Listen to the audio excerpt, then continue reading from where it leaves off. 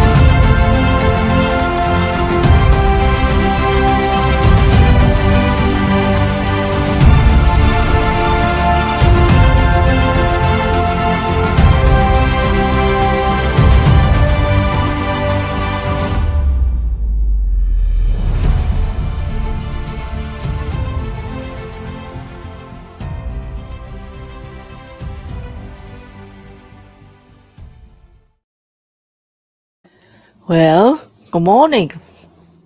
It's Tuesday. There should be tacos later. Nice to see everyone. Hope you have some coffee, some tea, something to libate you, get you going. I know what's got me going. Listen, today, Murdaugh trial, day number 17. That includes the days that we did jury selection. Now, what we have today is cross-examination of the pathologist, Dr. Ellis Riemer, who did an awesome job on Friday, or yesterday, rather Monday, of telling us exactly what happened to the bodies and gave us more information than we had before on angles of shots and let our imaginations run wild, on the possible scenario on what could have happened. That was more information than we had before. And for me, some things just started to click into place. Other testimony, other pieces of information like cell phone data, steps, and, video timestamps. How is your morning going? There's quite a few of you here already. Good morning, Halko. Sandy, it's good to see you. Always createful. Good morning, and it's an early morning for you. How are you? Anna, good to see you again. And thank you, Anna, for the videos on other cases. I appreciate it. Yeah. Varian, good evening. I take it you haven't been to bed yet. Yeah. You said you'd go to bed early. I don't believe you, dude. You told me yesterday the same thing. You said, this is it. You came into the chat. I'm just here to say hi, and then I'm going to bed. And I guess it was an hour or two later, you were still you were still typing. And this is going to be hella cross. So if you plan on going to bed, you might want to go to bed before she starts. Yeah. Well, I'm glad you're here because this is going to be good testimony.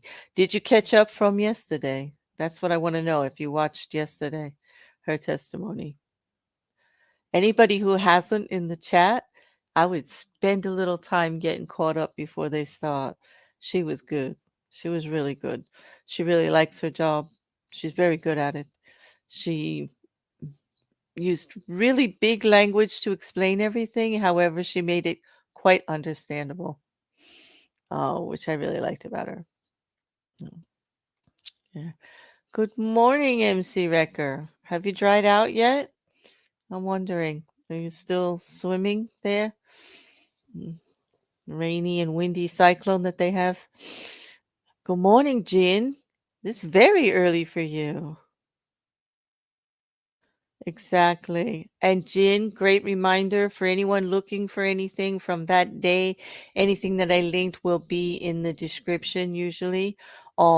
Except for now, if you're looking for that printed out piece of paper with all the times and that we showed yesterday for a little bit, I'm going to link you that again. That's going to be in today's description also. That one she kept adding to it, and I was waiting to get the final link in there, but I think I'm just going to give you the way it was yesterday, the way we were talking about it during lunch. So I will redrop that for you. Halko, Anna, if that's the ones you are talking about. You mean the woman who did the cell phone data for all three phones and then wrote out her scenarios on the side? And we were talking about it yesterday during the breaks. We were reading it when MC Record came in and helpfully showed us it larger so it was easier for everybody to see. Hello, Sandra Stevens. Hey, Alice, how are you? Nice to see you here too. Jin, thanks for joining us so early in the morning. Maye PJ, hi, how are you? Boy, we're gonna have to put more coffee in the chat for everybody. There's a crowd. Mods, we're gonna have to drop coffee. Lots of coffee. Hope you all like it black. Good. Hello, sir. Well, how are you? Good morning, bearded heretic. Or actually, good afternoon there. How are you? I've been catching up on your video from yesterday.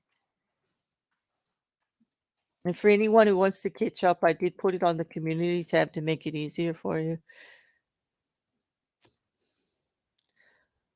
No, your coffee's fantastically good enough, Sandy. Just keep it coming is what I meant.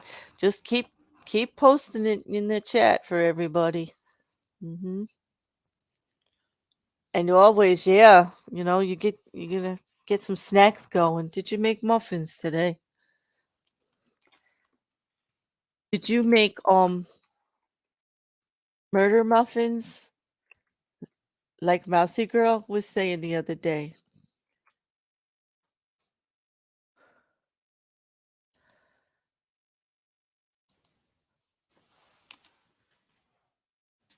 I'm not able to get into my Twitter account again. Don't you love that? Like, Elon's made this really difficult for me lately. I don't know what's going on. He's a little upset about people not viewing his stuff on Twitter. So yesterday when I went on, all I saw was him for a while. I was like, what's that? What is that? All right, let's look at that. There's a couple of things. All right, we're going to look for that link for you guys on that spreadsheet that we were talking about. And I have some other things for you. All right, for those that are interested in following, remember I told you I would make the witness list that I had a better link that you could use. Well, there it is. You can follow today if you'd like. There's the actual witness list in a link where you can read along who they are. So I made that available. And then here, this video is Dick Harpootlian's opening statement, the defense. And this one is Creighton Waters. We separated them finally, put them in as private links on my channel, or actually unlisted so that you can follow along. What now, at this point of the game, with them switching over the defense by tomorrow, so to speak, you should be able to at least look at Creighton Waters' opening statements and match it up to the case that he's presented so far and see if he did it. See if he actually, everything he talked about, see if he did it. Good morning, Godless Gummer. How are you? Ahoy. Well, actually, good afternoon. Yeah. It's not my G local drive anymore. Well, actually, it is. It's just in a shareable link. There you go, Sandy. It is and it isn't. And old bears do occasionally learn new tricks. Just occasionally, once in a while. Good morning, Charlie Welch. Nice to see you. And Tina, welcome. Charlie, I hope you got some coffee or tea. Mm, mm. Oh, also, yeah, listen, I'm acutely aware that it's V Day, you know. So I will say, well, happy V Day, but I prefer to say happy be there every day, because that's like kind of how I celebrate it. And this day has always been quite offensive to me, whether I was coupled or not. I don't know how you all feel about it, but I want to celebrate a be there every day that you can day instead. Mm, Hope you'll indulge me. I don't know. That might be something we can all talk about later because, mornings are for trials, not for flowers and candy day. Yeah. Good morning, T King. Mm. Did I miss you, Tina? I hope I didn't. Good morning, Peekaboo.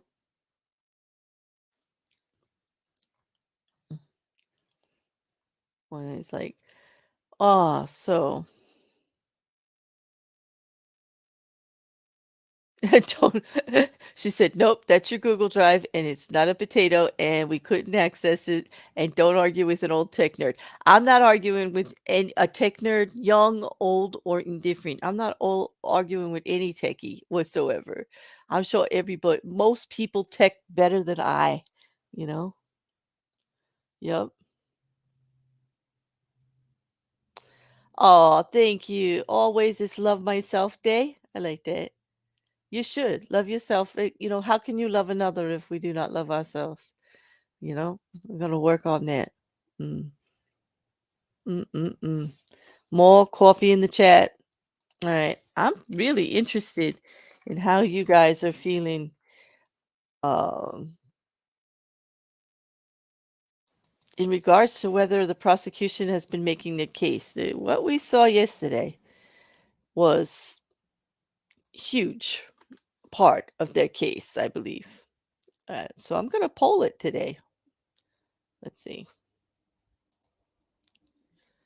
Will it let me? Why is it not letting me anymore? Hmm. Why are my poll options not up? Oh. Hmm. All right. We're gonna have to see what's going on here.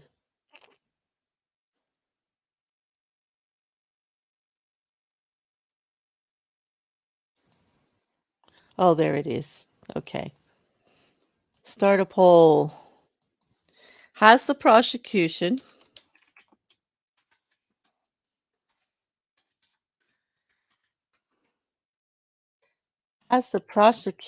made their case?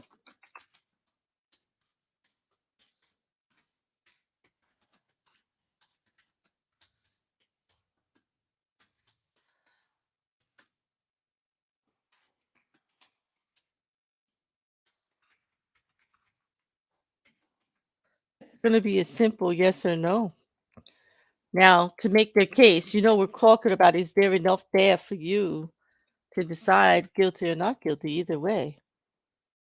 Have they been convincing to you?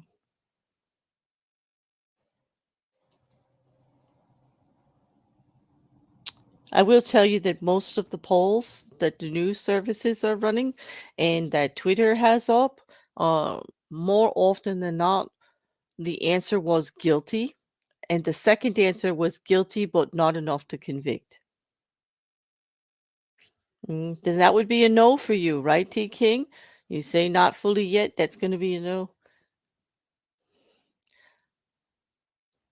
You didn't do homework either, but you made 2 pages of notes last night on the trajectories, I believe, of the bullets, the angles, all the extra information she said without saying. You mean like that always createful? This I love. Dr. Ellen Riemer, who we're going to start with cross this morning when they come in. I mean, we did start quite late yesterday because of the COVID. Um, how many? That's another thing I wanted to talk to you guys about. Do you think that all of that about COVID, you know, is going to change things. Yeah. Mm. The other thing I'm going to do today,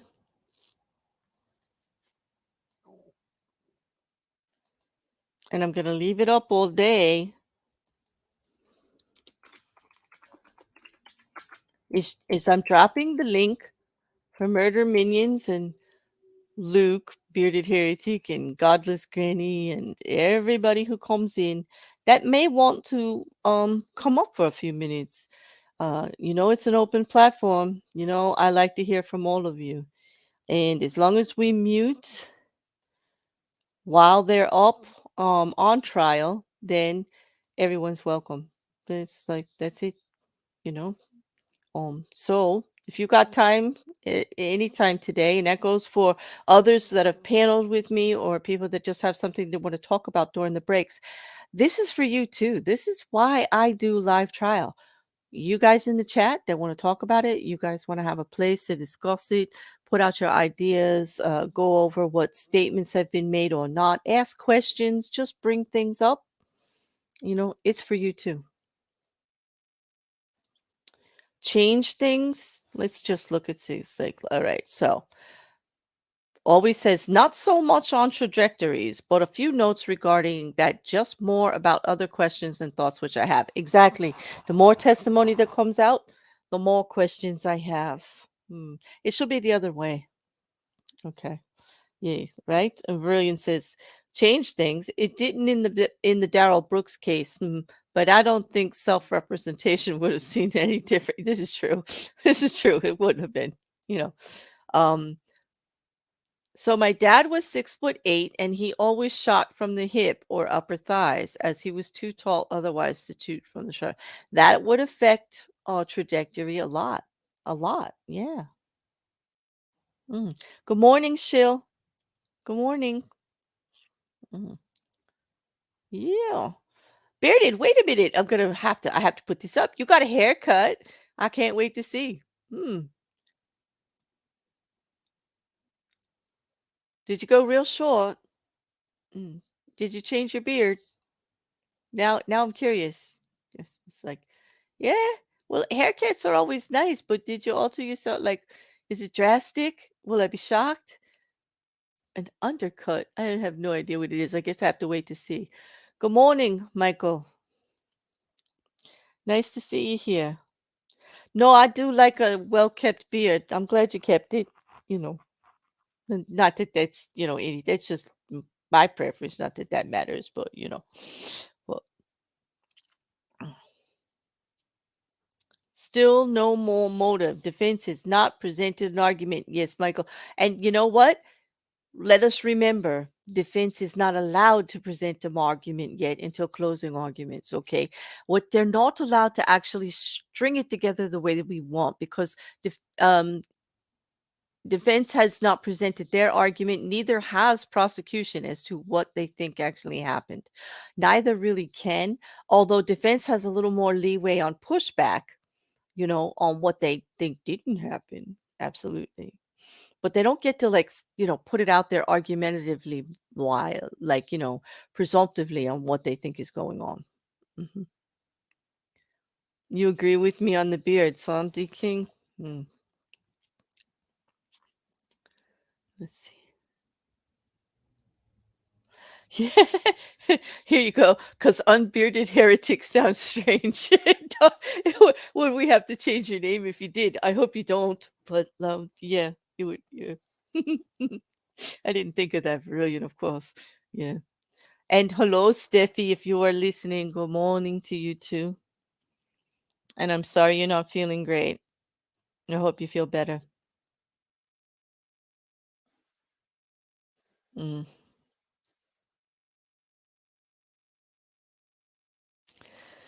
Oh, Sandy says, I don't think there is a sane motive for the murder. And Alex isn't well, even if he appears sane. Well, just to be able to murder alone, we're going to have that. That's going to be that. We don't actually think that it was a well mind to do that. Wow. With a live choir? That sounds amazing. Beard is going to see a showing of Baz Luhrmann's Romeo and Juliet later with a live choir. That sounds amazing. I do love theater. Oh, I'm jealous. I'm very- hmm.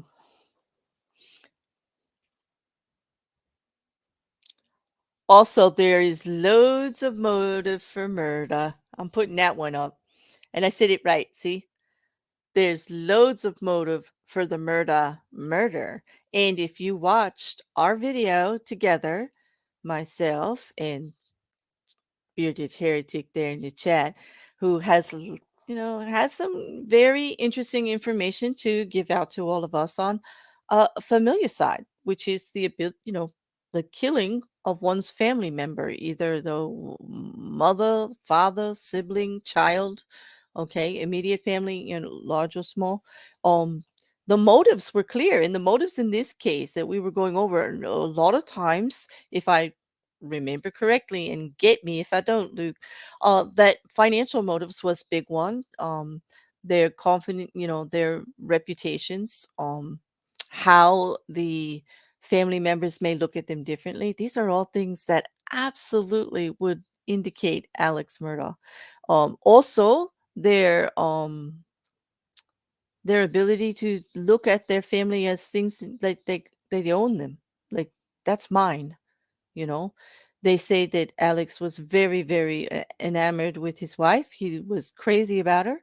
Okay, he was extremely proud of Paul, called him the apple of his eye. Even in the interviews, what a wonderful boy, this and that. Everybody says they had a great relationship. He was on a lot of financial pressure. This is what the prosecution is laying out for us to see. Okay. And then we have this statistic that when it comes to family annihilators, they're almost all middle-aged white men. Yeah, most popular. And also the statistic that it's very rare. Okay. So we have to put that in there. And it's even rarer for a man, a father, to kill his grown son in adulthood. Not so much younger ones, okay, but grown sons in adulthood. It's much, the statistic is even lower on when that occurs. Yep, bearded. People overestimate the average human's capacity for rational decision making. Irrational does not equal insane. Exactly. And some of the scenarios that have been playing around in my mind, as to how this may have occurred, include panic and uh, trauma response. So, mm, oh, they're here. I'm going to be quiet. May now be seated.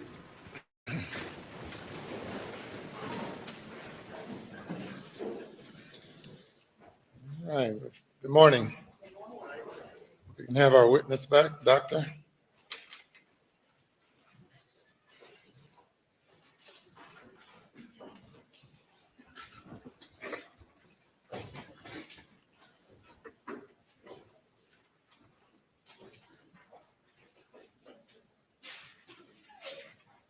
Good morning.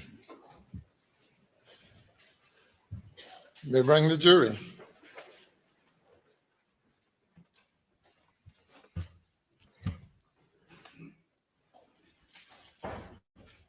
We'll have a quiet moment while the jury comes in. We're going to start with cross of Dr. Ellen Riemer, the pathologist, coroner, so to speak, who did the autopsies. Um, she's well accredited and spoke with us yesterday. That was a long direct by Creighton Waters, and they went over every detail. And I'm sure there's going to be some interesting pushback today from defense. And I wonder who's going to take the lead. Any bets in the chat? I'll bet you it's Phillip Barber. I don't know. No, Jim Griffin. Definitely going to be Jim Griffin. Let's see. Let's see if I'm right. What do you guys say? I'm in a playful mood today. We're going to be voting and challenging all day. Hmm. Oh, Rotten Bob. No, no, please don't call that devil for me, Bearded. Please. Thank you. Good morning. Mm. Day number 17. Cross-examination. Please, report, Your Honor. Yes. Good morning, Dr. Riemer. Good morning. Let me at the outset say we're going to be yesterday, as you went through direct, we saw some very graphic images, and I apologize, but we're going to have to do that again today. You, of course, this is what you see every day, but I'm sure you understand how other people may, especially people related to the deceased, might react to that. Of course. Now, let me also explain at the outset, until I read your autopsy report, I had never really considered the mechanics of a shotgun or an AR-15 or blackout impact on a human body. So I'm learning even as we speak, and I hope I can learn some things today that help me understand your opinion, and also help me understand what may have happened or didn't happen, okay? So if I ask you questions that seem simplistic, understand my understanding of this process is somewhat basic. So I'm going to try to walk through this in a way I can glean what the evidence is and what your conclusions are, okay? Absolutely. So tolerate my somewhat sophomoric approach to this, if you would, okay? Of course. And I'm sure you'll be fine. So let me understand, first of all, let's talk about Maggie for just a minute. And were you shown photographs of the back of her thigh that were taken at the scene? The No, back of her calf, I'm sorry. I did not. Okay. So let me see if I can find these. And it'll take me just a second. I thought I had them laying right out here.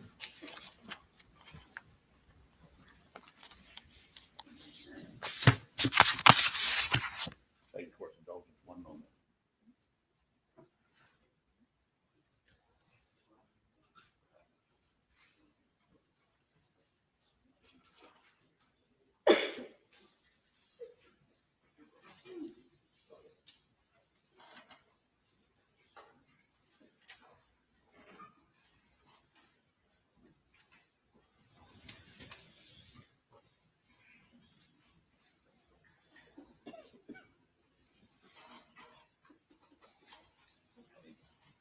I apologize. I thought I had everything sitting right here.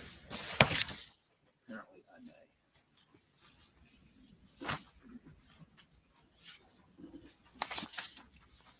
Okay, here we go.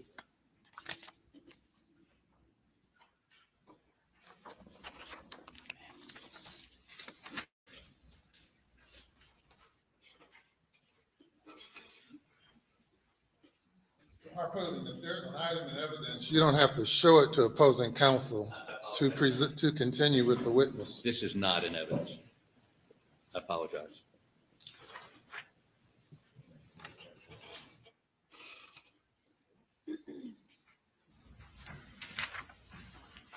Your Honor, I would offer into evidence Defendant's Exhibit 115. Any objection? No objection from the state, Your Honor. And could I get that, please, on the screen?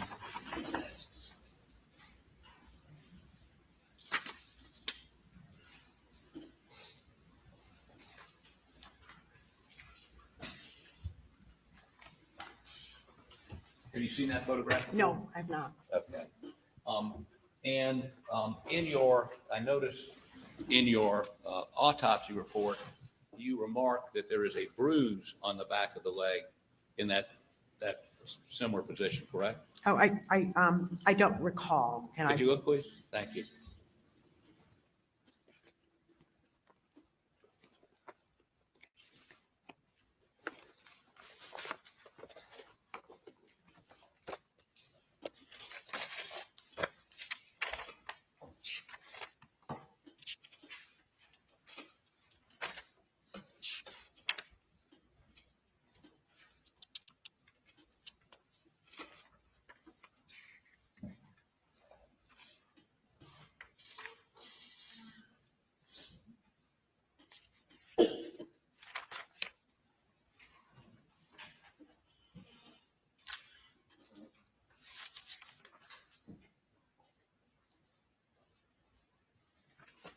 I don't see in my report where I'm remarked on, of a bruise on the left leg.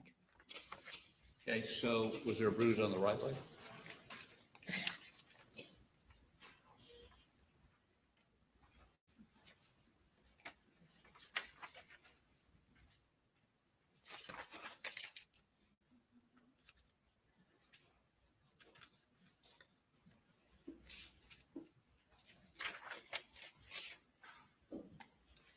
I don't have any, I didn't make any comment about that in my So report. no one asked you to opine about any issue on the back of her left calf?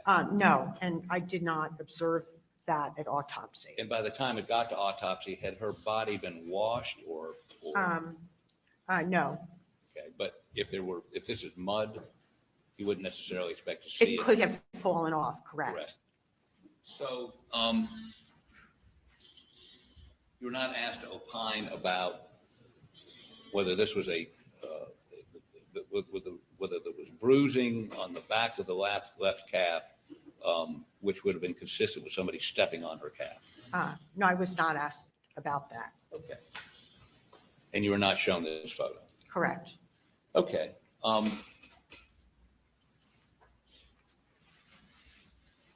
And just to deal with Maggie a little bit further, you testified yesterday that the shots were consistent, I think, with someone circling her. Well, I didn't actually use that term. I said that she was shot from, at one point from behind her and at one point from above her. So that could mean that there was it could mean that she was turning before she got the first one and then fell, because she could have also been moving. Well, So we know that the shooter was moving because some wounds have stippling, stippling and soot. Am I saying that correctly? well, there was no soot, but Now, just what we does have soot indicate? soot is a contact wound. Okay. So she had stippling, which is not quite contact, it's further back. 3 to 4 feet? Well, usually, we don't see it more than 3 feet away. So it's somewhere within 3 feet. Okay.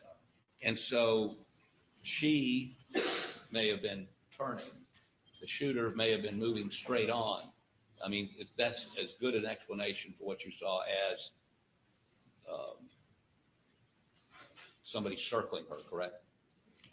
Yes, I mean, from my perspective, based on the autopsy, that is a reasonable explanation. Of course. So the reasonable explanation is she's moving, trying to perhaps avoid being shot, turning around, trying to run, whatever, right?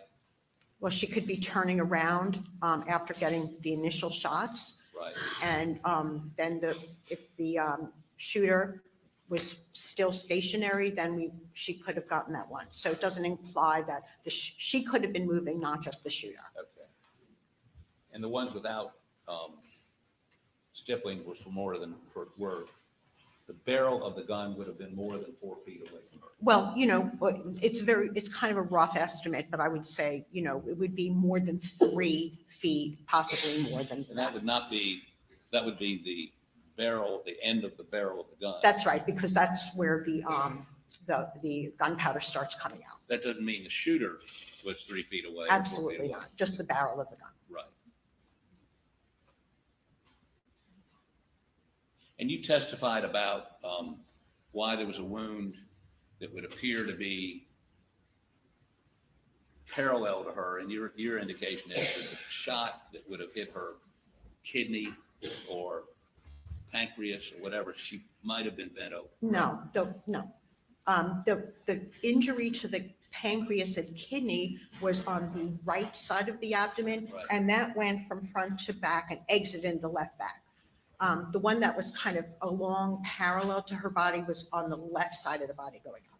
So why did you testify that one of the shots would have been so painful she would have bent over? What was that consistent? Yeah, that was the one to the right side of the abdomen.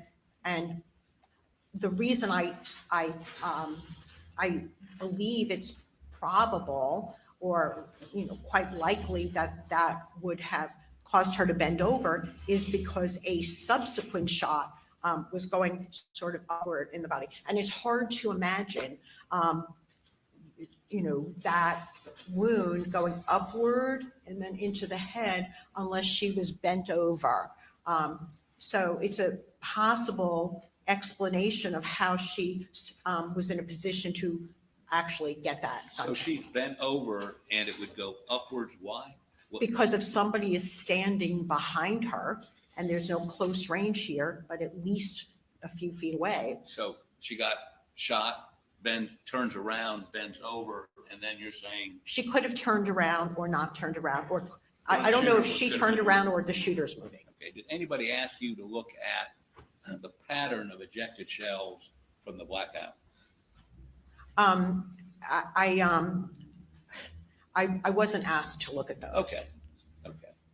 So your conjecture, opinion is based on purely the wounds and trying to figure out how that happened. Yes, so I basically, I do the autopsy, I have everything to do with the body. And at the time, I never heard anything about, I composed my autopsy reports without any reference to the scene. Okay. So let me move along to Paul for the moment, okay?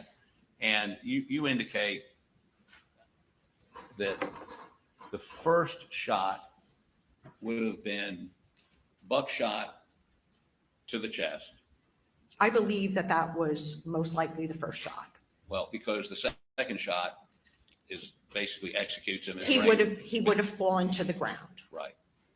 And clearly he was upright when that first shot was made. Yes. Okay. And it goes in his chest. And would he have to be turned diagonally to the shooter for it to come out his left armpit? No, not necessarily. If he shot straight on with that buckshot, and if that was a contact wound or? No, it's a close range. Close range. Closer than 3 feet. Yes. Okay. Can't estimate how far. I can't, you'd have to test file. Okay, so the chest shot, if it's straight on, wouldn't it just go right through his lungs and his heart? Yes. Okay. So this was shot at an angle across. So that might indicate that his body was positioned perpendicular to the shooter. Now, the shooter could also shoot from the side, doesn't necessarily shoot from the front.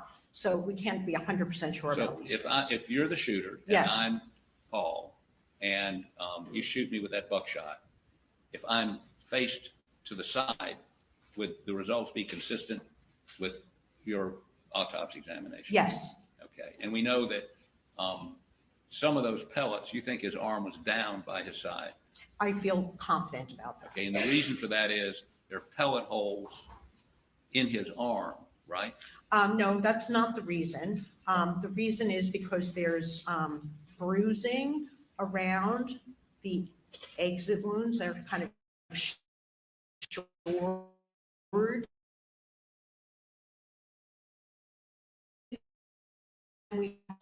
So in here,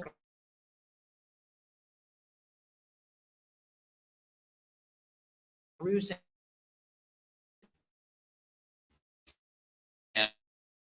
His arm.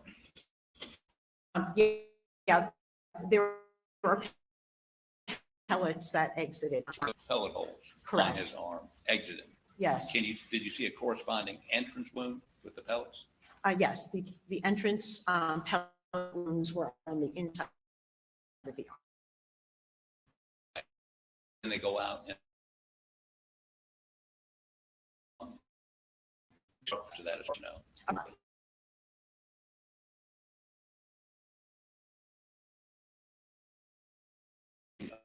Across, Yes, okay, and you think that shooter would have been closer than before?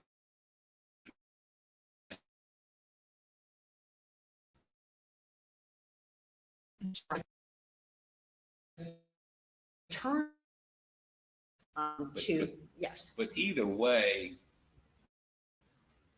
there would have been almost immediate bleeding. Well, not a fatal wound. There would have been immediate bleeding from that wound. correct? There would have been certainly. If prints halfway into that feed room, uh, would that indicate to you he had own blood? Oh, that's certainly possible. Okay, not inconsistent with what you have. Correct. And that second shot would have come, I mean, as I understand it, Mr. Barber, could you take your coat off and come here, please? I hate to do this to him, but I can't really do it to myself.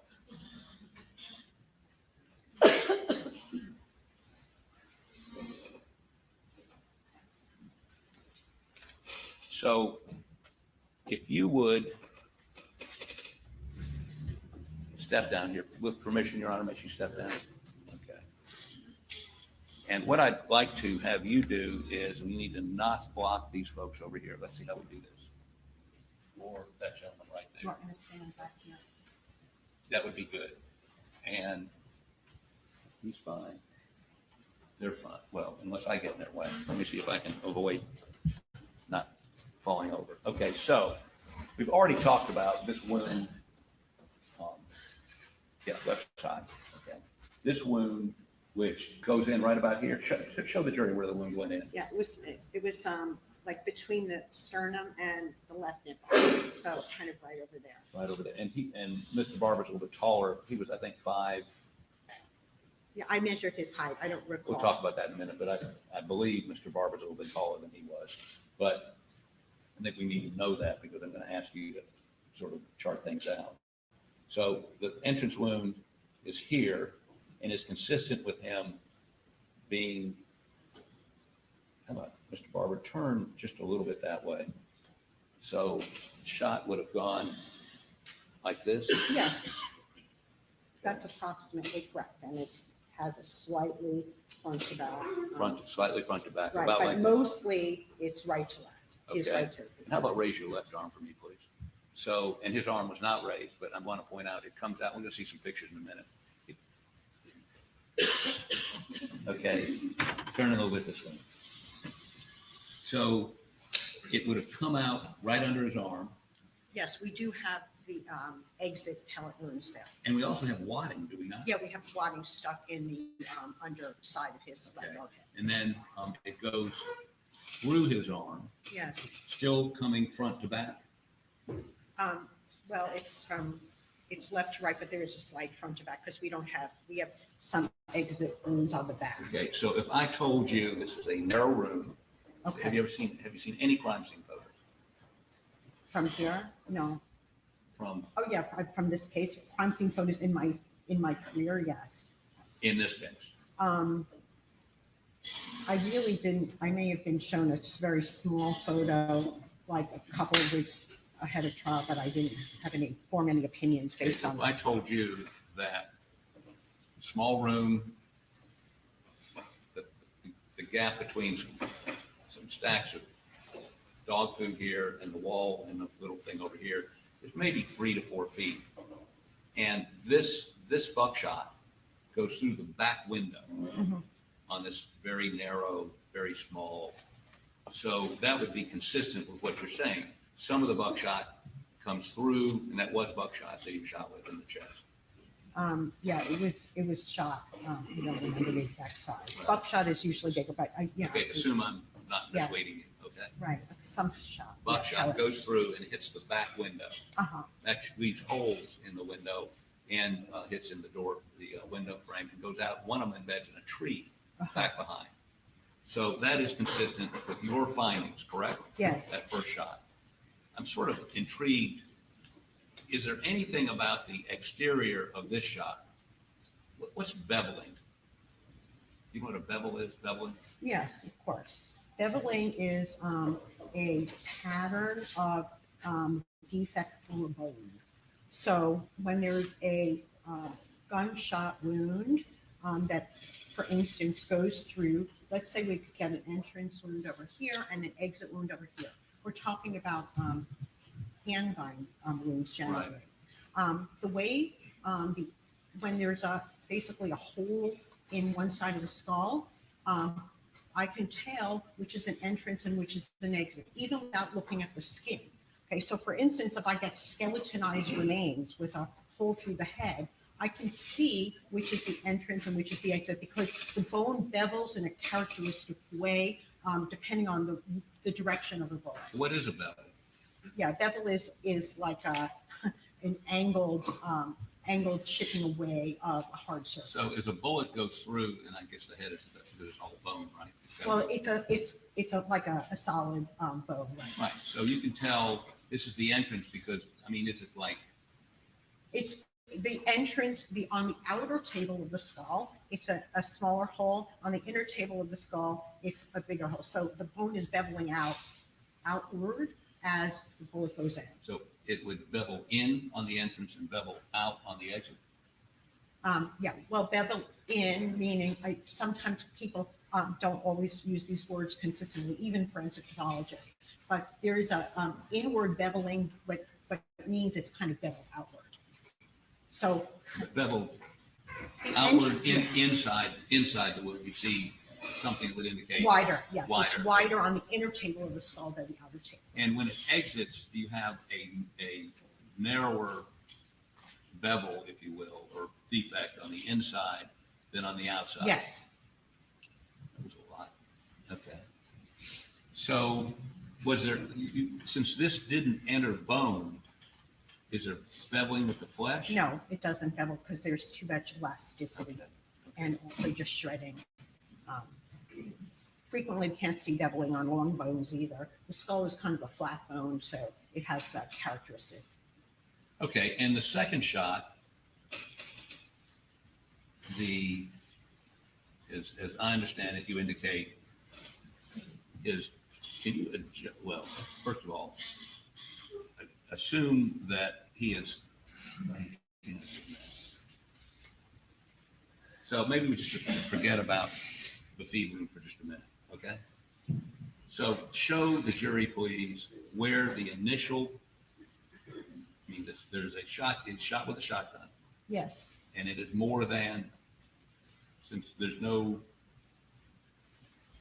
stippling or sud or anything that would indicate a close shot, correct?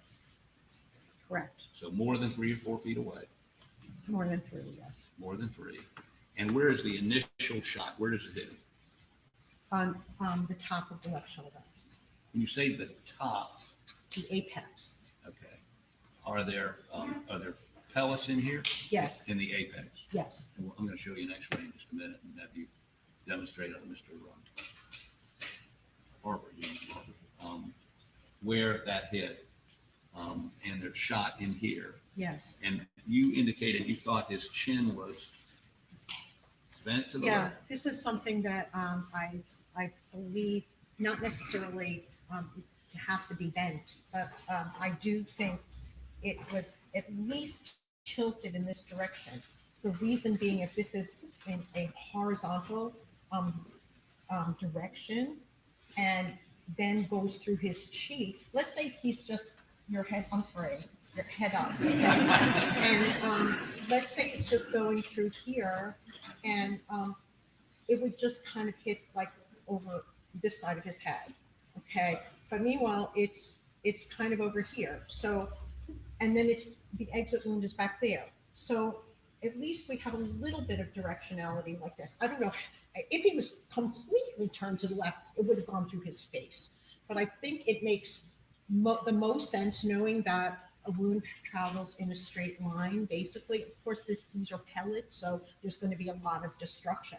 But the fact that his face was spared from damage indicates to me that he had his head somewhat turned. I don't know exactly how much, but that it kind of coursed the top of the left shoulder into this left, neck, cheek area, and then exited the back of the head on the top. Let me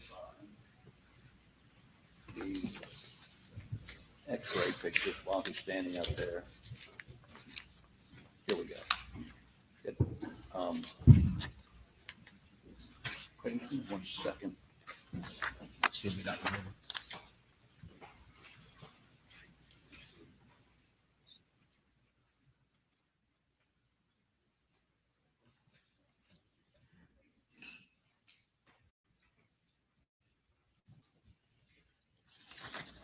I'm going to show you where you're standing right there on these pictures and see if you can identify them. And if so, we'll put them in evidence and then I'll put them up on the screen.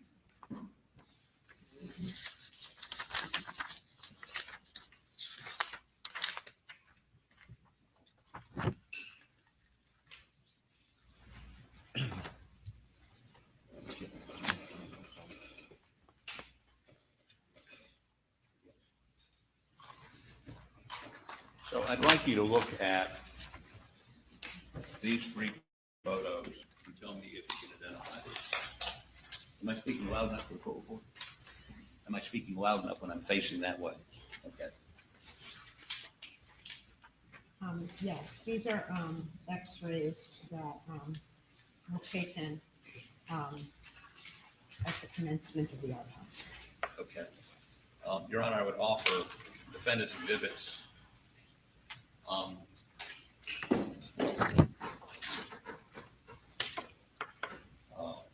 111, 112, and 113. No objection, Your Honor. They're admitted. So could I have, please, step over.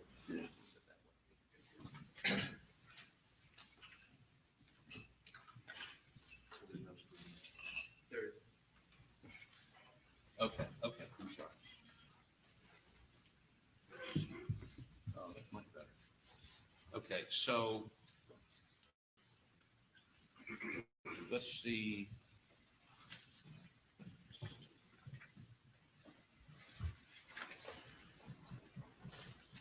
Okay, let's see 113, please.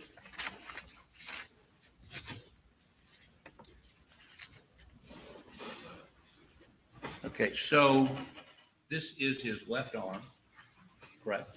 Yes, And this material up here, we see these little dots.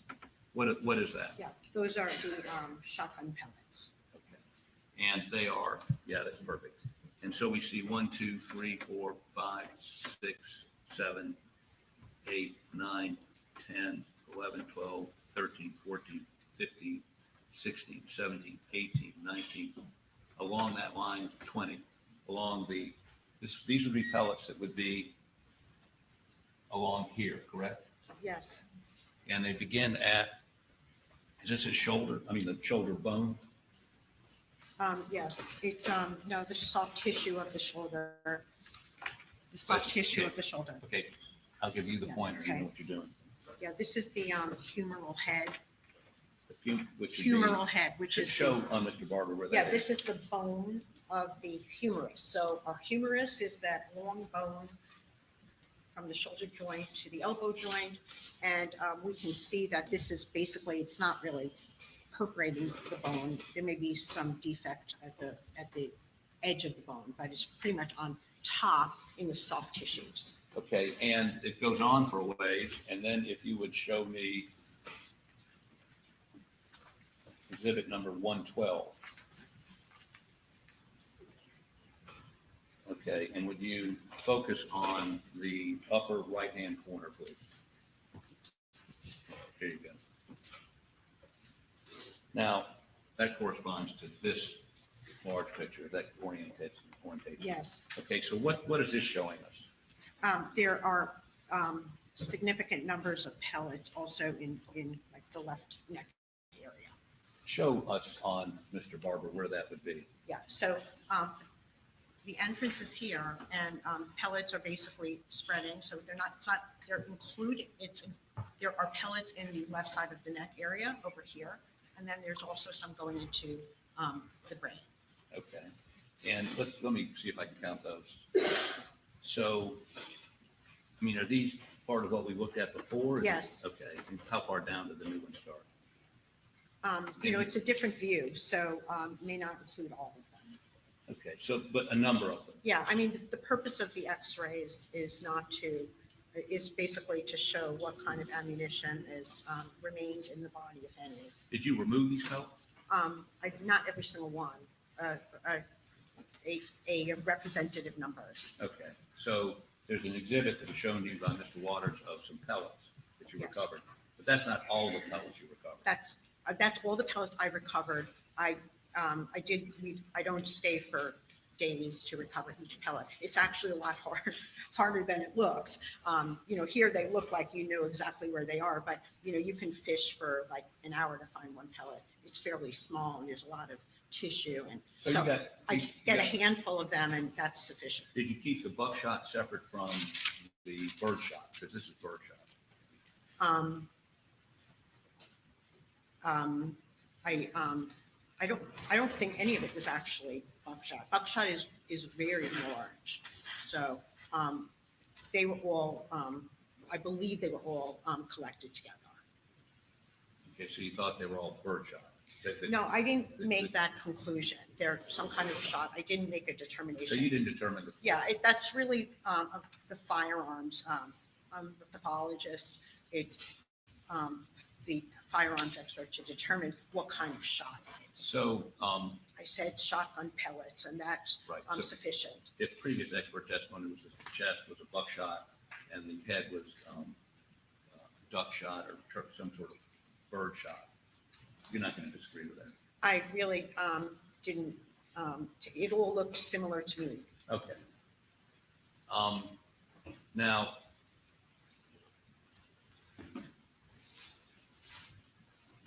let me see Exhibit 111, please. And can you, I guess the lower left, well, maybe not. Let's start with the lower left of this, his left, lower, right there, okay? Yeah. This is the total picture. Okay. And so what does this represent? Yeah, we can see his upper and lower teeth here, the upper teeth, the lower teeth. And so he actually did not have any fractures of his teeth. So the projectiles were going behind the teeth. His teeth were not all fractured out. So would you show on Mr. Barber where these pellets would have been? Yeah, this is just a two-dimensional image. So they're anywhere between here and here. Okay, It's hard to say based on a two-dimensional. okay, and I think, show us where you think the exit wound was. On the right side of the The back top, of his head. the top of his head, The top of his head. toward the back. Towards Yes. the back. And if you were to extend out the shoulder wound, the neck, the path of these pellets, and then the exit wound, I mean, did you actually see an exit wound? Was there? Yes, it was a blown out exit wound And- of the skull, and that is how the brain left the skull. Well, It had actually, his to- skull exploded, basically, correct? Well, the skull, and there was a defect there. I could not reapproximate the skull, so there's a piece of skull missing. Was there a bevel around that piece of skull? We don't get beveling when there's shattering of the bone. Okay. We'll pursue that a little bit later. It's but- not a typical feature. You could potentially see something that you can say, well, this looks like a little beveling. But in my experience, that's very difficult to assess because there's so much damage and fragmentation of the bone. Take that pointer, please, using Mr. Barber as a mannequin. And show us the path of that shotgun blast. So it was going along here and into the left side, I believe, makes most sense like this, and out the top of the right side of the head. So if you, and that's what you say, at least 3 feet away. Yes. Okay. Let me have that pointer again, please. And if you would step right over there. And just turn a little bit this way for me. Okay. So your testimony is, and correct me if you need to step over here and correct the angle. No, I don't like that. Okay, well, show me what you like, All right. I like this straight. right? And then, because this is basically not, it doesn't look like it's going upward. It's going straight and then entering around there. So we have two distinct defects, a defect here and a defect there. So I believe the head was at least angled a little bit like that in order for the corresponding continuation of that defect to go in there. But I don't think it's going upward. I think looking at the left shoulder, it looks like it's kind of and if it was going upward, we wouldn't have as much in the neck as we do. So I think it's more like straight on. But that would still be coming upward at some angle, right? No, I think it's more straight. I really, Well, how does it come out the top of his head? well, that's because if his head is like bent like that, Right. then it's going to go in that direction. Yes. If it's straight, it's going to go here and then out the top of his head? Well, it absolutely could. The thing about the neck, heads can be twist and turn, so it's not at all inconsistent with that. It's most reliable that we can look at the shoulder wound and see that it's kind of, it's very difficult to assess the angle from where you're standing. And that's only because the head can bend and twist. And so we can only know where it entered and where it exited.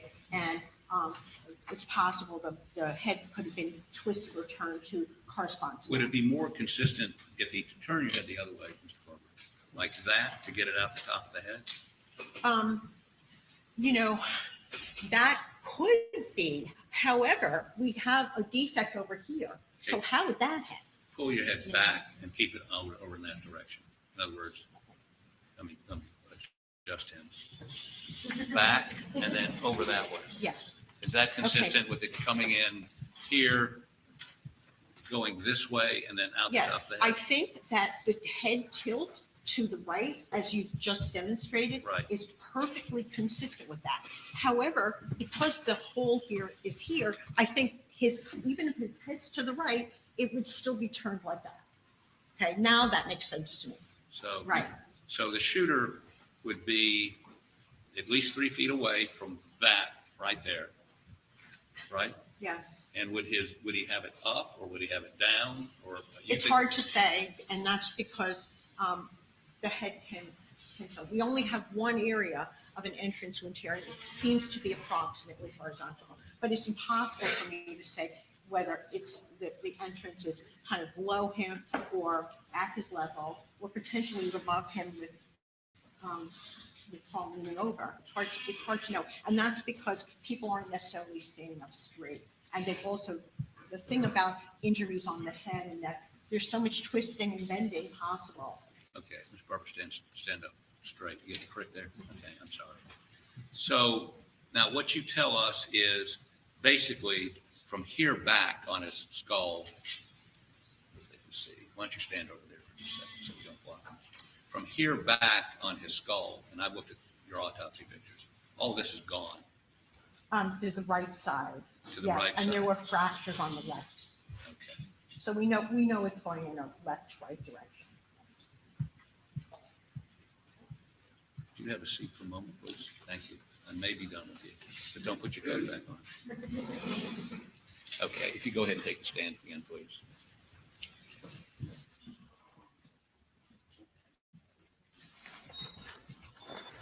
Okay, let me ask you a couple of preparatory questions. Are you familiar with this book? Yes. Okay, and it is like a definitive, I'm told most pathologists have read this. And Yeah, it's a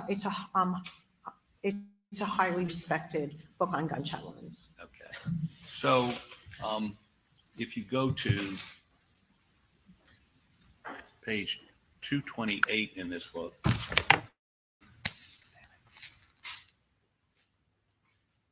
sorry.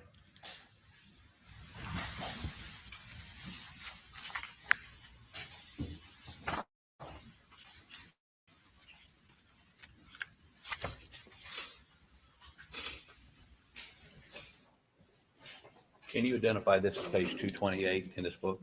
That was imaged? Yes, Oh, 228.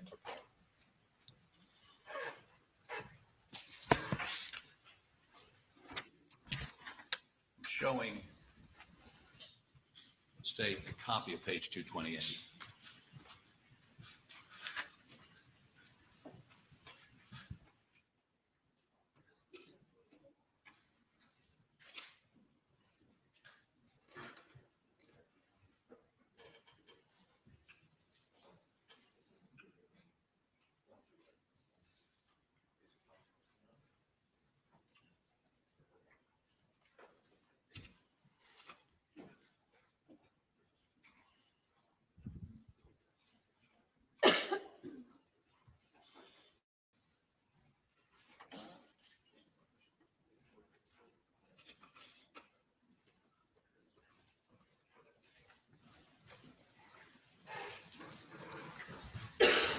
Defense Exhibit 116. Is this a copy of what I just showed you out of the book? Yes. Okay.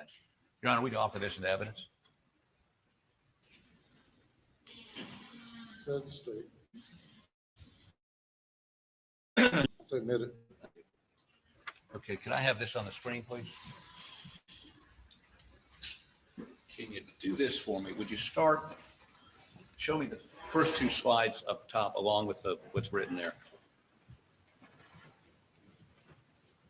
Okay, so the caption on this is show the sequence of events that occur at the muzzle on the firing of a shotgun. Note the large gas cloud that is partially responsible for the severe nature of the wounds in the contact range. So the first A is the shotgun being fired, correct? That's what the captions. What now? There's captions at the bottom. Are there Yeah, captions at the bottom? So, Okay. No, I don't think there are, but I'll show you the book.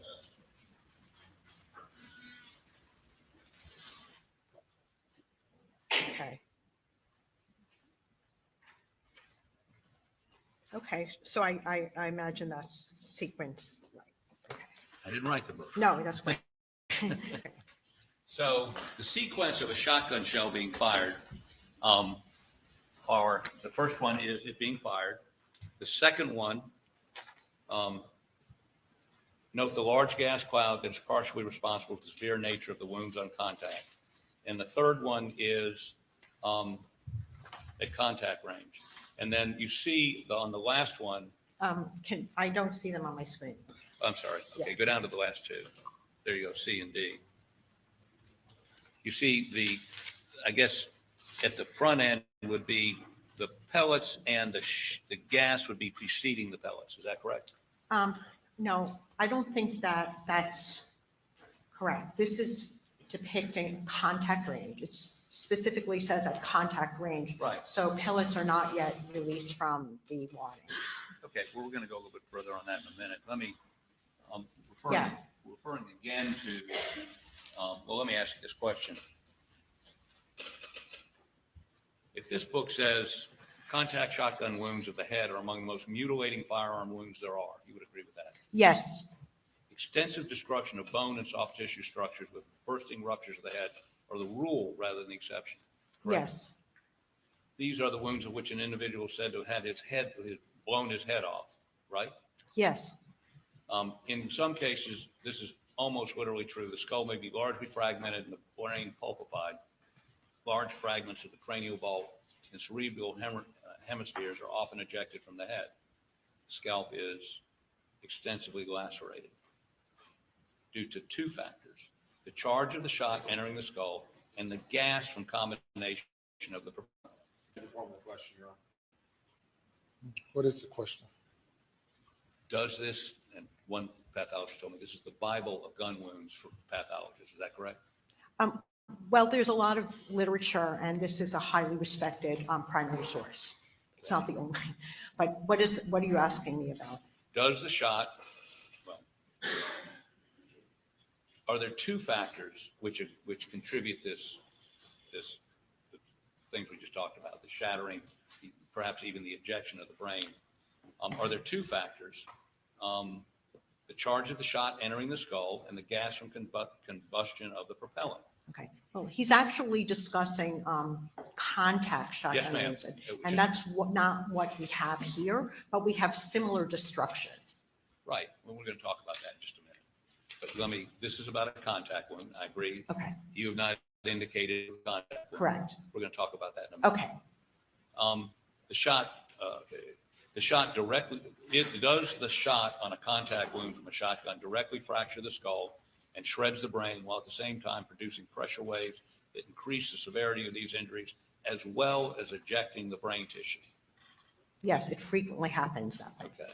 The gas entering the closed chamber of the head expands rapidly, I'll make this a question so we don't get objected to. Does the gas entering the closed chamber of the head expand rapidly, adding to the pressure waves, acting on the bony framework of the skull? The only way for the skull to relieve the pressure produced is to shatter. I would agree with that. Okay.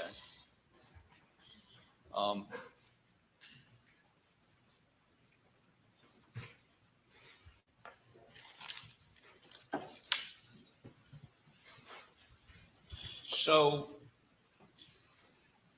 it's your opinion that, well, let me ask you this. If the shotgun muzzle was 3 to 4 feet away, would gas have entered the body? Well, it's still a very destructive wound. In my experience, there is still a huge amount of energy that would enter the head from a shotgun wound, even if it's not contact. Okay, and perhaps I misstated the question. Would gas, just a yes or no, Yeah. be fine, from 4 feet away, enter the body and be destructive? Yeah, I don't know if it's gas that's causing the destruction, but there must be some amount of energy that's causing this destruction, because a shotgun wound to the head, no matter what the distance, causes. But whether it's due to a gas or not, I really can't answer that question. This is not something I've done not experiments like this as in the book. But this is a book you check for reference, correct? Well, it's a good source, but I don't know whether gas would be responsible for the destruction of the skull from a few feet away. There is destruction of the skull. I don't know if it's attributed specifically to gas or to other factors. So I really can't answer that. And if he says that, that's fine. But I don't know. He's talking about a contact wound. I can't not necessarily extend that conclusion to what would happen a few feet away. But there is frequently destruction of the head. I understand that there was massive destruction of the head. I'm just trying to get my arms around the definitive work on one of the definitive works indicates that the most instances, the vast majority, that kind of destruction is caused by gas on a contact wound. Well, this is a mechanism that he's describing based on experimental data.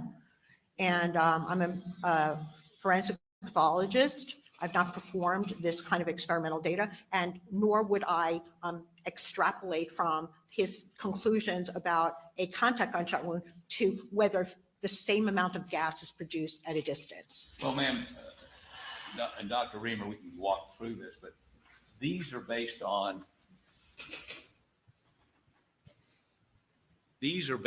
not on some experiment, but actually on people that typically shot themselves in the head, contact wound with a shotgun. Would that surprise you? Well, these are depictions of shotguns being fired.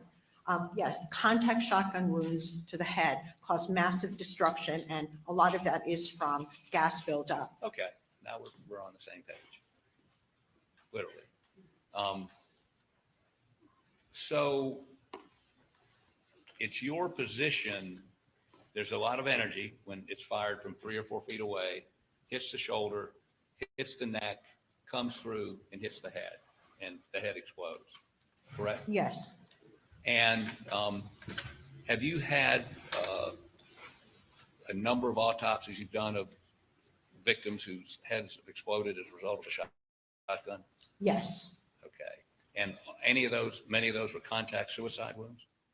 Yes. Okay. Have you ever had one, and we can talk about the details of that, where someone was shot from 3 or 4 feet away, no initial contact with the head? You would agree, no initial contact with the head. Correct. It goes through the shoulder, the neck, and then the head explodes. Have you ever had one of those?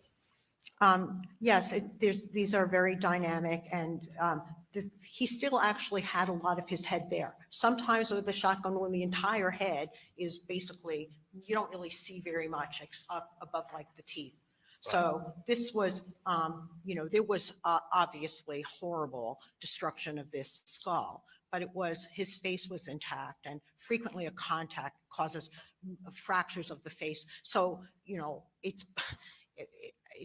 and I don't see any evidence of contact range discharge on the left side of the neck. So it was not my conclusion. That was not my opinion that this is a contact shotgun wound. Well, let's talk a little bit about this. Your position is the energy by a shotgun blast that went through the arm, through the neck, and then up to the brain still had enough energy. Is it the energy caused by, is it pellets going into the brain? Yes, well, not just pellets, but there's also fracturing of the base of the skull, which is a bone that holds underneath the skull, and that fracturing with sufficient force can actually push the brain out. And So it's a variety of mechanisms that could contribute to the destruction and the loss of brain tissue. It's not only pushes, it fractures the skull. In this case, the brain was brought to you in a separate bag because it ended up laying at his feet. It went up in the air and then plopped down at his feet, correct? Yes. Okay. The entire brain. Most of it, yeah, except for the brain stem. Exploded out of his head. Yes. And the skull was at least almost destroyed around where you say the exit wound is, correct? Yes. Now, you've indicated the state did not show you any crime scene photos, correct? Yeah, I really didn't look at them. Yeah. I mean, they might have said, oh, here, this is a picture of the wall, but I didn't look at them. And they were thumbnail size. So this is a couple of weeks before trial. Okay, now if you would put back up exhibit number, here we go. Exhibit number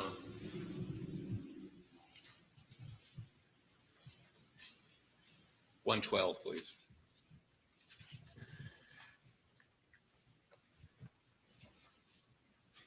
No, I don't think, is that 112? That's the chest. I apologize. 113.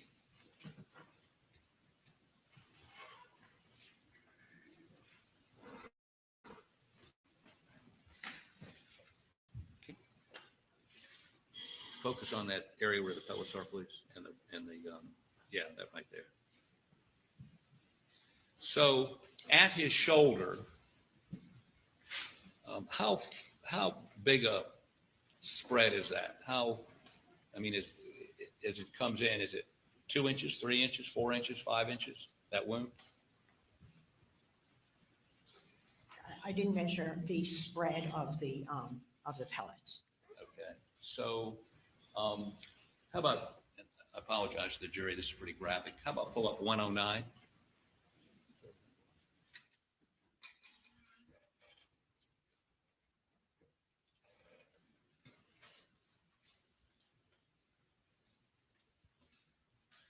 Okay, so this depicts very big wound in the shoulder, correct? Yeah, that's a typical appearing shotgun entrance wound. Okay, and would you come down here for just a second, please?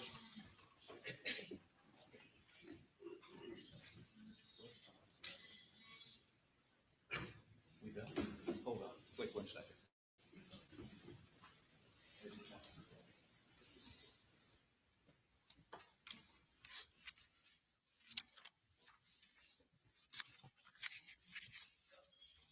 You're right. I need to offer these. Your Honor, the statement requests that the defense may exhibit an address to I apologize, Your Honor. And this is exhibit number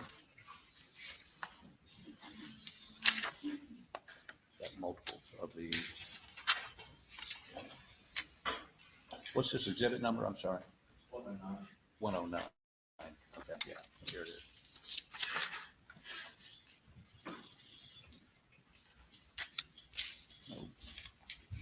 I apologize, Your Honor. I got ahead of myself. Won't take 2 seconds. 110, 10, 109. Here we go.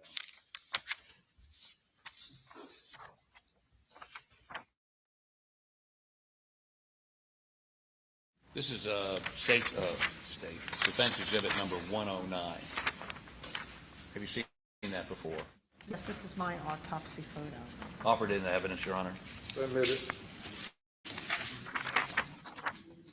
Would you put it up the screen, please?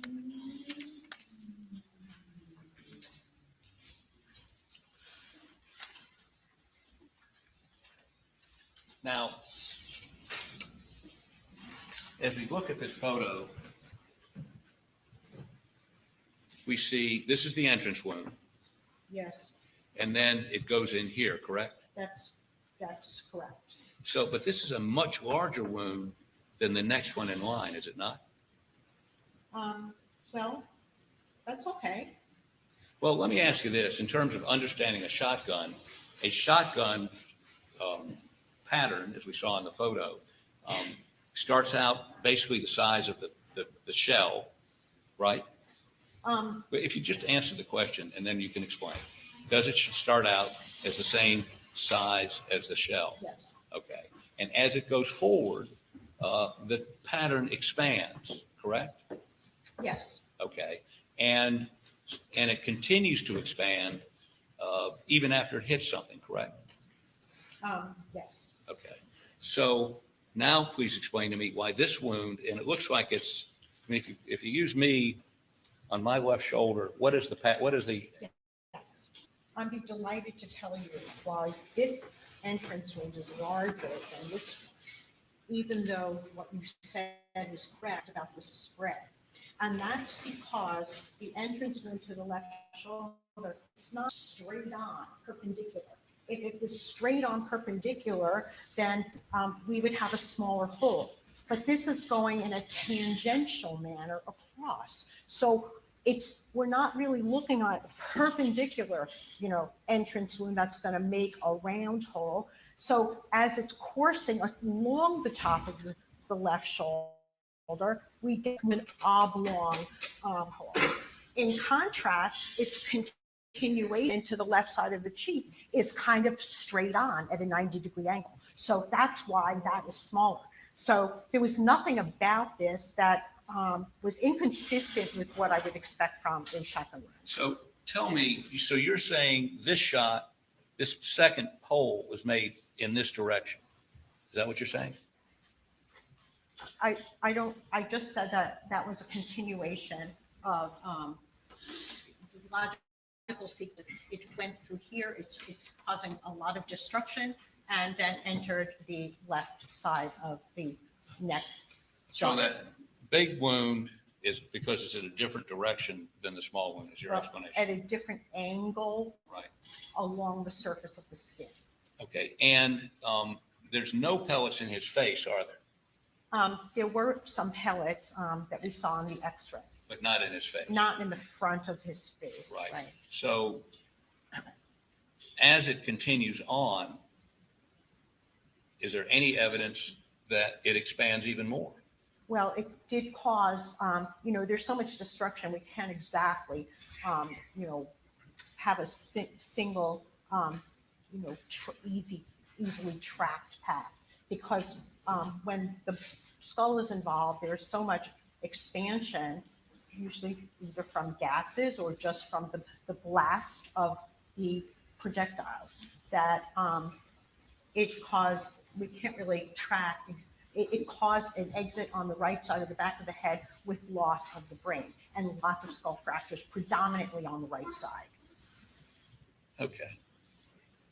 But you would agree with me that wound appears to be much larger than the next wound. Oh, absolutely, yes. Okay. And one explanation, you have an explanation for that. Could the other explanation be that this is an exit wound and that is an exit wound? Could that be a reasonable explanation? I'm going to show you something in a minute that may assist you in making that decision. But is it a possibility? Okay. If That is not, I not believe this is consistent with an exit wound from a shotgun. There would be a lot more destruction, because, it would be coming, it had to be coming from somewhere, right? Somewhere else. How about a contact wound on the head, on the back, right back of the head? What would you expect to see on the bone structure of the back right of the head if that was a contact wound on the head? Well, I would not expect the brain to come out. We would have had opening of a lot of skull. We would have had a path through the brain, which is not at all what happens here. So if there was a contact wound, and we saw a moment ago, and you agree that the gas would enter first, explode the skull, the brain would pop out, find any pellets in the brain. I don't remember if they were from the brain, but the brain was basically intact. A contact gunshot wound to the top of the head would cause, a huge defect of the brain. Right, because the gas going in on a contact wound would create such a pressure, as we just read, that the skull would explode and the brain would pop out. No, I don't think that would happen from a wound that was going toward the brain from above. I think we would have just certainly destruction of the brain, but it wouldn't just pop out because it's in the path of fire. There's going to be massive destruction of the brain. It may end up on the floor, but it's going to be in multiple fragments. So in my experience doing this for a long time, I do not think that the brain would have popped out the way it did from an entrance wound on the top of the head. Okay. Now, let me ask you to look at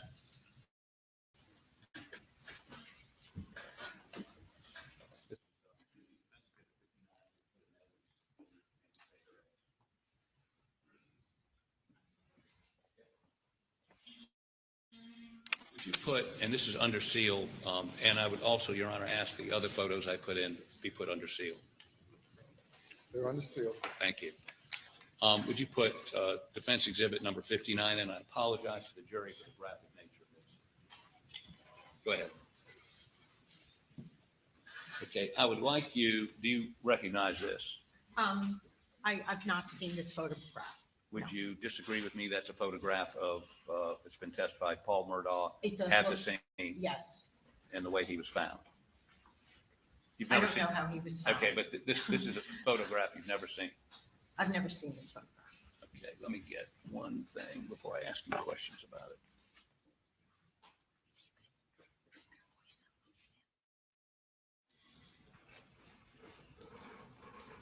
Okay, a couple things. If you would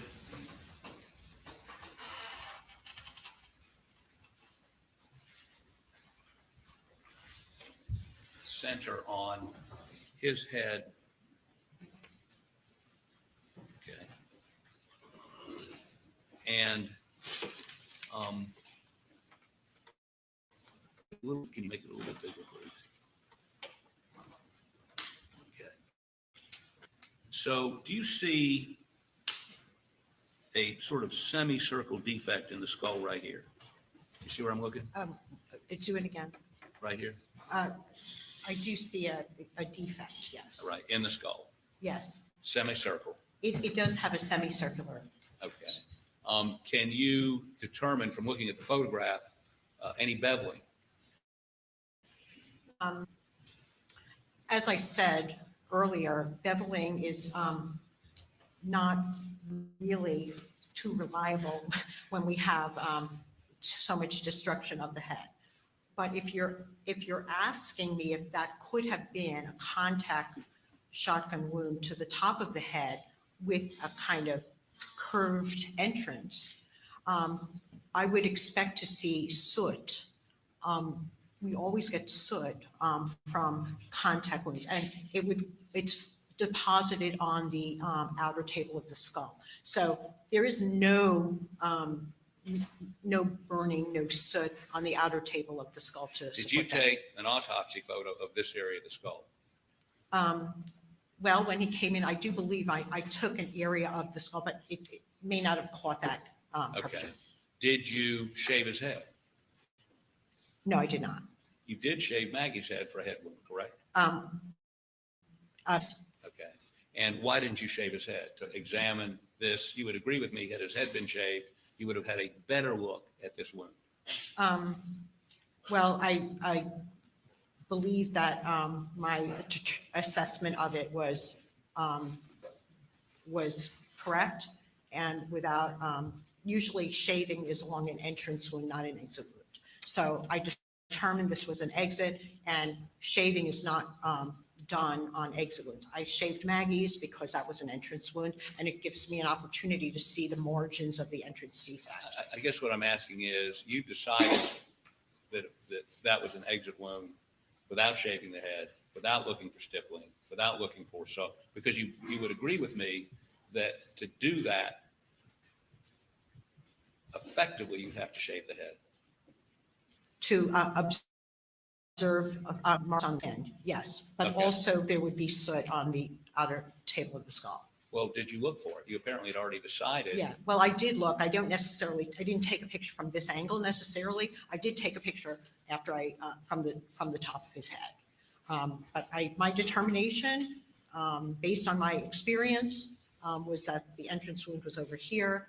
Doesn't mean somebody else cannot disagree with me. But that's my opinion. Somebody could disagree with you, and that would be a reasonable disagreement. Well, I would say that people can disagree, but that doesn't mean that doesn't change the truth. You would also agree with me, though, that your notes contain no mention of the lack of or presence of dippling or soot on that part of his head. You never looked for it, did you? Well, I look for it. I look at all of the wounds, and if there was, I would have documented it. But I don't document the absence of soot or stippling on what I determined to be an exit wound. And I don't see any note of yours where you examined that exit wound in detail. I mean, shaved his head, looked for some distortion that would be inconsistent with the conclusion you'd already come to, correct? Well, I came to the conclusion based on my examination of the entire area. Okay, and as this book indicates, the vast majority of this kind of damage, the vast majority, I mean, they say most probably, almost certainly, is a contact wound to the head that injects the gas, which explodes the head.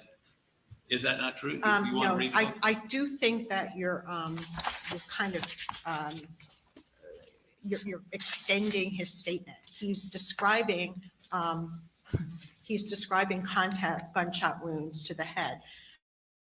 Actually, a contact shot wound to the top of the head like that, like I told you, it would have caused fragmentation of the brain, not ejection of the brain, based on my experience. And then there would be a lot more, we would have a lot more fragments. It would never have just left the rest of the skull intact. We would have had fractures of the face. There's massive amount. I don't believe that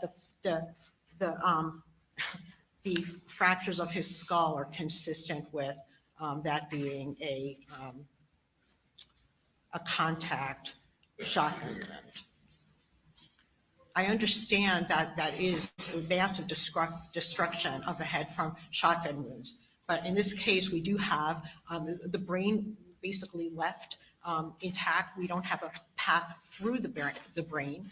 It's a very dynamic, there's gases, there's pellets, there's fractured bone. But in my opinion, based on my experience, that was not an entrance wound and that this was not an exit. And you indicated, I looked at your autopsy report, that, well, first of all, do you believe this was caused by pellets entering the brain cavity? No, I think it's a combination of different things. I don't think it's from pellets specifically. What was it? I think it's from the gas buildup in the brain and fractures of the skull and that just basically a lot of gas buildup. So where did those gases come from?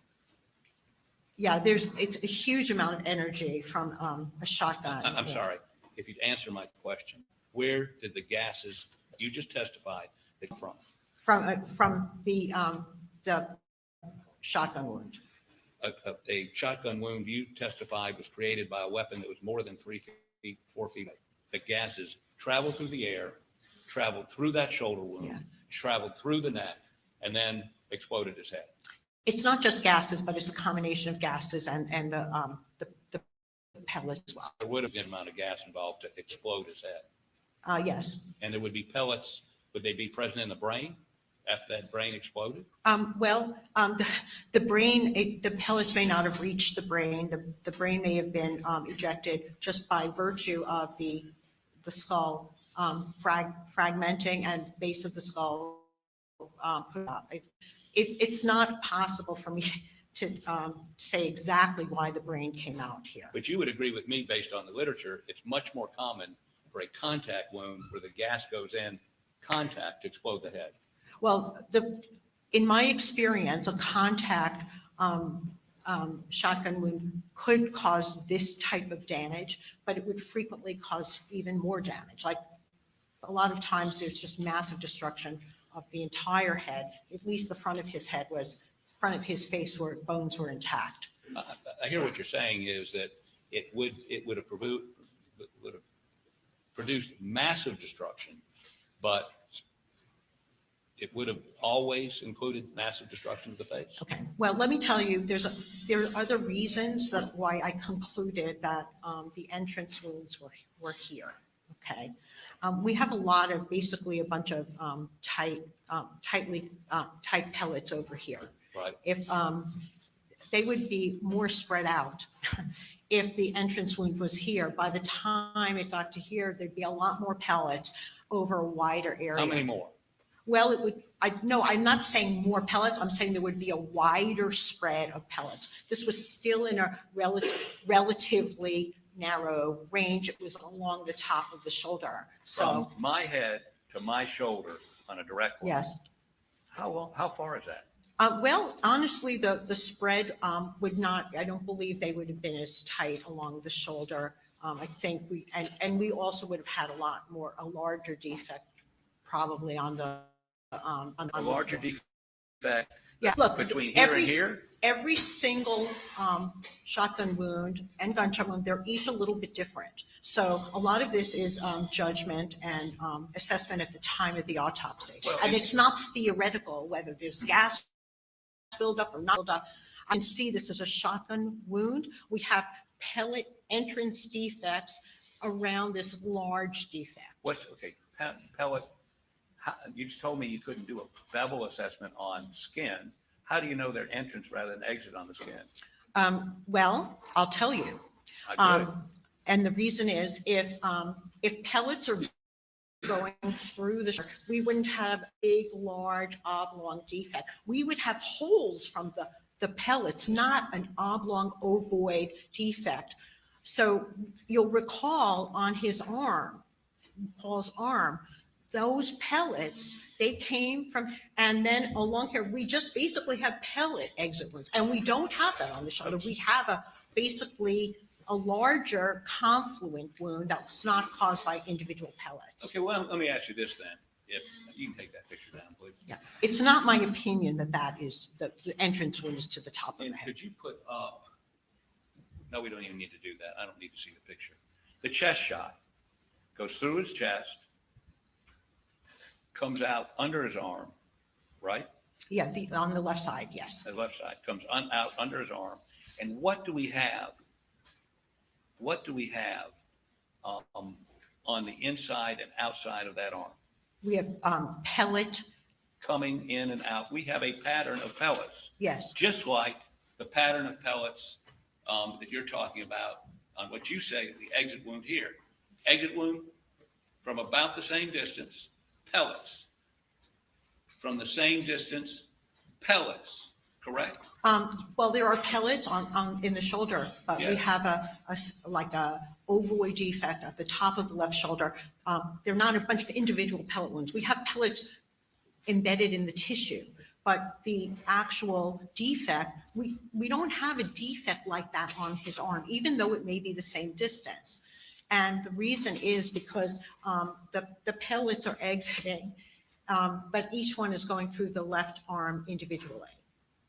Okay, whereas if this was the entrance at the right side of the top of the back of the head, it's a good thought, let's think about this. And it was coming through the head, regardless of what happened to the brain, and then exited here and along. Could have a lot more individual pellet wounds on the shoulder as opposed to a large, like huge, big area of skin and subcutaneous tissue loss. Pellets don't cause that type of damage on their own.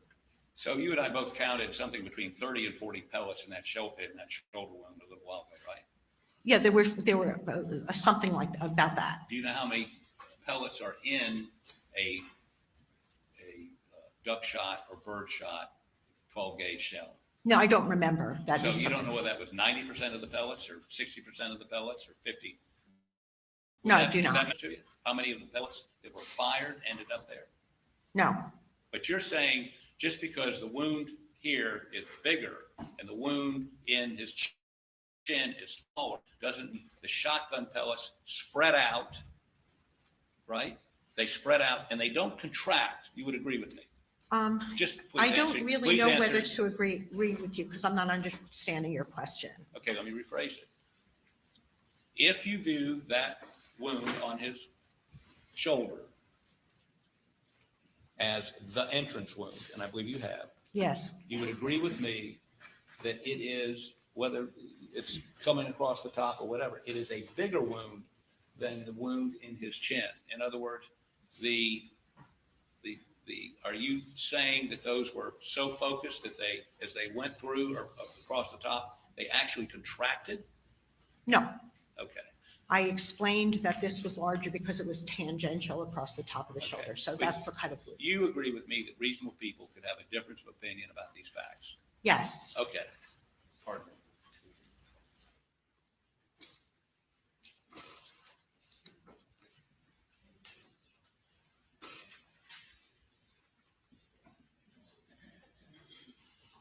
Just 2 seconds to make sure I put everything into evidence I wanted.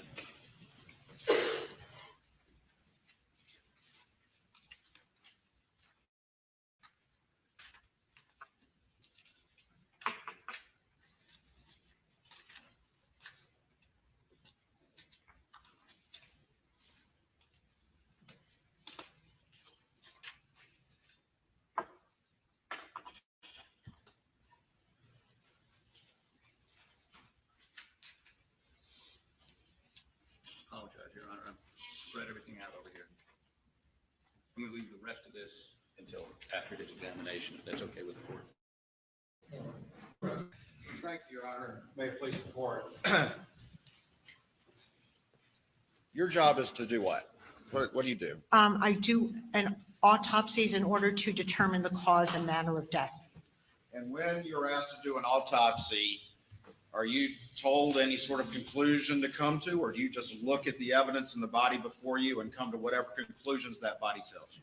Yes, and I examine the body and I come to a conclusion based on reasonable medical certainty based on my education and experience. So is it part of your job to look at crime scene photos and that sort of thing? Or are you relying on what the body tells you? My job is to look at the body. That's my job. Crime scene photos, crime scene evidence, it's somebody else's project. That's not incorporated into my conclusion. I want to talk a little bit. We've gone into a long examination about the top of the head, and you talked about soot and stippling. So I want to make sure the jury understands the soot and stippling and what that tells you and what it doesn't tell you. Okay. So the stippling is like the pieces of gunpowder that deposit on the skin when something is fired within 2 to 3 feet from the barrel of the gun, not the shooter, from the barrel of the gun. Soot is like real burning powder, burning marks from very hot gunpowder that's still basically burning, and it causes like a burning wound. That's the soot, and we don't see soot except within a few inches, depending on the gun. But we would like not expect to see soot further away from 6 inches. So the fact that we have stippling but no soot, we can fairly say it's not closer than 6 inches, even though I know it's most likely within 3 feet. All right, so you observed stippling on the wound to the chest for Paul, correct? Yes. Did you observe stippling anywhere else? No. All right. Did you observe any soot at all on Paul's body? No. And did you, particularly on the top of the head, did you observe any soot there? No. You were asked a little bit, and you had testified yesterday about, the tilting of the head and the manner in which the shotgun blast went through the chest, went through the shoulder, into the neck, and then out the top of the head. Yeah, I think that's a reasonable conclusion. All right. And that still is your most likely conclusion, is that That's correct? my most likely conclusion All right. to a reasonable degree of medical certainty. It So doesn't mean it's 100% the only thing, but that's based on my experience. All right. And how many autopsies have you done? Approximately 5,500. And how long you been doing this? 20 plus years. Okay. Dr. Riemer and Professor Riemer, correct? Yes. You were asked about the book, and all that discussion that the defense counsel was talking to you out of the book, that was dealing with a contact wound, correct? Yes. I mean, I'm not going to disagree with a book, but the discussion is regarding a contact shotgun wound. All right. And when your expert opinion, to a reasonable degree of medical certainty, you saw no evidence of a contact wound in this particular case with Paul, is that correct? Correct. Now, you were asked a lot, and let me ask you this. A lot of what was in that book, when they're talking about those contact wounds, they're exploring someone using a shotgun to commit suicide, correct? Well, frequently contact wounds do indicate a suicide, but potentially people can be shot by another also at contact range. All right. And your manner of death that you determined for Paul to a reasonable degree of medical certainty was what? Homicide, Homicide, which means? death at the hands of another. All right. And did you see with this shot to the chest or the shot that went through the shoulder into his head, any evidence whatsoever that this could potentially be a suicidal wound? I do not believe that it was at all consistent with a suicidal wound. To a reasonable degree of medical certainty? Yes. In your expert opinion? Yes.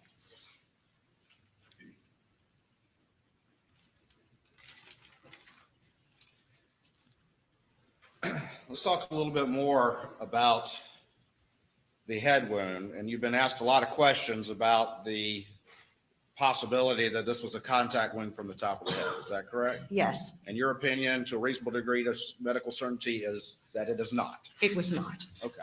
Now let's talk about, just very quickly, without belaboring the point, some of the reasons. First of all, you saw no soot, correct? Correct. And then also with the damage inside Paul's head, did you see any evidence that would indicate that the force? Did you see any evidence that would indicate to you from the damage that Paul suffered that the force of the shot was going this way as opposed to that way, going down from the top of his head as opposed to going? Yeah, I don't believe that it was going from the top of his head down. I don't think the damage to the head was consistent with that. Okay. And with the brain, you said that the brain came to you in a separate container. Is that Yeah, correct? most of it. All right. Yes. And did you, in examining the brain, did you see any evidence whatsoever that would have been consistent with the force of the shot, including the pellets and everything else going into the top of the head and into the brain that way? No, I did not see any evidence of that. To a medical certainty? Yes, Did you find any wadding in Paul's head cavity? I don't think there was any wadding.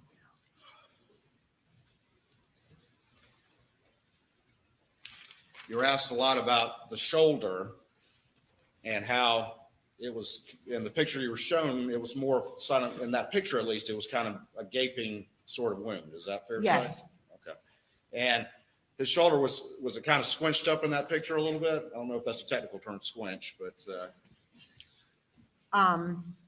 you mean the photograph? the photograph that you were showing. Well, I took a picture of his, the shoulder area. Yes, Okay. And just so I understand, as opposed to a direct on wound and the sort of the size of that, and then a wound that goes along the side of the shoulder, like you identified in this case. Explain to the jury again how those are going to create different shapes of wounds. Yes. So, Not in response. He's asking her to explain again. That would be repetitive. I sustain the objection. Was the wound to the shoulder, was that straight on or oblong to the side? yeah, it was a tangential type of shotgun wound. With that shoulder wound that you've identified that as the entrance wound, the initial wound, Yes, would you still expect to find the pellets in that wound consistent with what you saw in Paul? yes.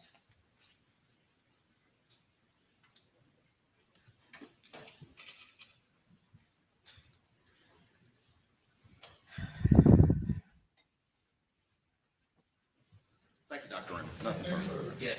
Just a couple questions. I want to make sure I understand a couple of the answers you gave to the Attorney General.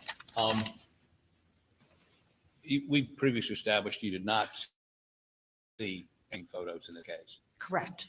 In many crime cases or some crime cases, do you look at crime scene photos to help you or assist you in your opinions concerning certain things on the autopsy? No, honestly, I don't. It's my job to examine the body, and I come to my conclusions, and I don't really, look at the crime scene photos. I could potentially ask for them if I saw something very unusual, and I'll say, wow, how did that happen?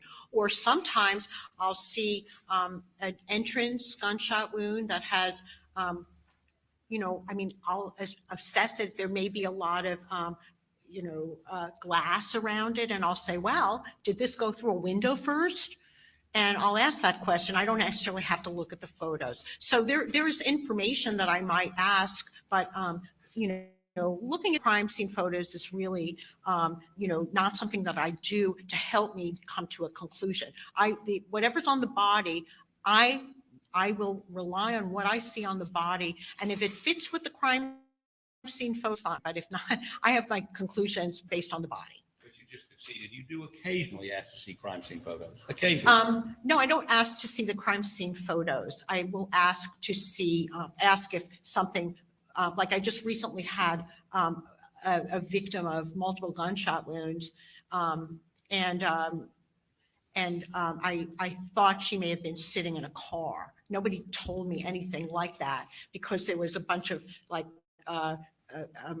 glass fragments kind of on it. All the entrance wounds were to the left side and all the exit wounds were to the right. And then there were fragments of glass and kind of car parts, banging into the skin. So I was like, was she in a car?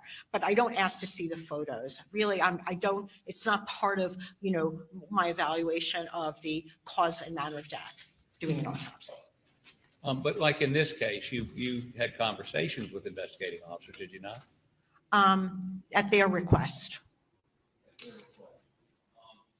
you have a conversation with Sweat Agent Owens about the bruising on her calf? Well, I did not actually observe that at the autopsy. So I really couldn't come to any conclusion. And it's very possible that was dirt from a shoe that was already gone by the time it came to me. I'm not autopsying the bodies at the scene. There's transport, there's movement into a body bag. But it may have been asked to me, but I distinctly said I didn't see that. But you did have a meeting after the autopsy and your report with, I believe it's Lieutenant Owens with SWED, the chief investigating officer, and discussed did he show you the muddy print picture? Objection beyond the scope. Your Objection Honor. is sustained. Okay.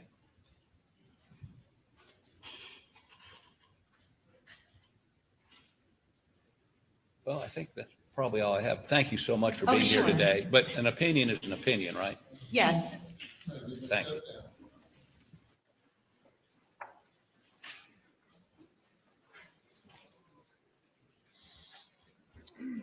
Ladies and gentlemen, we'll take a break for about 15 minutes. Please do not discuss the case.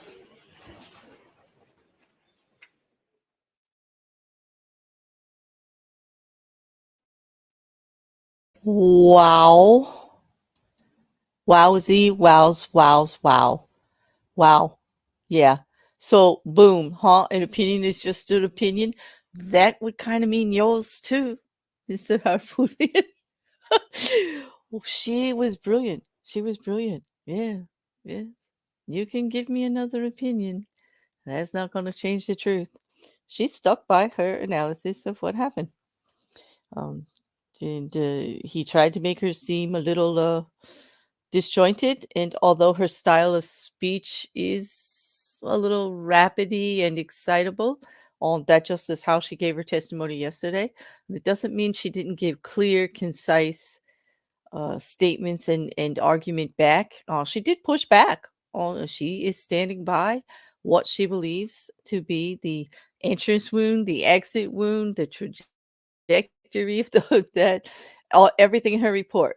She was not letting him put words in her mouth. She was not letting him twist what she said.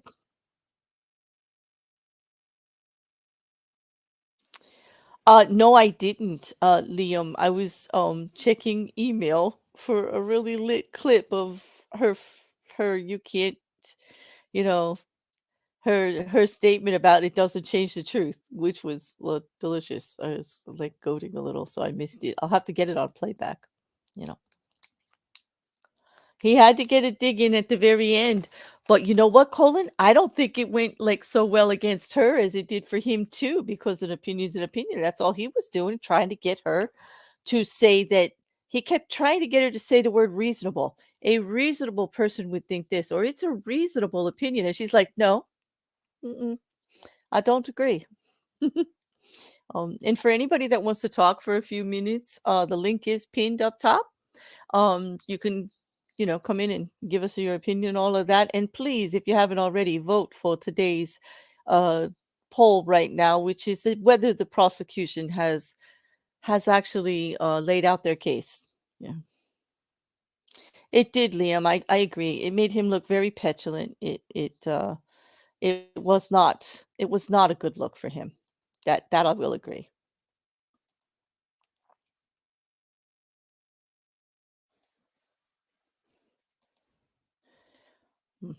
Definitely wasn't.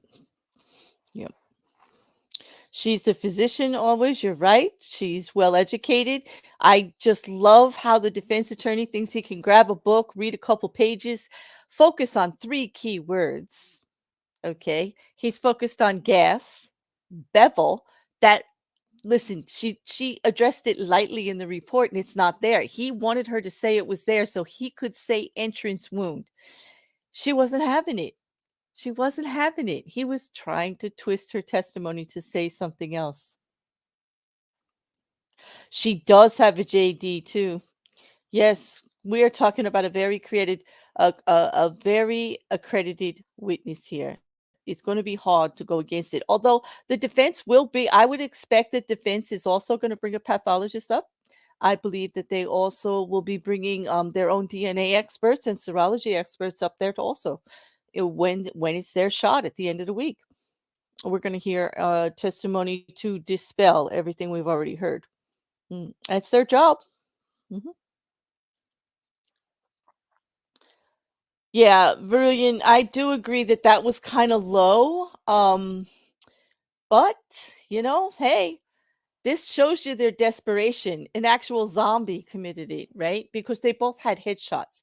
She clearly said that Paul's second shot to the head was instantaneously done and over, fell to the ground. Okay, so it was Maggie that shot Paul, or Paul that shot Maggie? Maggie had 4 to 5 shots, and the last one was to the head from behind while she was on the ground, according to the evidence and the expert's opinion. So what zombie got up and did all that, or like, that's crazy. That's just not. Yeah, the ghost took the gun away too. Yeah, that's right, because in a murder-suicide, there's always missing weapons, isn't there? Like, yo, Yeah, I mean, let's just hope the jury was awake for this testimony because it was good. It was really, really good. Yeah, the ghost just like, Bubba, Bubba ate the gun in the kennel after the incident. Mhm. Hello, sir. Thank you for joining me. So that Yeah. So, what did you think so far this morning, though? That cross. Whoa. Like, there's only one thing to say about Dick. he's a, yeah. Yeah, the word Dick. Okay. He really was trying to use her own words against her, and she was not having it. He wanted to paint a different story with her own testimony, and she would not let him do it. That was Definitely. yeah. Yeah, he just wouldn't let it go. You had to try and just dig at every single chance he got, and then bring in stuff that was over the top, right? Really, when you think about it, did he had to go flipping through all the different pictures to get to the one he'd already said earlier on was 109? Right. I think is pushing the curve to make this jury not want to think. Exactly. He's like he does come off doddering all the time. He tried to throw people off their game like he doesn't know what he was. And I call him the sneaky sniper because he does that. He Definitely. acts like a fool and then he comes in under and whammo, he gets you to say what he wants you to say. He really tried to get her to say that it was a reasonable theory that he was putting out there, and she wouldn't. She was like, no. She wouldn't use the word reasonable. Even when she said people can have their opinion, she pushed back with that great line that you can have your opinion, it's not going to change the truth.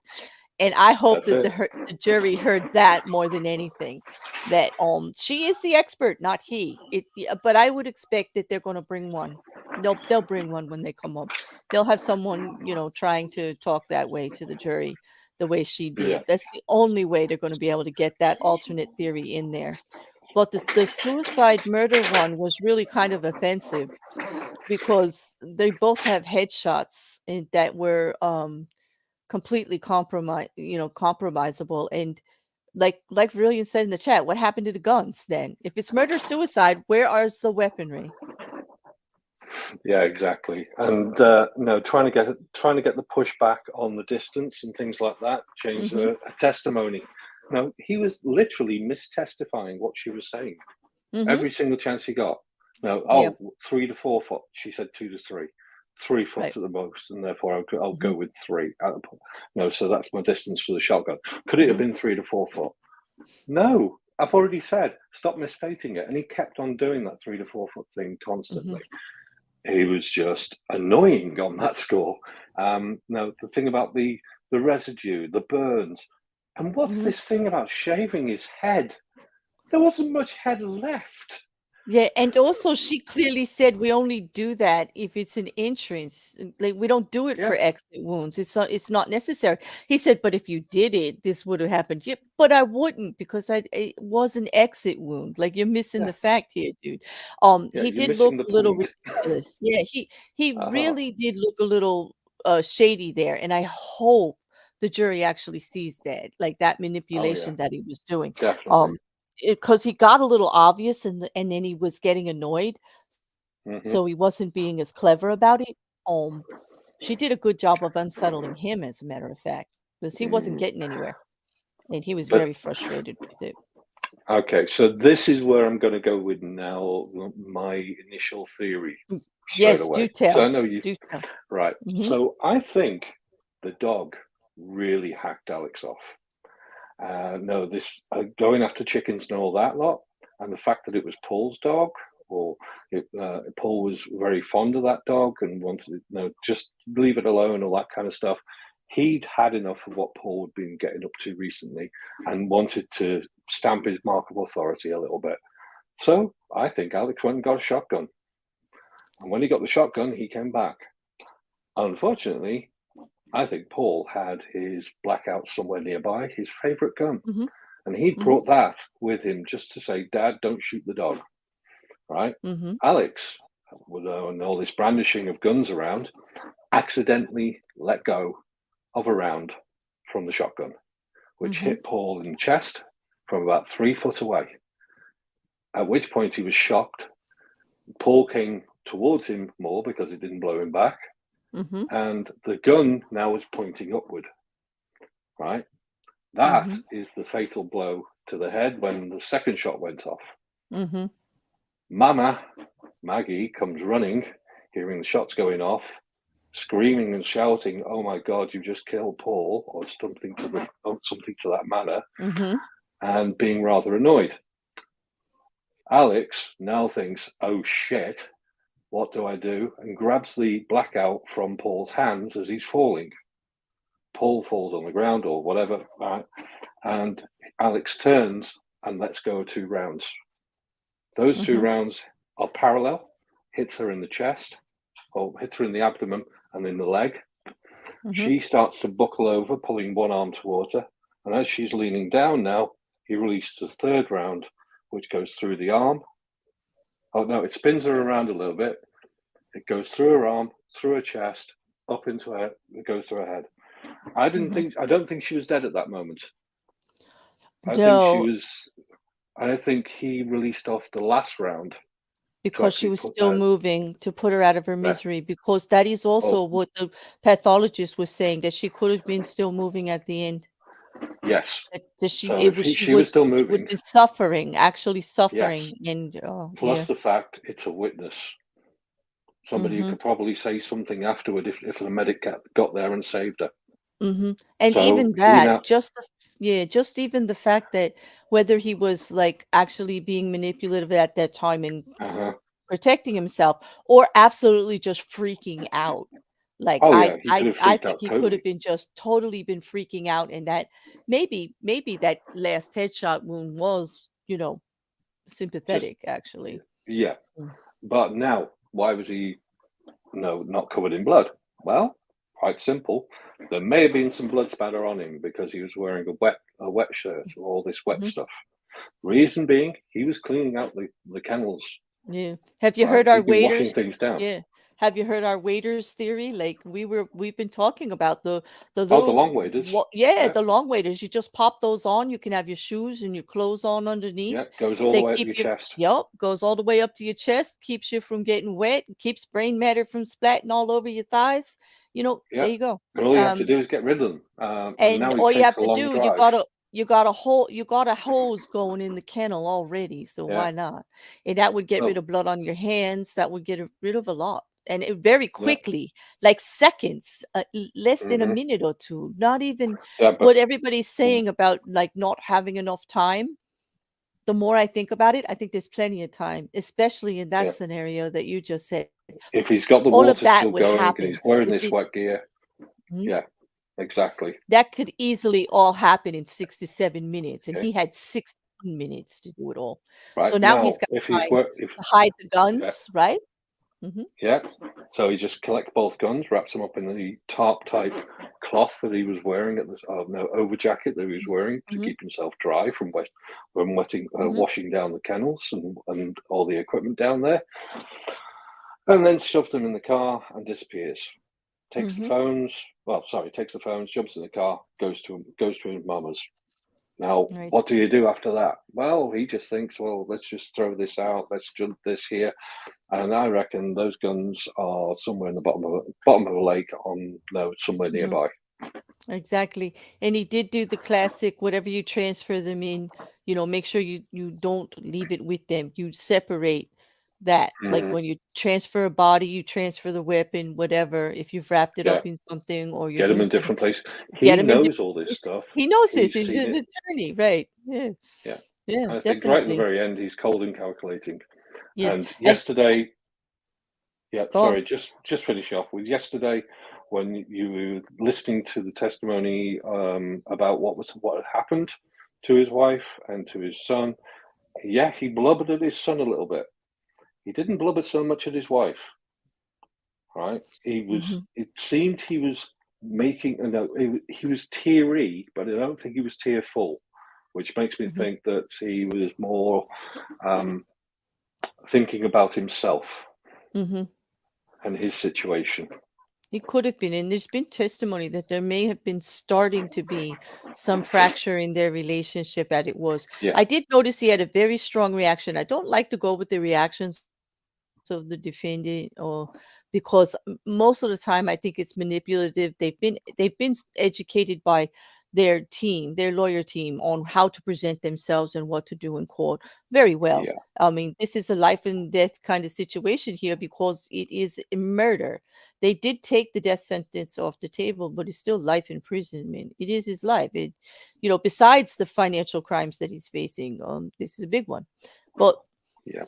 so they're going to tell him how to And behave, but I don't think that anger that was on his face when they discussed another unidentified male's DNA being under her nails was not real. So that kind of led just a me to quick one. believe that. Yeah, go on. Sorry, yeah. Bearded heretic, yes. Definitely 100% British. And I'm Scouse, not English. Yes. That's a different matter. You can join us, bearded. You could both have tea here for I'll just be quiet. You guys could Tea? yeah. I'm a coffee man. I don't do tea. I know, me too. But not a man, but coffee all the way. But definitely, yeah. But yeah. No, but tea. I mean tea, not in the drink, like in the break. Yeah. Yeah, Okay. like the midday meal like thing. Yeah, like snacks, like cookies. How they do that. But it's funny because I was saying to quite a few of my friends that you're not the only one that was telling me this scenario. I was speaking myself with Repr, who was on stream with us yesterday for MC Repr. We were talking about it like the day before, even, and then when this testimony started coming out, we were like, yes, there it is. Like that's it, the angle. Actually, It's starting to the all knit scenario together. that you put out, the trajectories that she is saying of the wounds actually fit your scenario quite well. And other scenarios we've been talking about, it's starting in the feed room, that perhaps Alex felt back. That second shot was even accidental because he, like you said, he startled back because he's coming at him. Yeah. He's just turning with the gun, but it looks like he's coming at him. He startles back. Yeah. He's Which now now- lower than body, and boom, off goes the other shot. Now the shotgun's empty, right? There's just two in a shotgun. Am I correct? I don't know a lot about guns. That's usual, just two in a shotgun. And so now he's got to grab the other gun to go see what's going on with Maggie, who's coming at him full barrel. Unless it's a She pump just shot action, a but I shot. don't think that one is. Yeah, it's just a normal shot, 2-barrel shotgun. But Yeah. but with his son side of things, when he said, "I did him so bad," He did. that to me feels just like, oh shit, I know. Sorry, pardon my language. Oh dear, I know what I've done. I didn't mean to do that bit.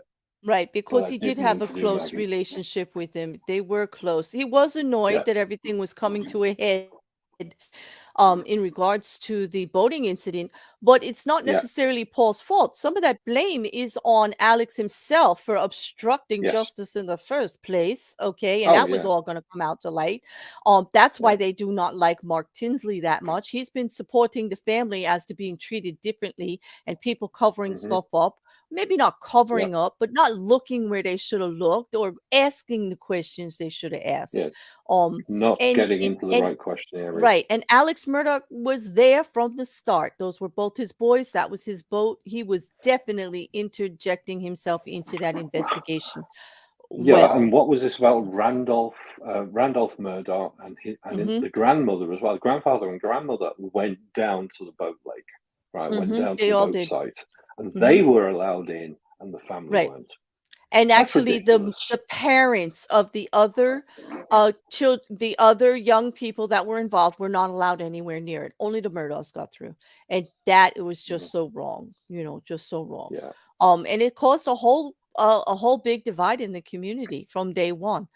It is true that Maggie, Paul, everyone related to the family was treated a little differently after that because his influence was too much. He was being too overprotective. He was paying, like they assumed he was paying people off, and wielding his his considerable efforts and reputation in the area. Yeah. In not so good a way, which you can understand as a parent, but you're going to get judged for it anyway, especially when you're in Mhm. such a position. Oh, too true. Very Yeah, true.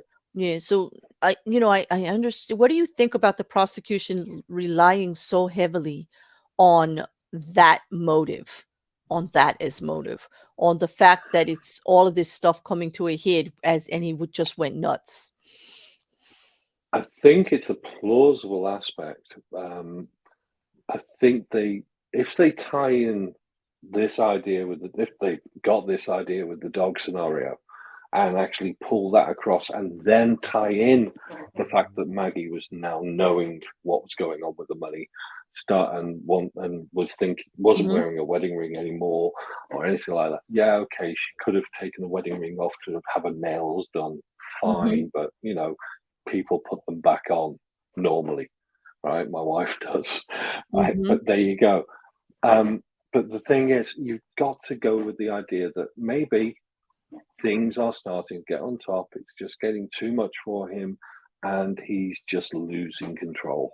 And Mhm. when he's lost this total control, you got to remember this guy has been in control of the law system in South Carolina for decades, right? He has been the top honcho, moving things along, getting the best cases, doing all that kind of jazz, Mhm. earning the most money out of all the lawyers there, right? Right. And he was losing control. And it was other lawyers were now starting to challenge him, were starting to take him on and wanting the top dog slot. So he just lost. I think he did lose it in some respect. He could see the writing on the wall. Yep, I agree. I totally agree. Yep, because if they knit them together, like you said, it's almost like you can actually see it. It makes perfect sense. I think people have had a hard time just going on the fact that he could actually do that to his wife and his son just based on what was coming down the pike, based on one incident that they're looking at as the meeting with the partners with the CFO with Jenny Seckinger on the Mm-hmm. morning of. That's when he knows that everything's going to come out, and the only one who knows what he's done is him at that point, but he's also a bit of an egomaniac. He might have thought he could still deflect it away. Everybody's looking at now, we can see the body of crimes that he did. For him to do that for 10 to 20 years takes quite a bit of a man who thinks he's the smartest guy in the room. Well, he's I don't. following a dynasty, isn't he? He's Mm-hmm, following in the dynasty of his grandfather, his great grandfather, and mm-hmm. his grandfather and his dad. I believe they were all top lawyers in the state. So he's Yep, following a dynasty. and judges and politicians, a very well connected family Yeah. for years. But always, wielding a considerable amount of power in the community. And he's like but he's the blackest of the sheep, so to speak. They may all have dibbled and dabbled, but some of them were well-respected lawyers, and some of them are judges. So different time. Yeah. His it father spoke and a his lot when they arresting had to a different remove time. them. Yeah, they had to Yeah. remove the pictures of his relatives from the courtroom, so not to prejudice the jury about him having an upstanding reputation, so to speak. Oh hell yeah. Yeah. Mhm. Oh, there's a good one. Let's see. Yeah. Wait. Could You've got he anything? save himself anything by changing his plea to guilty? It would probably go for some in sentencing, maybe. But at this point, you're looking at a man who's not looking at ever getting out of jail based on the other crimes he's looking at. He's already given depositions in two trials, the Lafayette and the Curtis Smith trial, which are so damning that he's definitely going to be sentenced on them. And Yeah, he he's gave done proofs 30, 50 himself. years with those Yes. ones. He's also admitted culpability in the Mallory Beach somewhat, and several other cases, definitely in the Satterfield. That's why he's disbarred. He's admitting to That's some of over these things. The sentencing. Yeah, go on. Yeah, there's over 100 cases, isn't there? Or no filings 100. against him with regards to this. 100 Would charges, 18 in criminal indictments, and that's not yeah, even the civil suits, okay? yeah. There are so many civil suits. There's a civil suit from his own brother. Randy Murdaugh is suing him for the balance of the money that he had to put out in advancement for him for his rehabilitation. His That's drug good. his drug rehabilitation.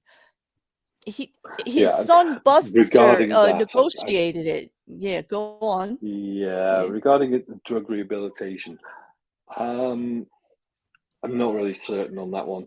Opioid, maybe Mhm. he's into the stuff for painkillers and he was just taking a bit too much, right? But I Mhm. don't think he had a serious opioid addiction whereby he was spending thousands of dollars per month, right? I think he was possibly on sorry, oxycodone, whatever, which he could Yeah, easily get at a cheaper rate, right? But you know, right. that's a big problem in America, anyway, the oxycodone scenario.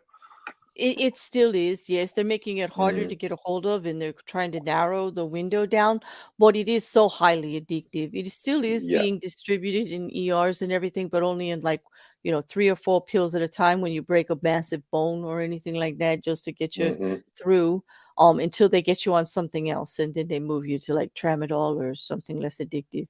But they're Tramadol. really Tramadol's trying. pretty addictive. It is, but it's less addictive than it hits a different part of the brain. But Yeah. yes, they do definitely just keep moving you down. You know what I mean? Like, because I mean, people still have injuries that need to be treated with Oh, painkillers because certainly. they're um Hmm. yeah, but I agree with you. I'm not so sure the evidence. We haven't seen anything. They've been dancing around this issue. We'll see if the defense is not using it as a defense, so to speak. They're No, not not really. wanting to bring it in, although they have stuck their foot in a lot of other things that got in because they, just thought it was quite clever to bring up the Mallory Beach case, trying to exert some sympathy, and they ended up opening the door to 404B, like right there. Hmm. Um, Yeah. and And I have go on. to question how much stuff does Buster now have access to when considering that he is the sole beneficiary of his mother. Because if it goes down that his dad is actually the murderer, it moves down to him. Mhm. So how much can the estate be taken off of Alex if Buster's in charge? There's a question for you. It is because, well, the liens exist now. How are they going to get the liens off just because he gets committed murder?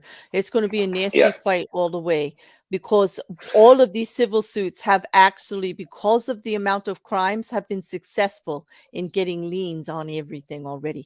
And point to take, when you talk about Randy Murdaugh's civil suit to sue his own brother for those funds, Buster actually didn't have funds to pay any of that back to Randy. He wanted to. He has a good relationship Mm, with his uncle. In the actual deposition and in the actual filing of the suit, it is mentioned that Buster actually did for trade some tractor equipment and things to reduce it for his father. There was no yeah. funds to do it. He reduced it as low as he could, acting as the head of the family to negotiate a debt that a family owes. Okay. And he tried to settle Hmm. that between them, but he couldn't get it low enough. And henceforth, you know, Alec didn't do anything about it either, and now he's being sued. So his own son had the Yeah. fortitude to actually try to say, "Hey, you did a good thing here. We don't want you out all of that," and make a Yeah. trade. But then Alex doesn't follow up with the balance of the money or any payment towards it. Totally, I don't know. No way to treat family, Well, but just shows you he'll steal from anyone, friend, family, client, it seems like it. mm-hmm, Or partner. somebody Mm-hmm, pointed out in the chat, that Randy is probably trying to get money out of Alex, so the family still has money, right? That's possible mm. too. Oh, Oh, they're we've got them back. coming back Yep, they're back. finally. Yes.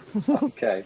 Anyway, I'll pop off and I'll see you later on. Yeah. I'll try and Thank join you you so again later. much. Thanks for joining No us. problem. Take care. Thanks. Let me bring the jury.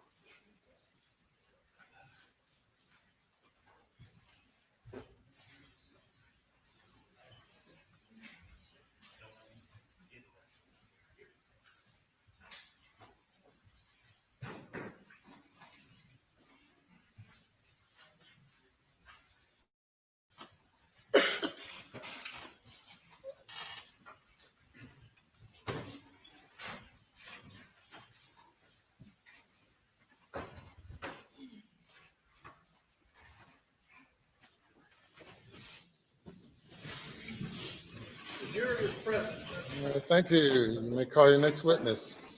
State calls Devin Muell.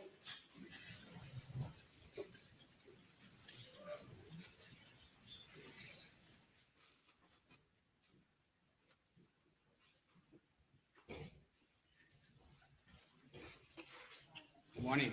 Raise your right hand, left hand on the Bible. You affirm the testimony about to give the court in this trial shall be the truth so help you God. Yes. Thank you. Take a seat in the witness stand, please. You can adjust the microphone. State your name again for the record.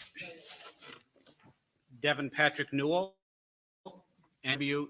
All right.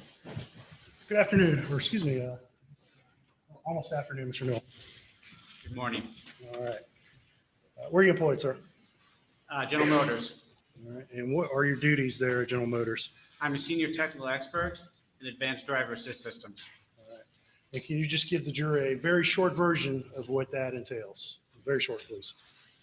I investigate field performance issues and concerns with our advanced driver assistance systems.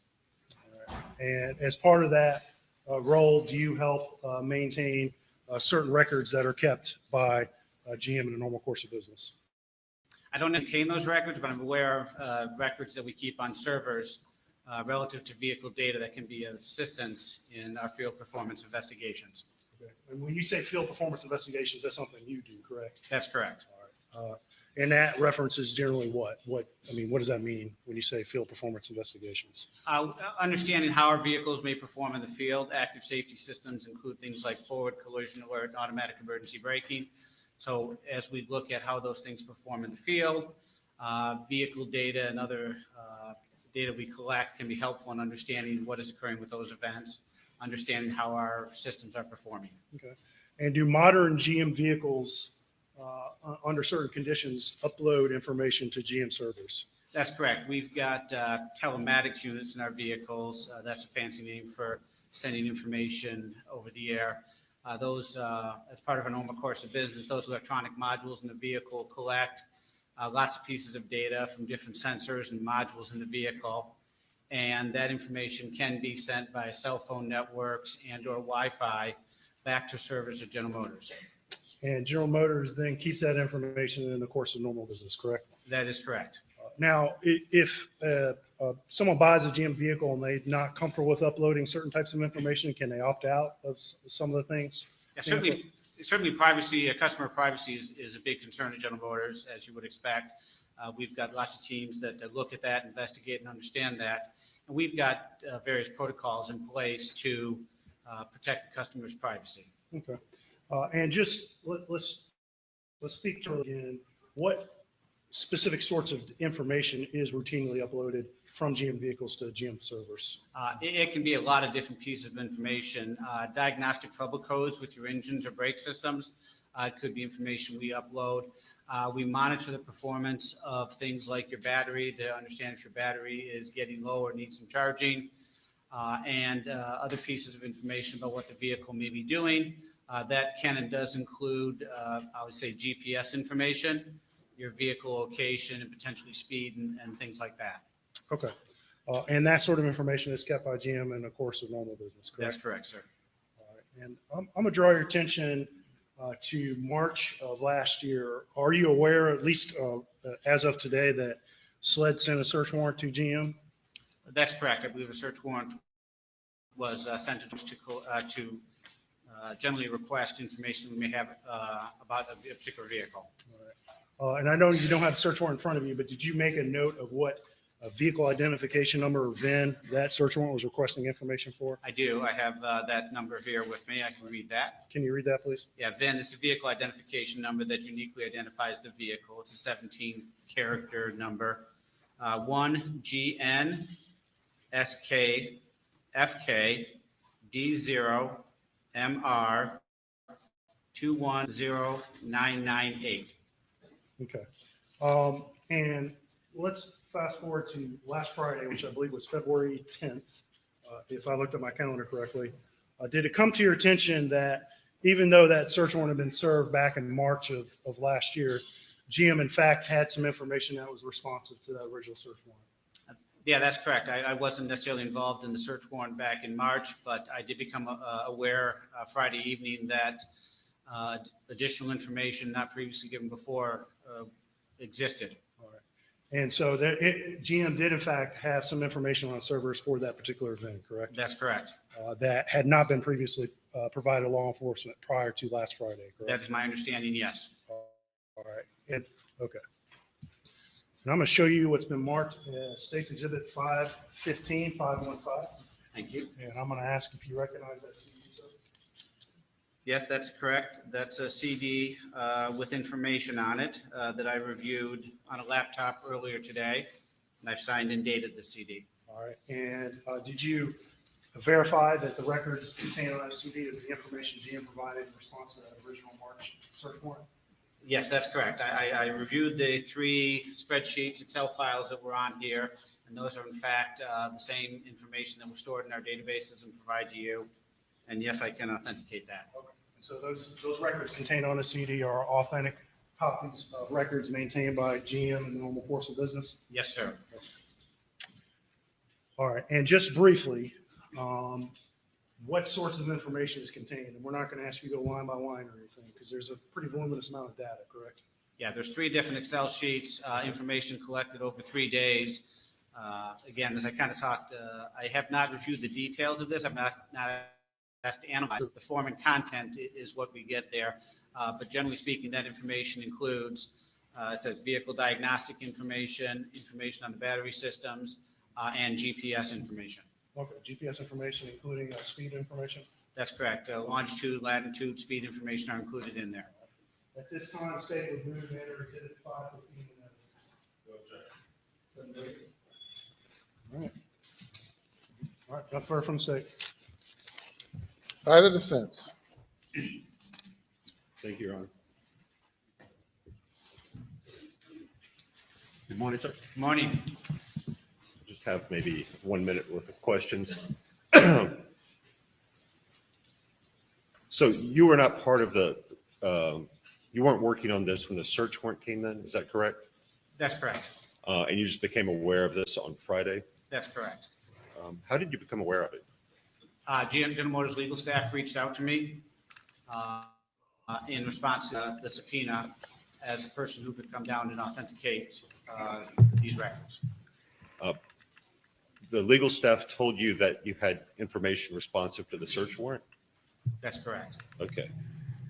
I'm sorry, the General Motors had information responsive, not me personally. I apologize for that, of course, General Motors. Thank you. Are you aware of the testimony that occurred earlier in this case regarding reverse engineering the electronics in the Chevy Suburban? I have general knowledge that some FBI folks have looked at some information inside of the infotainment system in the vehicle. But do you have any knowledge of any reverse engineering efforts the FBI conducted over the course of a full year? I have not been involved in those or not aware of any details of that, no, sir. Maybe you can answer one quick technical question. The timestamps in this data, where do they come from? And again, I have not reviewed this specific data, but the timestamps out of these things here, when GPS information is collected by a GPS receiver, included in that is timestamp information.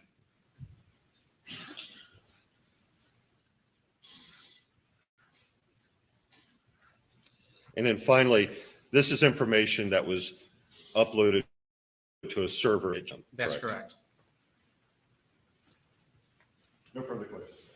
Anything further? Nothing stated. You may step down.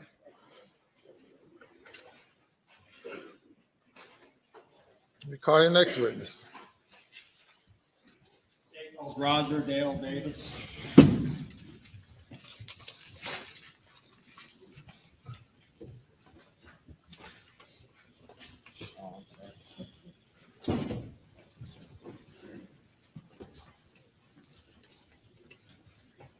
Raise your right hand and raise your hand, Bible, please. Do you swear or affirm that any testimony you give today be the truth, whole truth, and nothing but the truth, so help you God? Yes. All right, you would please, sir, be seated. State your full name for the record, spell your last name, and adjust the microphone so they can hear you.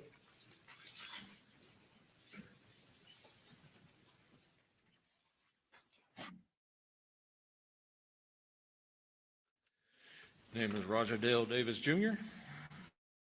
DAVIS.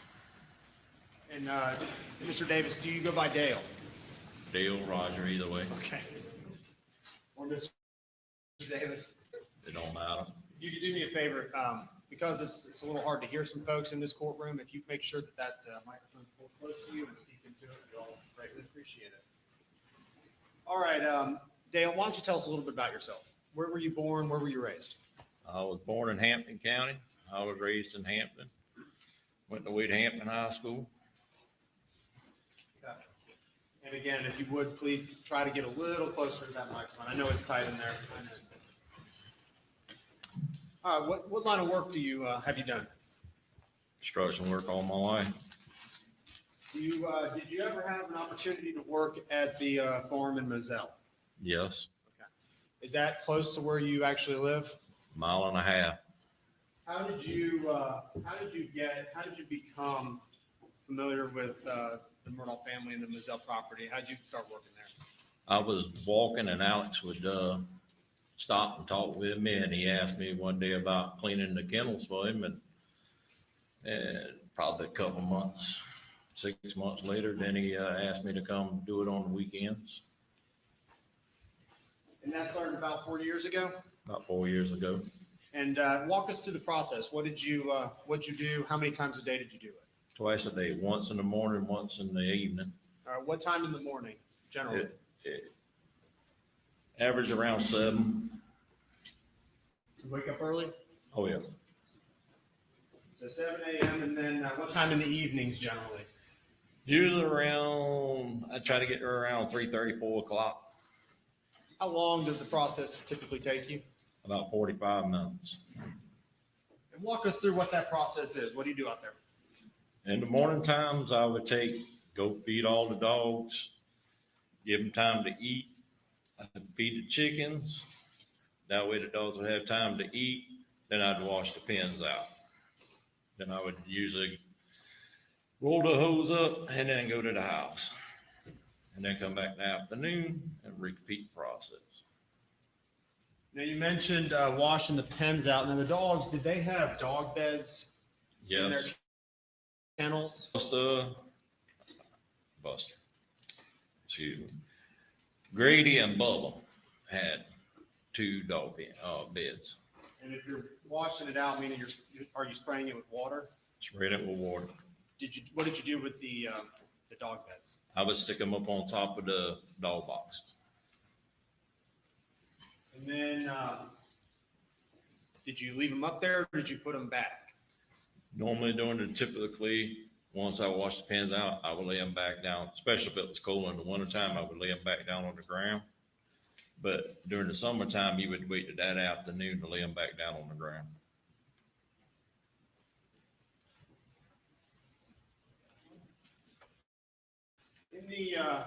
In the 4 years you worked there, did you get to know the property fairly well?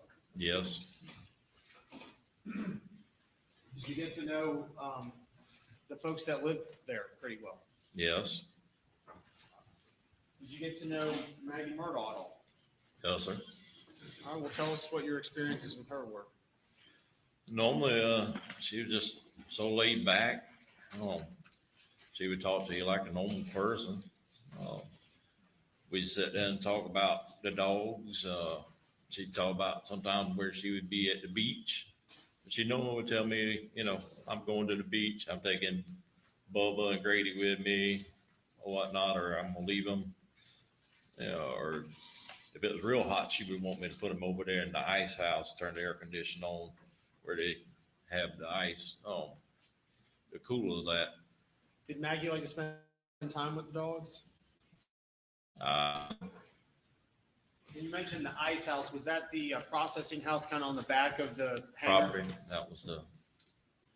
And why was it air conditioned? Is that why you said she put them in there? Yeah, during the summertime, if it got real hot. In that house, does it have air conditioning? That shed? Yes, sir.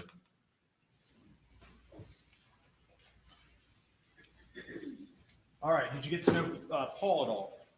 Yes. All right. What was your experiences with him? He was a little wild and crazy, but he would work. That boy was weird. He liked being at the farm. He liked getting out and doing things, hunting, but he would work on the tractor or whatever, and Daddy needed him to do. And did you get to know Alex? I did. Is he here today? Yes, sir. Where is he? He's sitting right over there. Do you explain what he's wearing? Wearing a suit, pair of glasses, blue looking shirt. And what were your experiences with? He was always very particular. He would want the dog buckets washed out. If it looked like they started getting any kind of green or brown looking stuff in the water, he wanted to make sure, which I usually wash them out every 2 weeks anyway, with bleach. But I always dumped them every day. Was Alex easy to get a hold of? No. All right, explain that. What do you mean by that? He would either be in court or doing something with business. It would sometimes be a little bit difficult to get a hold of him. Who did you see most often when you were out there? Miss Maggie or either Paul. And how did Maggie and Paul typically come to and from the big house to the kennel area? Paul would usually be in his truck. We've heard a lot about trucks. Which truck was that? His white F-150. Unless his daddy had him doing something, then he would have to drive the F-250. But most of the time he'd be in his white F-150. And what color was the F-250? It was also white. So 2 white trucks were what he typically used? Yes, sir. And how about Maggie? She normally drove her Range Rover until she got the black Mercedes. And then what would she drive after that? Most times she would drive the black Mercedes. And would she load her dogs, the house? Well, first of all, let's go back. Which dogs were down there? Do you remember all the dogs? Bubba, Grady, Maggie. Then they started letting, can't remember his name right off. Dahlia was there, Armadillo, and I call her Taffy Toes. I don't know what they called her, but that's what I always called her. And I think the other dog, was that a dog owned by one of Paul's friends, Rogan? Is that the one you're referring to? Yes. What type of dog was it? A lab, chocolate lab. And which dogs were the family dogs, the family pets? Grady, Bubba, and Maggie. And what kind of dogs were they? Labs. And colors? Bubba was yellow, Grady was black, and Maggie was yellow. And would they where would they typically stay, those dogs, those animals? It all depended on, most of the time, because Bubba was very rambunctious. So they would got where they would lock him up in the kennels at night. And most of the time they would lock all the labs up in the kennels to keep them from roaming off. But Miss Maggie would take them out when she was home. Usually a lot of times after I done left, she would take them up to the house, let them roam around the yard for a couple hours, and then she would bring them back down to the pens. And would Maggie load them into her car if she was taking them elsewhere to the beach or wherever else she was staying? Wherever she was staying at, she would load them in the vehicle. Most times she would load them right in her vehicle.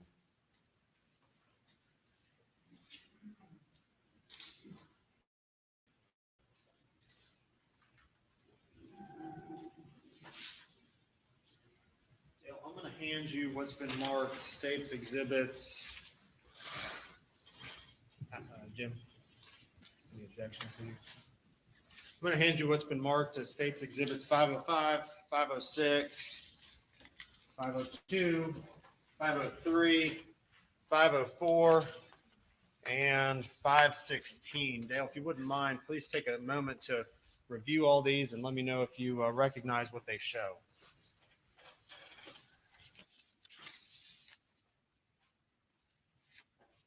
They showed a kennel. Okay, and then I believe there's one diagram there, if you recognize what that shows? It shows diagram drawing of the kennel. Very good. Your Honor, we'd move to place all those exhibits into evidence, I believe, without objection. No objection, Your Honor. They're admitted without objection.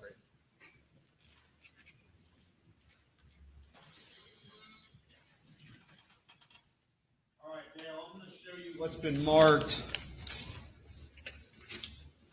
as State's Exhibit 505. Do we have the element, please?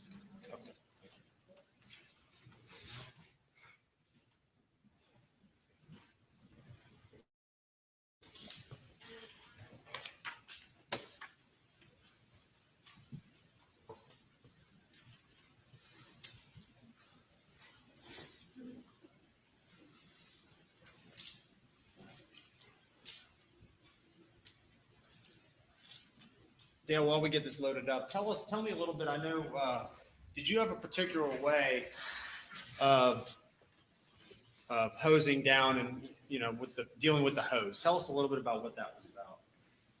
Oh, the particular way of me putting the hose away, or Right. Normally after I got through washing, I would stretch the hose straight out Into which direction? back towards the shed room right there, the dog feed room. All right, and we now have the Elmo up. We're looking at Exhibit 505, and the feed room, I believe, is what you're referring to. Is that the structure on the far right?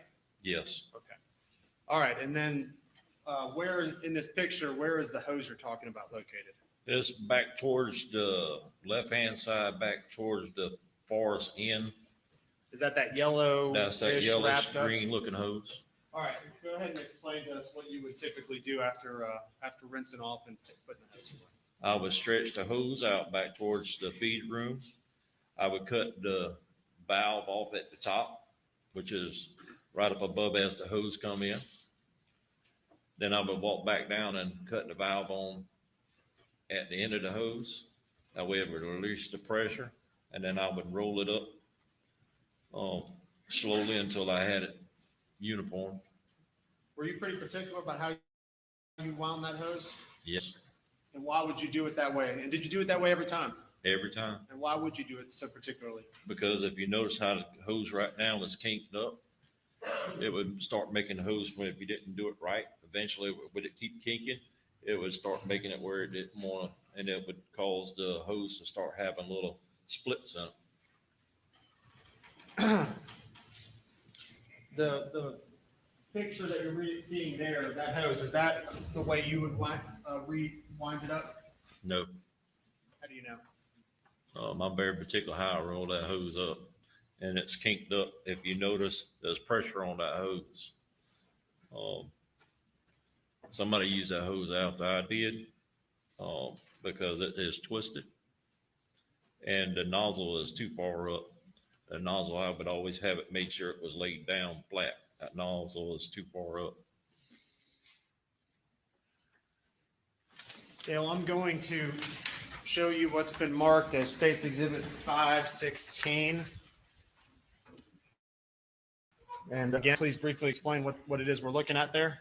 The drawing of the kennel. Okay. I'm going to hand you a pen, and with the court's permission, I'm going to ask you to go ahead and fill in well, first of all, let's back up.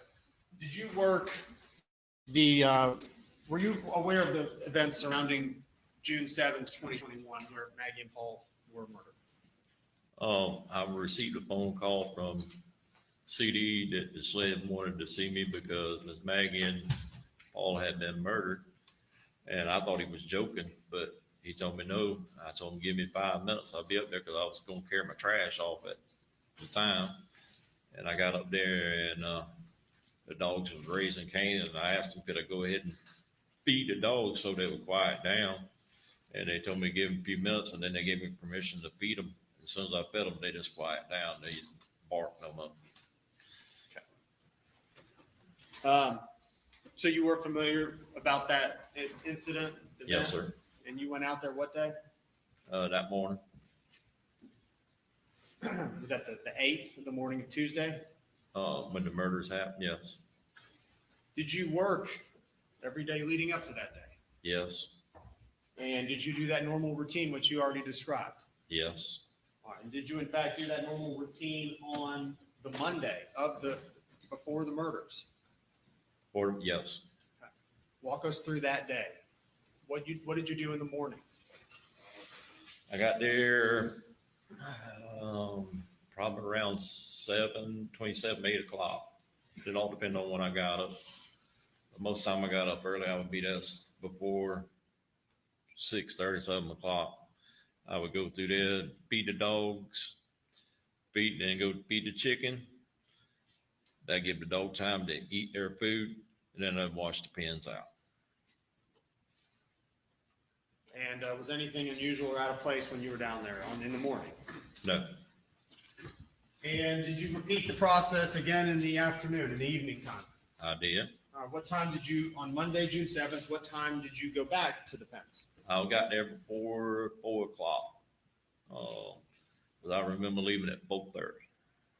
All right. And was anyone there at the time you went to the dog kennels that day? No,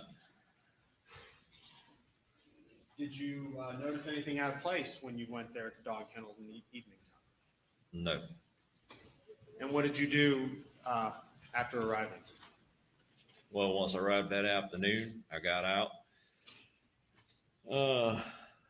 I fed Grady, Bubba, and Maggie. Cause we fed them twice a day. The hunting dogs only got once a day. Took and fed them. I picked the dog beds up. I dumped all the water out because I washed all their bucket, gave it fresh water, washed the pens out. Stretched the hose out, cut the water at the valve off at the top. Went down there, cut the water on. The valve on down at the end of the hose so the water wouldn't come out. Roll the hose up, and 4:30 I left.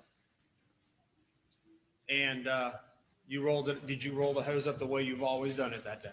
Every time. Do you remember how the dogs were laid out in the kennels that day when you left? When I left, yes, sir. And with the court's permission, I'm going to ask the witness to please, if you would, write on that piece of paper, the exhibit, state's exhibit 516, beginning with, first of all, on the far right, what's that door signify in the Storage diagram? room, feed room. Beginning with kennel 1 next to the feed room. What dog was in there when you left that day at 4 o'clock or before 5 o'clock? Grady. All right. If you would, please write Grady in there.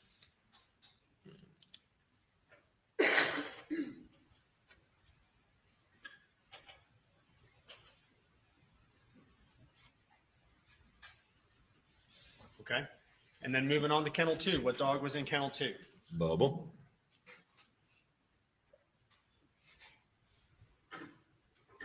And for our reference, Grady was the black lab. Grady is the black lab. Okay. And Bubba is a Yellow lab. Okay. And who was next to Bubba in pen 3? Maggie, because she was getting bigger than Bubba. And Maggie is a what color? A yellow lab. All right. Were there any dogs next to Maggie? No. Okay. And that would be kennel 4 was open? That'd be, that one should have been open. The next one down should have been Rodin's dog. Okay. Can you write that in there? Just write chocolate lab. Rogan's dog, whatever you want to write. That would be kennel 5. Trying to remember Rogan's dog's name.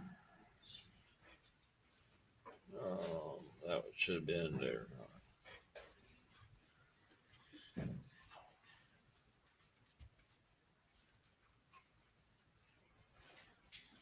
I don't remember what Rogan's dog's name was at the time. Was there any dog located in kennel 6?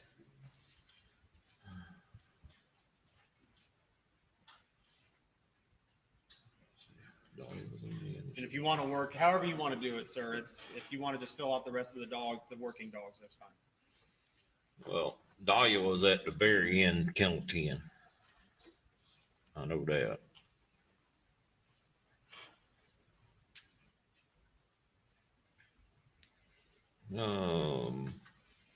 Then let's see. Armadillo should have been the next one coming back from Ken. Let's see, empty on 9. All right, that should have been on. Yeah, Armadillo should have been right past the hose right there.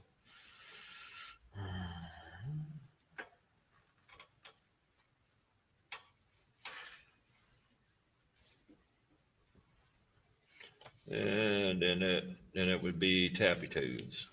It would have to be Tappy Toes right there because they always kept Rodin's dog and Maggie. There was a kennel in between them.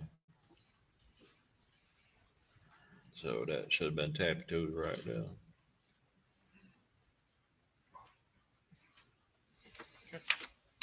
Thank you. I'm going to put this on the screen. Just verify that that was what you filled out.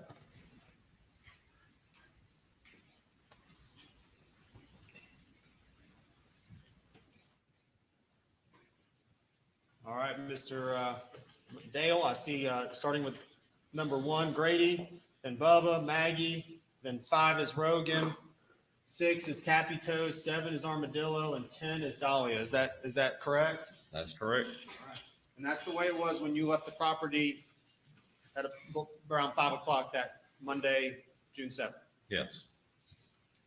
And for our reference, on this diagram, that green circle, that represents what? The hose. Garden hose.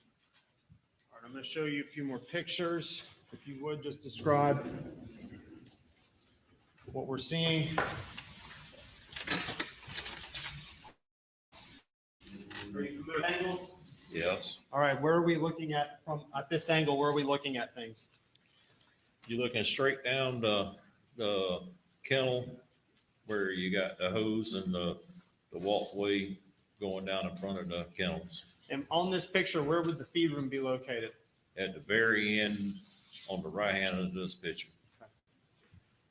When you, in the 4 years you were washing out the kennels, did water collect or pool in certain areas? It did. All right. Can you identify in this picture those areas? Right under the hose and right there, which should have been Armadillo's pen. That should have right there, and then right below it should have been collected. And maybe one more little spot right down there towards the end of the post right there, but that'd be about it. For the record, like to say for the record, this is stage 504. Moving on to stage 502, a very similar angle. Dale, do you see those pools of collected water that you mentioned just on the last exhibit? Yes. Okay. And also states 506. And again, do you see the same angle, just pulled a little farther back? Yes. Who's the dog there on the last pen that we can see in the dog shed, in the dog house? Dahlia.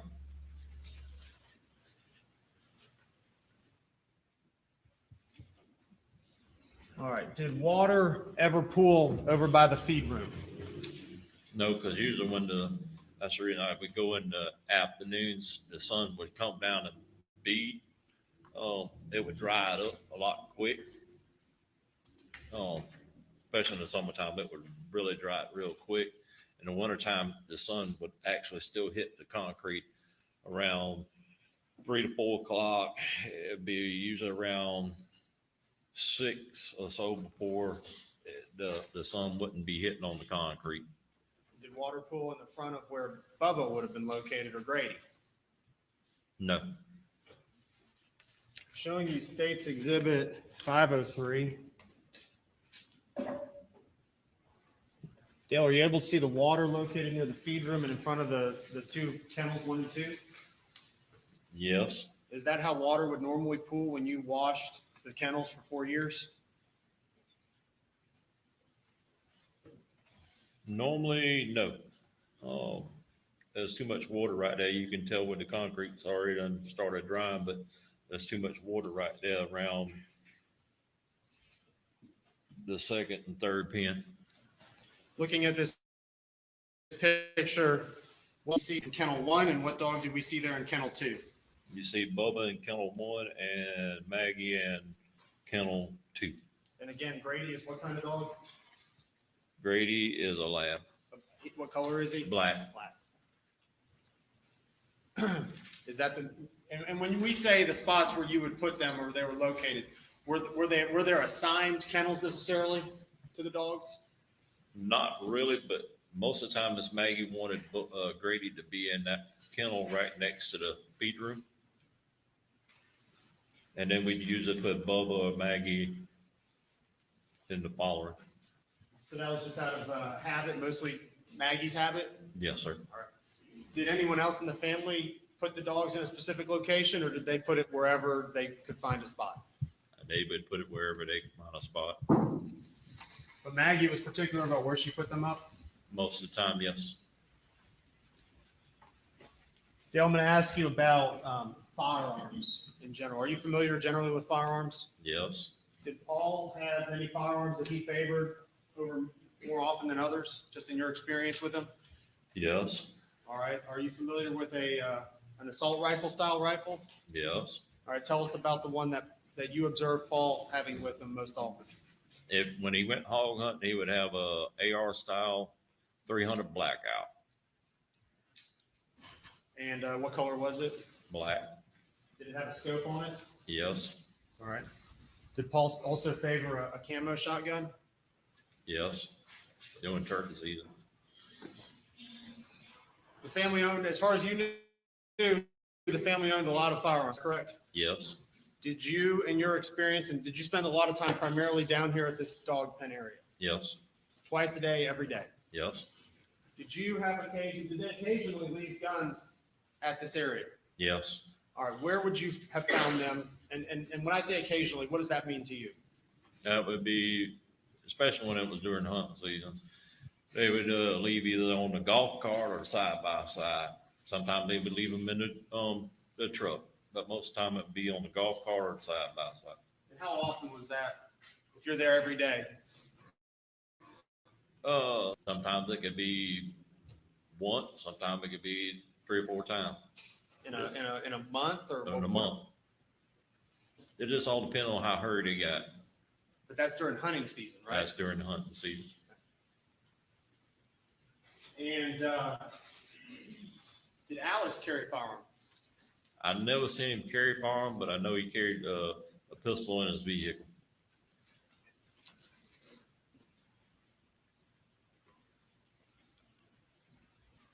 Did you have a chance to listen to a kennel video in meeting with law enforcement? I did. And did you identify the voices on that kennel video? I did. Whose voices did you hear? Paul, Maggie's, and Alex.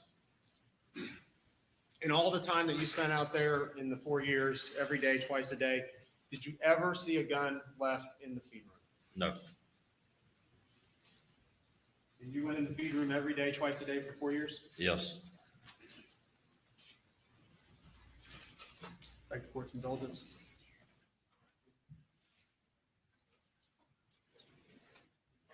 And when you refer to Alex carrying a pistol in his car, is that because how'd you know that?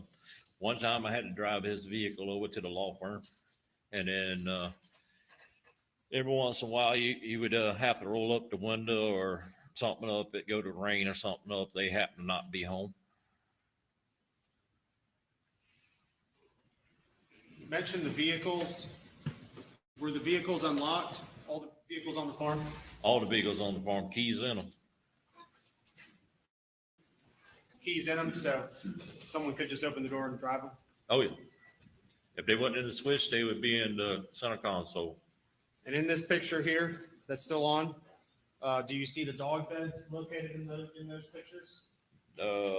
Yes, they on top of the dog kennel. They haven't been put down. Hadn't been put down. Nothing further, thank you. By the defense.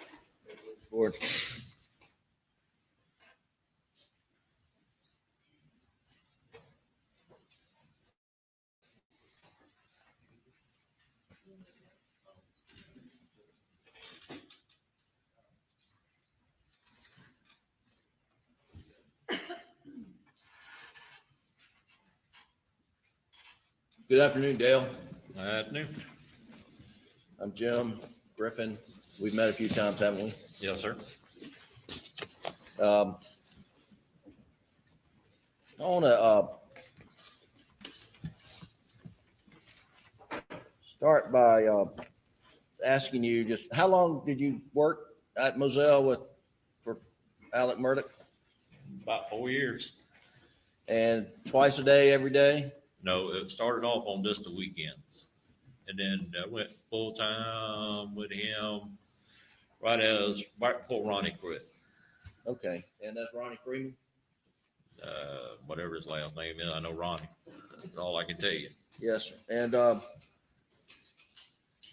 couple things. You've said you've never seen guns left in the feed room, but you certainly seen guns left down in the work shed and Yes. and in the what you call side by side, and that's a off-road vehicle that two people can sit beside each other. Yes.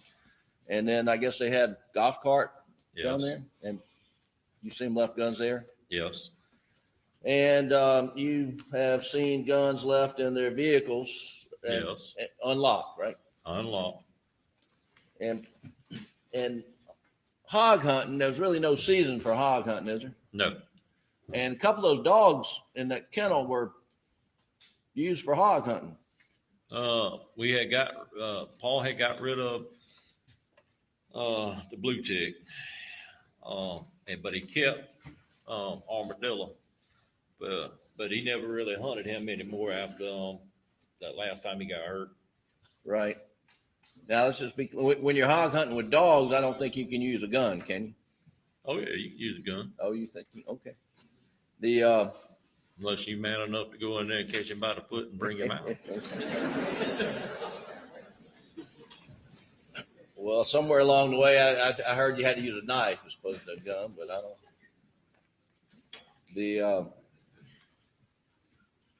Let me ask you I'm going to pull up this video, Exhibit 297. It's the kennel video. And hang on, let me get around here. Dale, it should be on the screen there.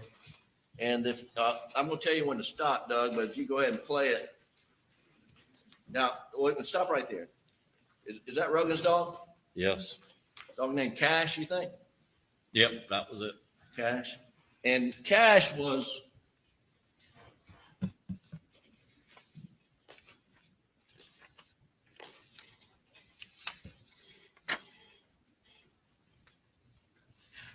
I'm saying, but what you've got labeled on Exhibit 516, Cash would be in kennel number 5. Is that right? Should have been around. And that's a few kennels up from the hose. Is that right?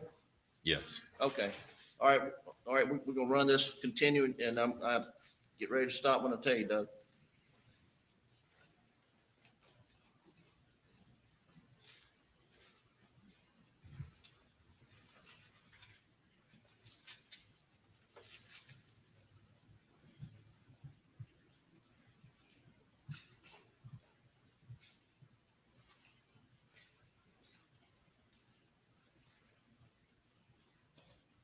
All right, stop. Oh, go back.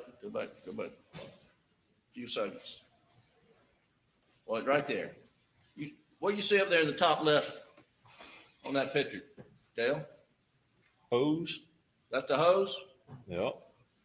Now that hose is on the ground, isn't it? Yes. Not rolled up, is it? Nope. Okay. And there's water around there, isn't there? Yes. Okay. So someone, before this video was taken, had taken the hose down that you meticulously wrapped it up. Is that right? Yes. Okay. You can take that down. Now, you said Mr. Alex was particular about how the hose should be wrapped. Is that right? Well, not particularly him. He liked it to be wrapped up, but he wasn't very particular as long as it was wrapped up out of his way. Okay. But I was very particular how I wrapped it. You were very particular. Yeah. Okay. How about Paul? Was he meticulous how he wrapped it? No. Okay. All right.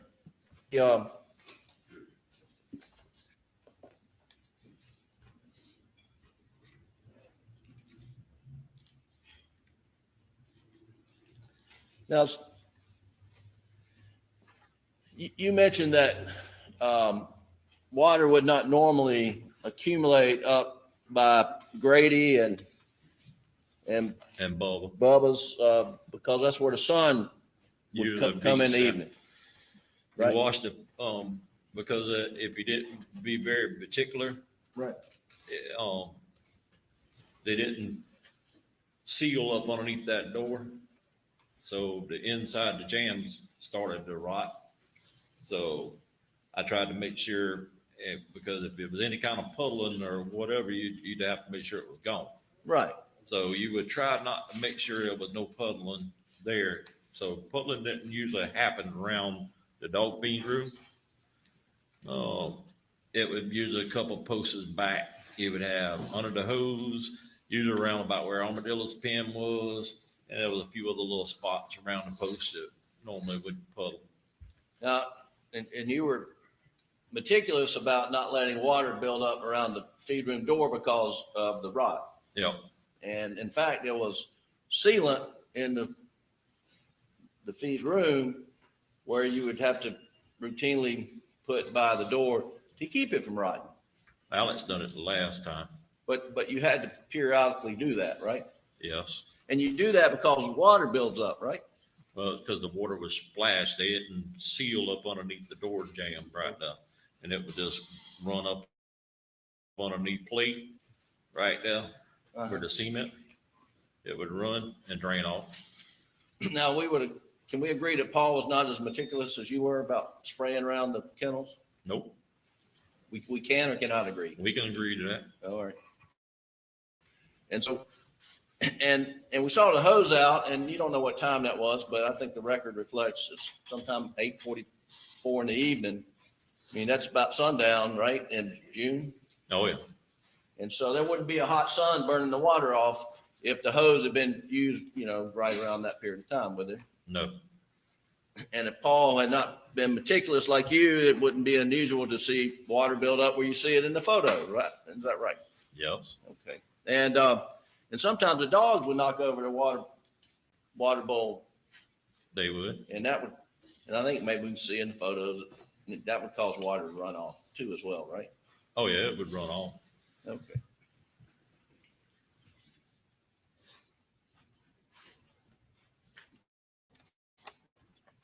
Now, Dale, what's lovey-dovey mean to you? What did it mean to me? When you use the phrase lovey-dovey about Alex and Maggie, what does that mean? It means they loved each other. What in your presence, you described them as being lovey-dovey, didn't you? Yes. And tell the jury what you meant by that. Oh, every time I always see them, I've never seen that man even raise his voice at his wife or kids. Or his wife. I've never seen him none of them argue. But he always, anything she wanted or the boys wanted, he would try to get it. And what was your observation about the relationship with Paul? They like to hunt and fish together. I mean, they drink beer together. Okay. And his relationship with Buster? I didn't see Buster as much, but it was always friendly. I mean, just never seen any harmful way or anything with them. You remember, Dale, one time, one of the hunting dogs got hung up in one of the kennels. Yes. Choking to death. Yes. And that dog was badly injured, wasn't it? It was. It didn't survive. And the decision was made to mercy to put the dog down, wasn't it? Yes. Mr. Allen couldn't shoot that dog. He asked you to do it, didn't he? Yes. And did you do that? Yes.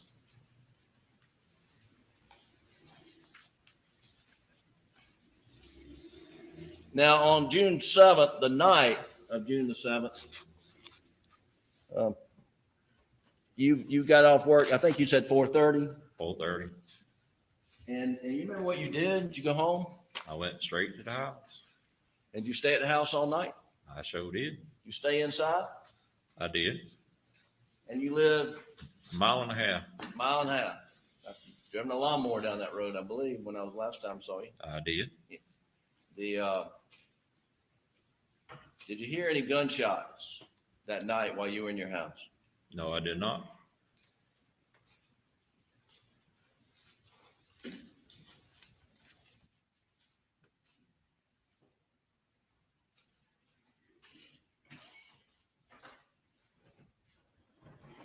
Now, you mentioned Paul liked to hunt with a blackout, 300 blackout, I guess? He did hog hunt.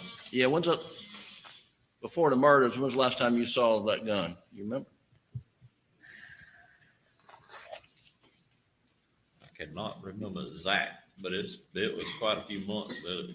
He had said something about going hog hunting. He had it in his truck. Right. Okay. But it was a couple of months. I know at least 5 or 6 months. All right. Two last points. Bubba's been getting a bad name, but Bubba's a little stubborn dog. Stubborn? No, he just rambunctious. But will he listen to you? Somewhat.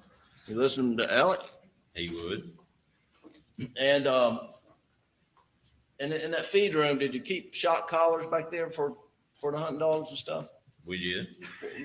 What else was kept in that feed room besides feed? Shot collars, feed, chicken feed, the GPS tracking collars.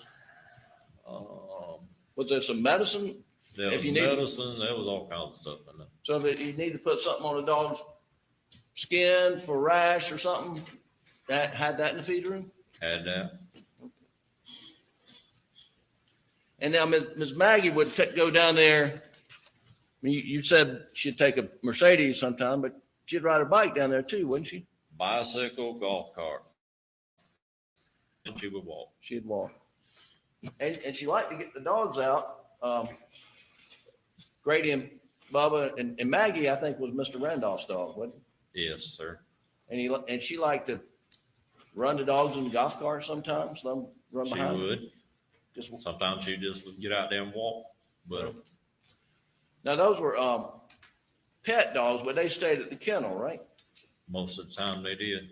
And they didn't let those dogs in the house because Buster had eczema. Were you aware of that? I didn't wear that. I knew they would take them up to the house. Now, whether they went in, I didn't know. You didn't know whether they went in or out or did not? I know they stayed outside around the house. And you know they had electric fence? They did. And sometimes it worked and sometimes it didn't? Yes. Okay. But it wasn't unusual for Bubba, Grady, and Maggie to be down at the kennels at night, right? It wouldn't. Okay. And they like to chase chickens? Bubba the one? They never would chase chickens until Alex had got a rooster that would roost right over there. After he let that rooster out, that joker got there would taunt them jokers. And they got where they would chase the chickens. Because the rooster would be taunting the dogs. Yeah, they aggravate the dogs to death. All right.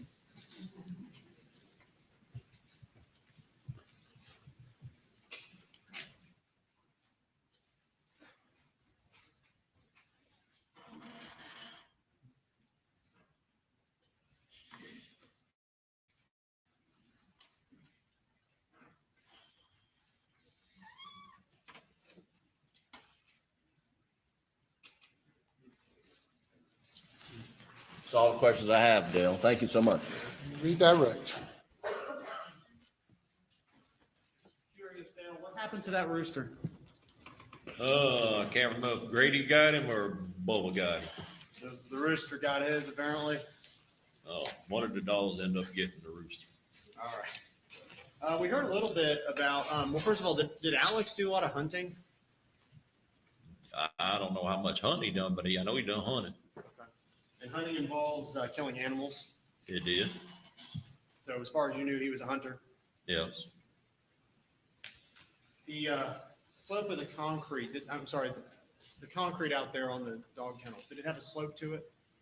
Yes. And that would be for what reason? To run the water off. So the water would naturally drain out there even if it wasn't sunny? It would. And I think you mentioned and talked at length about the feed room and how there was issues there, but were the issues caused, the Whiting Road, was that caused because it was actually draining? When they done that room, they didn't, like I told that gentleman over there, they didn't seal that bottom plate like it should have been. And it would allow water, when you sprayed the concrete off, that water kept just slowly getting underneath the concrete until it started rotting out around the door jambs and stuff. If Maggie was down there at the kennels, would she have put the dog beds down for the dogs? She would have.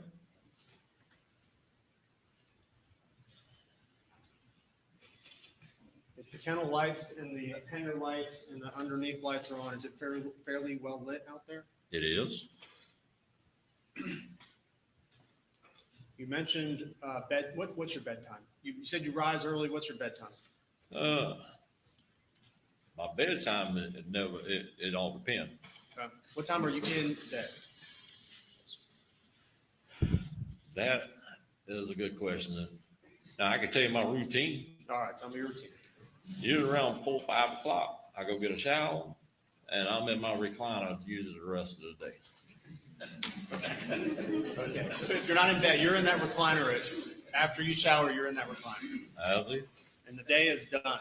Done. Okay. And in June 7th, that was that Monday. Were you done that night at whatever time you took your shower, 4 or 5 o'clock? I was done at 4:30, 5 o'clock. I had done had my shower. I was in my recliner. And you were with your wife? Yes. Last question.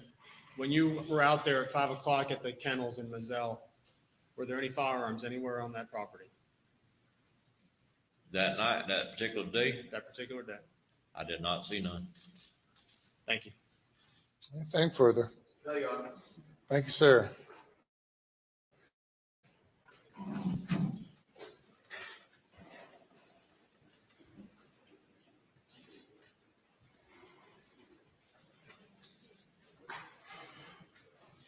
Call your next witness. State Post Carson Burney. You're good.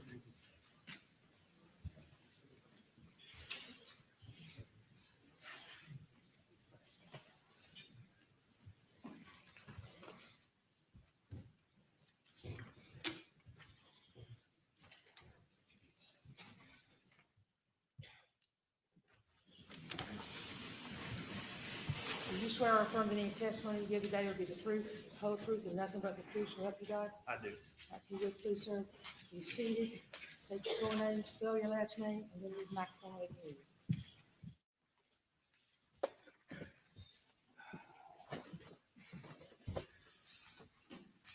Carson Burney, Burney. Now it's the afternoon. Good afternoon, Mr. Burney. Afternoon. Tell us a little bit about yourself, Mr. Burney. My name is Carson Burney. As I mentioned, I've lived in South Carolina a little over 20 years. I graduated from University of South Carolina 2013 with a degree. In 2015, I went back to USC, completed a 6-month paralegal certificate program there. 2019, I joined the Department of Revenue as a sales tax auditor. And in 2021, I was hired on as the forensic accountant in the state grand jury division at the South Carolina Attorney General's office. So we work together. We do. We used to have offices right next to each other. About how long have you been with the Attorney General's office again? Approximately a year and a half. And about how long were you with the Department of Revenue before you came over to us? A little over 2 years. And say again for me, what is your job title with the AG's office?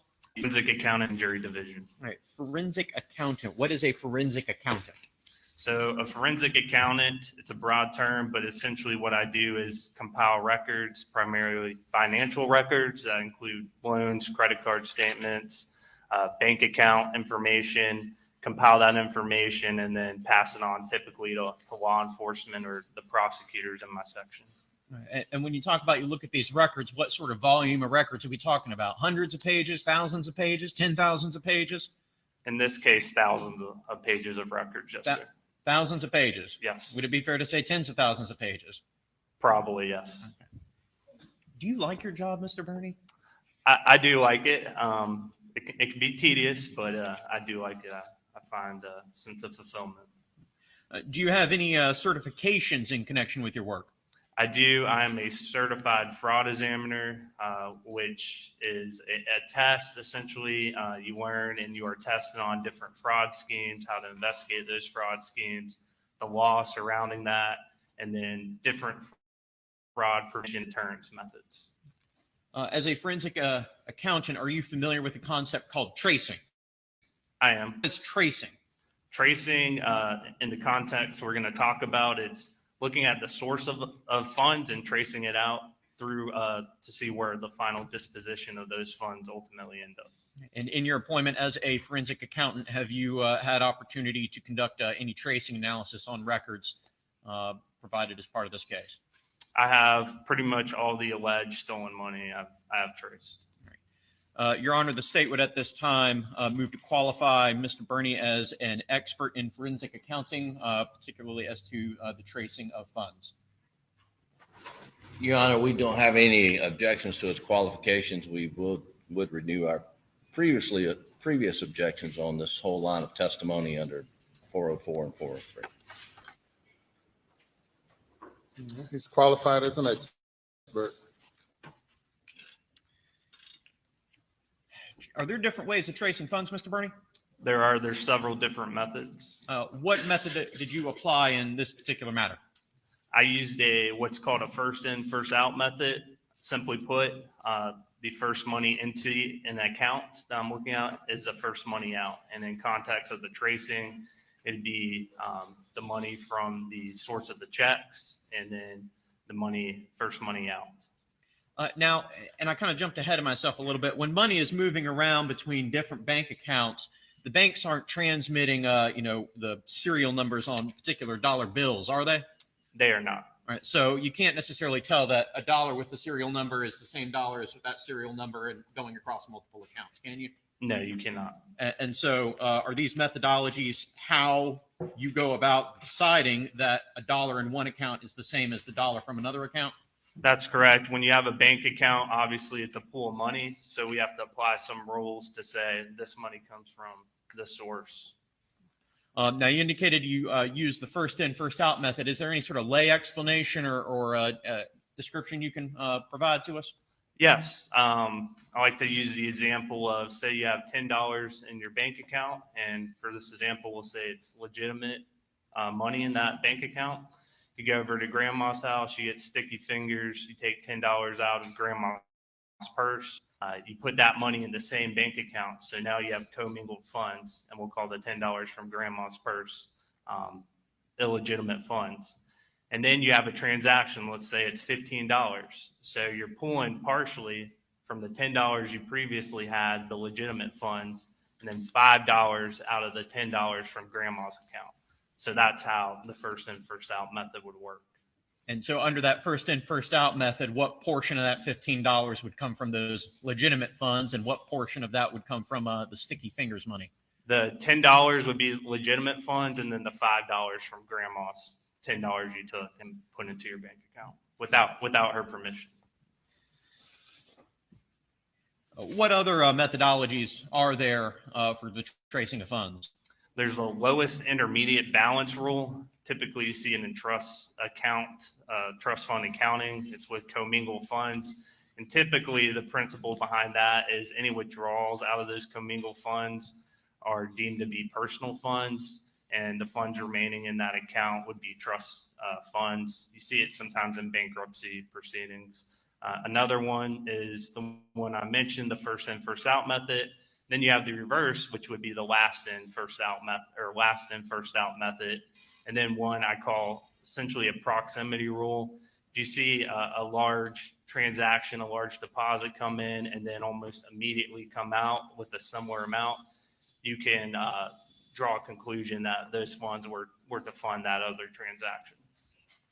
So to go over that last one a little bit, if you're looking at a bank account and you see $1,000 come and then right away $1 with proxy, you just described? That's exactly correct. And in that circumstance, you wouldn't even necessarily need to apply that first in, first out, or last in, first out, or any of the particularized math. You just say 1,000, it's all the same. That's correct, yes. Okay. In this particular case, were you asked to look into the deposit of $792,000 into accounts under the control of Alex Murdaugh? I was. All right. When was that money deposited into which accounts? Can I review my notes? Please do.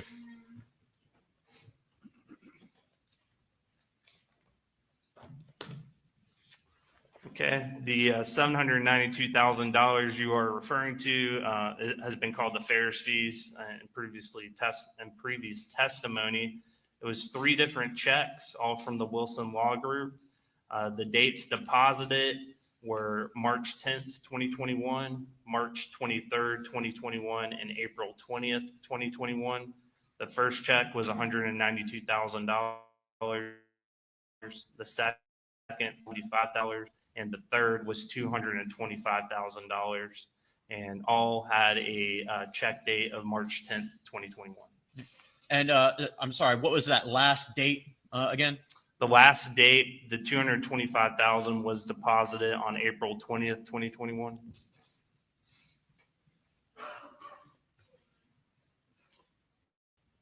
And did you apply any tracing analysis to the disbursement of those funds? I did. And which form of analysis did you apply to it? I did the first in, first out method. And without getting into any granular detail of the expenses from the account from that money, what generally was that money expended on? So a large portion of the money was checks to associates, known people to Alex Murdaugh. And then the remaining of the funds, primarily we see credit card payments. When was that $792,000 exhausted under that first in, first out analysis? So it was completely exhausted out of the account by May 25th, 2021.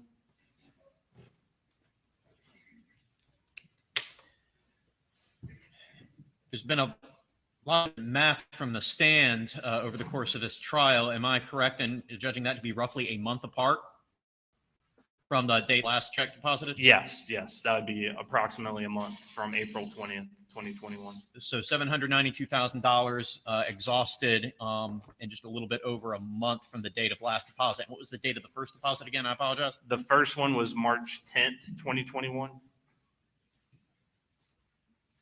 So from that date to the last date, I believe 2.5 approximately months. Were there into which account was that deposited again? So all 3 checks were deposited into a Bank of America account ending in 6779 under the name of Alex Murdaugh. Now let's take a step back and talk a little bit about the accounts of Alex Murdaugh. Was that Alex's only account at Bank of America? No. All right. What was his other accounts at Bank of America? He had other accounts that have been called the fake forge accounts. There are 2 of those accounts, and the accounts seemed to run consecutively. One account ended, and then a second one was created. The reason, I'm not exactly sure just from looking at the statements, but there were 2 different accounts. There's also a credit card account at Bank of America. And did Mr. Murdaugh have accounts at Palmetto State Bank? He did. He had several accounts at Palmetto State Bank. Was there a particular account there that appeared in your analysis to be his primary account? Yes, an account ending in 6092, checking account. Generally speaking, when following funds from Bank of America, well, let me rephrase that question. Was there any pattern in the flow of funds after they were deposited into either the fake forge account or into that Bank of America checking account? Yes. So when checks were deposited into the fake forge account, typically they were transferred out or withdrawn in cash. If they were transferred out, normally they would go to his personal banking account ending in 6.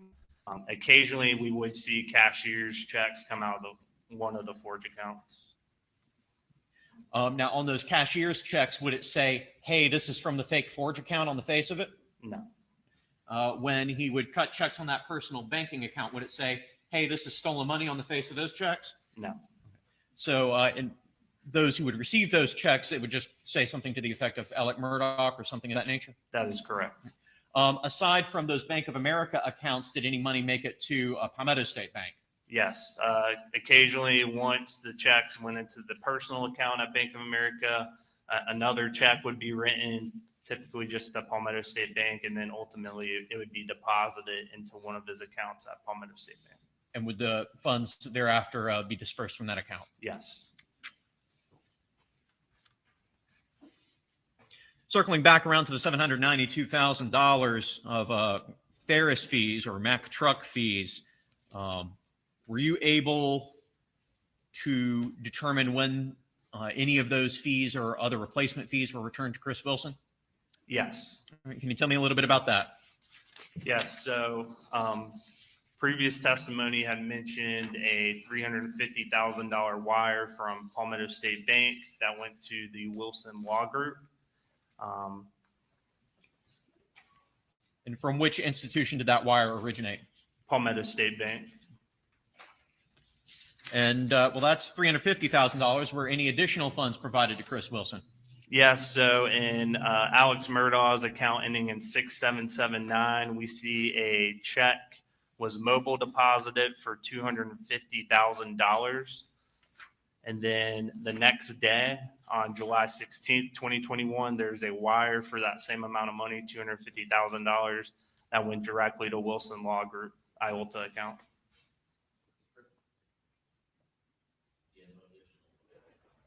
I'm showing you a document that is labeled as States Exhibit 518. Do you recognize this document? I do. That you were just describing of a $250,000 instrument deposited into Alex's account. That is correct. Introduce into evidence Exhibit 518. My additional objection, Your Honor. Submit it.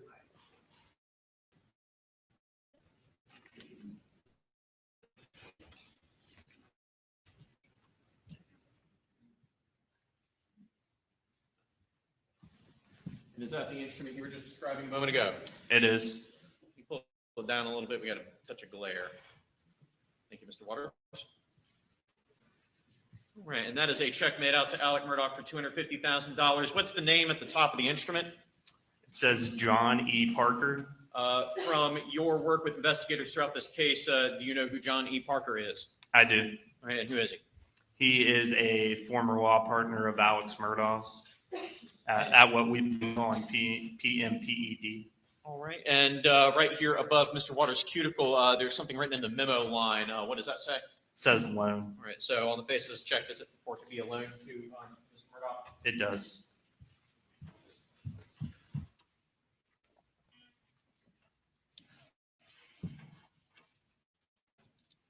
Adds up to $600,000. Did you identify any additional funds sent back to Chris Wilson's office in? I did not. And I apologize. That, with court's permission and we have redacted certain personal identifying account information from the face of this document.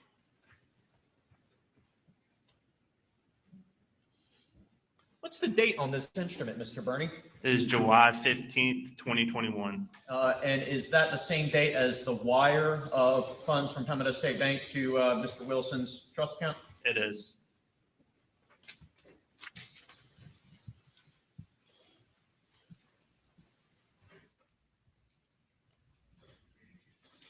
In the course of your analysis, did you have an opportunity to look at Mr. Murdaugh's balances on or about June 7th, 2021? I did. And did you look at his balances on all of his deposit accounts? I did. And did you look at his balances on all of his outstanding loans and lines of credit? Yes, all that I've identified, I reviewed them, yes. In your opinion, Mr. Burney, on June 7th, 2021, across Mr. Murdaugh's deposit accounts and demand lines of credit, did Richard Alexander Murdaugh have $792,000 available to return to Chris Wilson? He did not. On that same date, June 7th, 2021, across his deposit accounts and his demand lines of credit, did Richard Alexander Murdaugh have $500,000 available to give to the sons of Gloria Satterfield? He did not.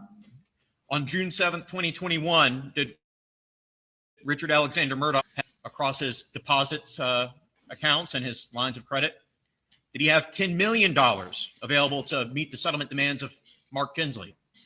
He did not have $10 million. And it might seem obvious, given that we went through each of those individual scenarios, but on June 7th, 2021, did Richard Alexander Murdaugh have enough money to fulfill all three of those conditions? He was not able to fulfill all three conditions. That's correct. No further questions for this witness, Your Honor.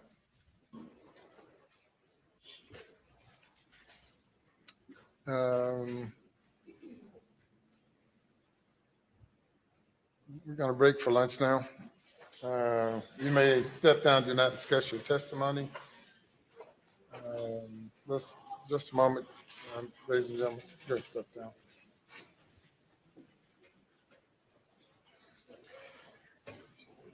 And we'll resume at 2:15. Please do not discuss the case.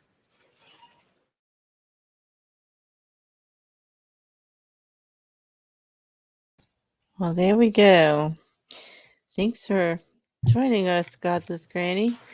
This is very interesting today, but I'm hoping you can talk to us about the hearsay objection that he came back and said he actually sustained it.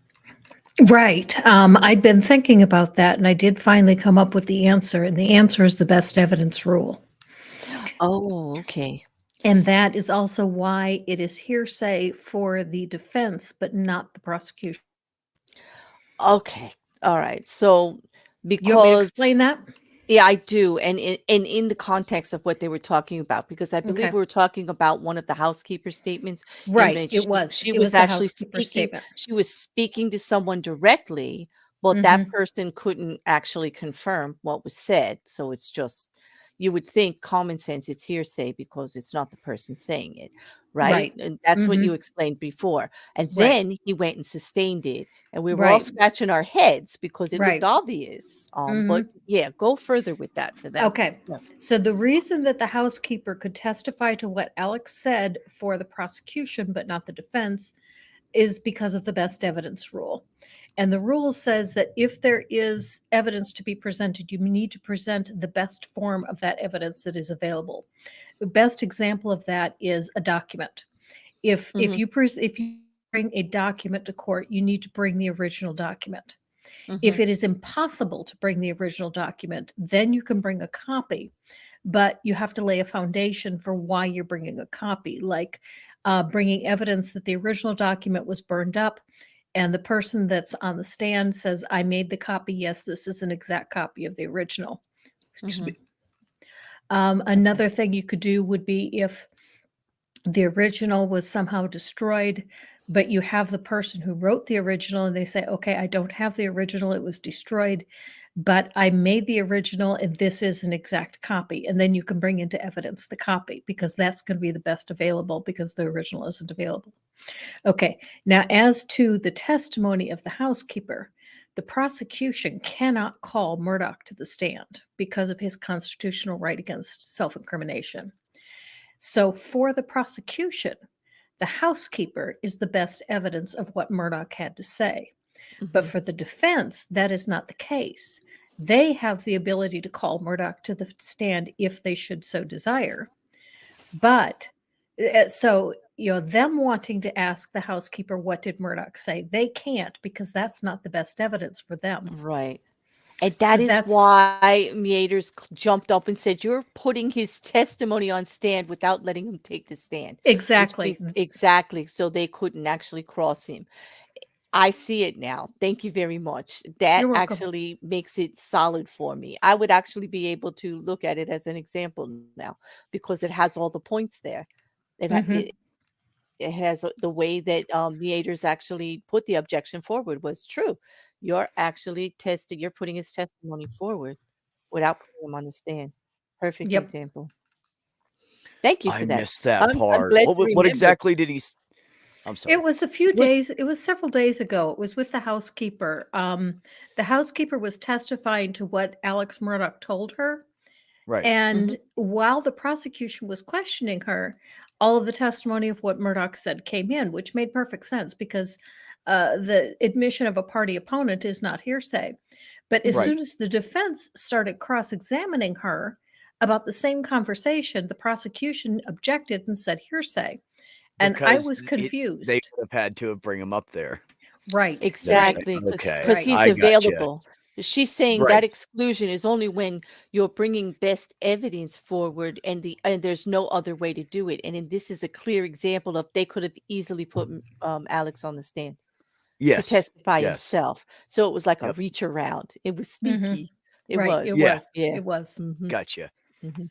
Gotcha. And Yeah, busted. that makes more And sense. yet at the time we were all like, Mater, sit down. You're making an idiot out of yourself. Like, because he was really adamant about it. I was like, what's Mhm. going on here? He's so out of character. It's not like the prosecution to be making those kind of things with the judge. They're usually very respectful of him and the way he likes his court. But he wasn't having it. Mieters wasn't letting it go. He was even talking back. Like Mhm. through the question and everything. He wasn't even letting anything go. It was Yeah, bad. he was walking Yeah. the edge of ticking the judge Mhm. off.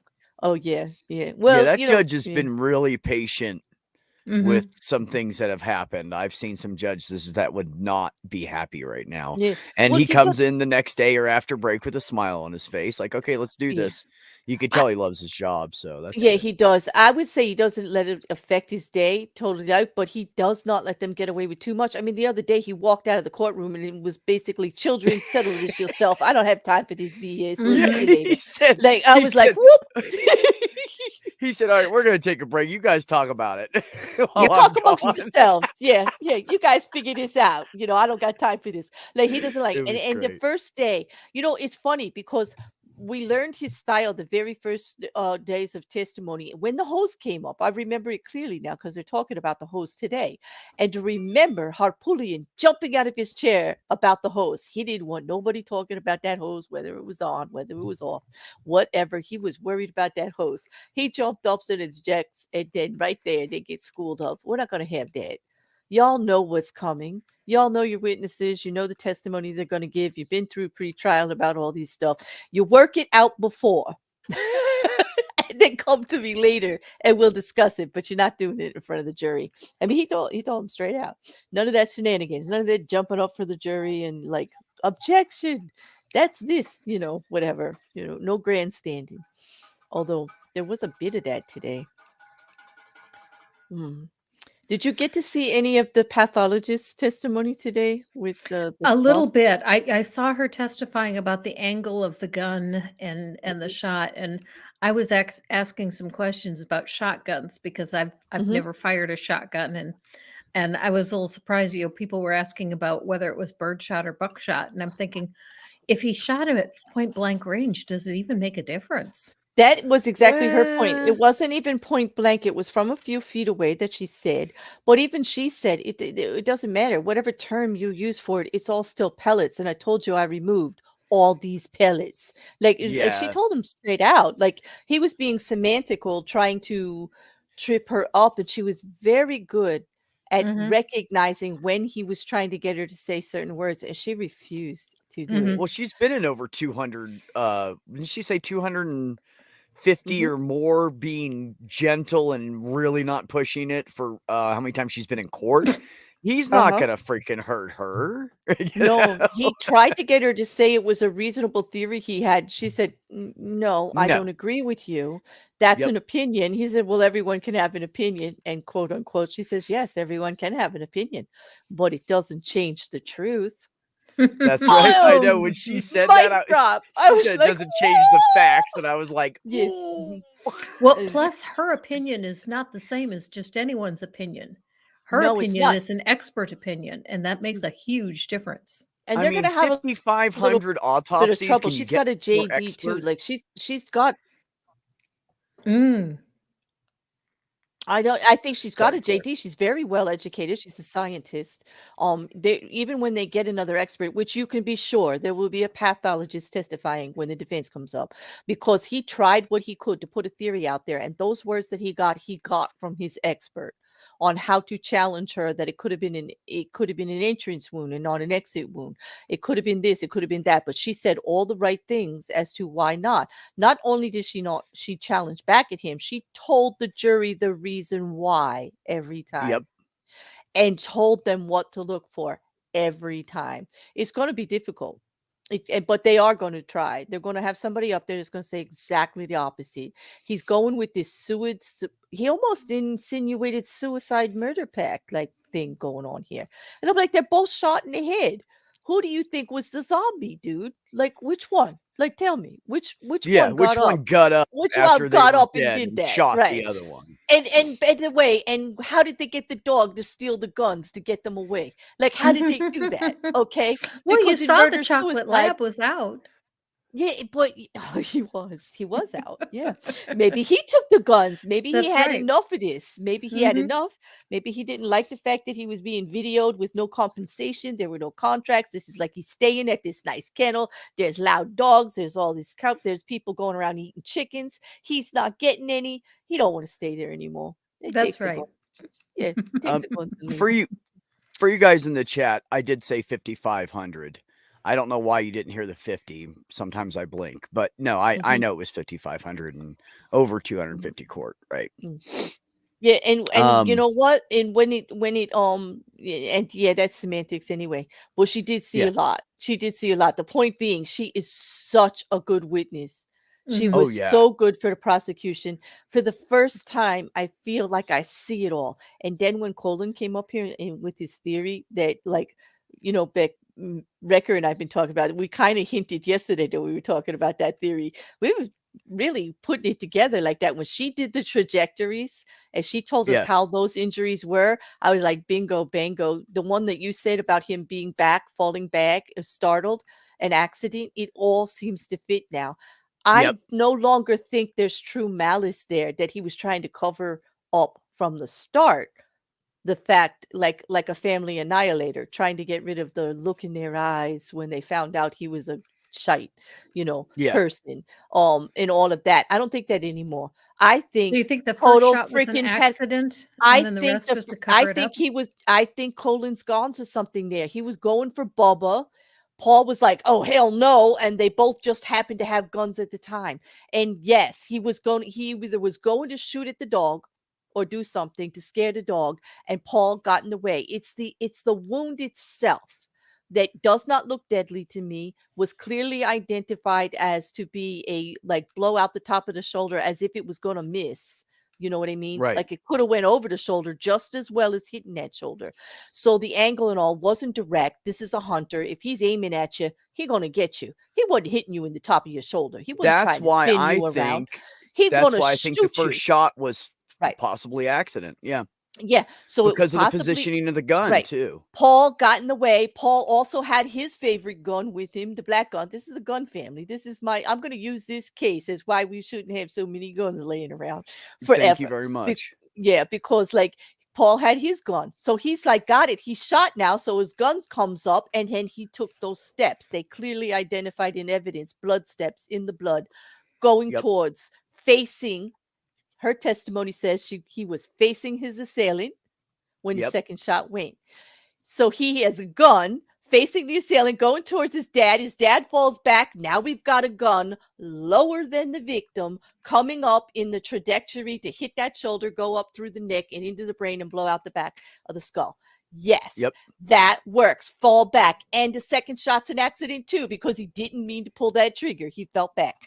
I do not believe he meant to kill his child. I don't. I think But then his he meant to child kill is his dead. wife. Oh, he meant to kill his wife because he meant to do that.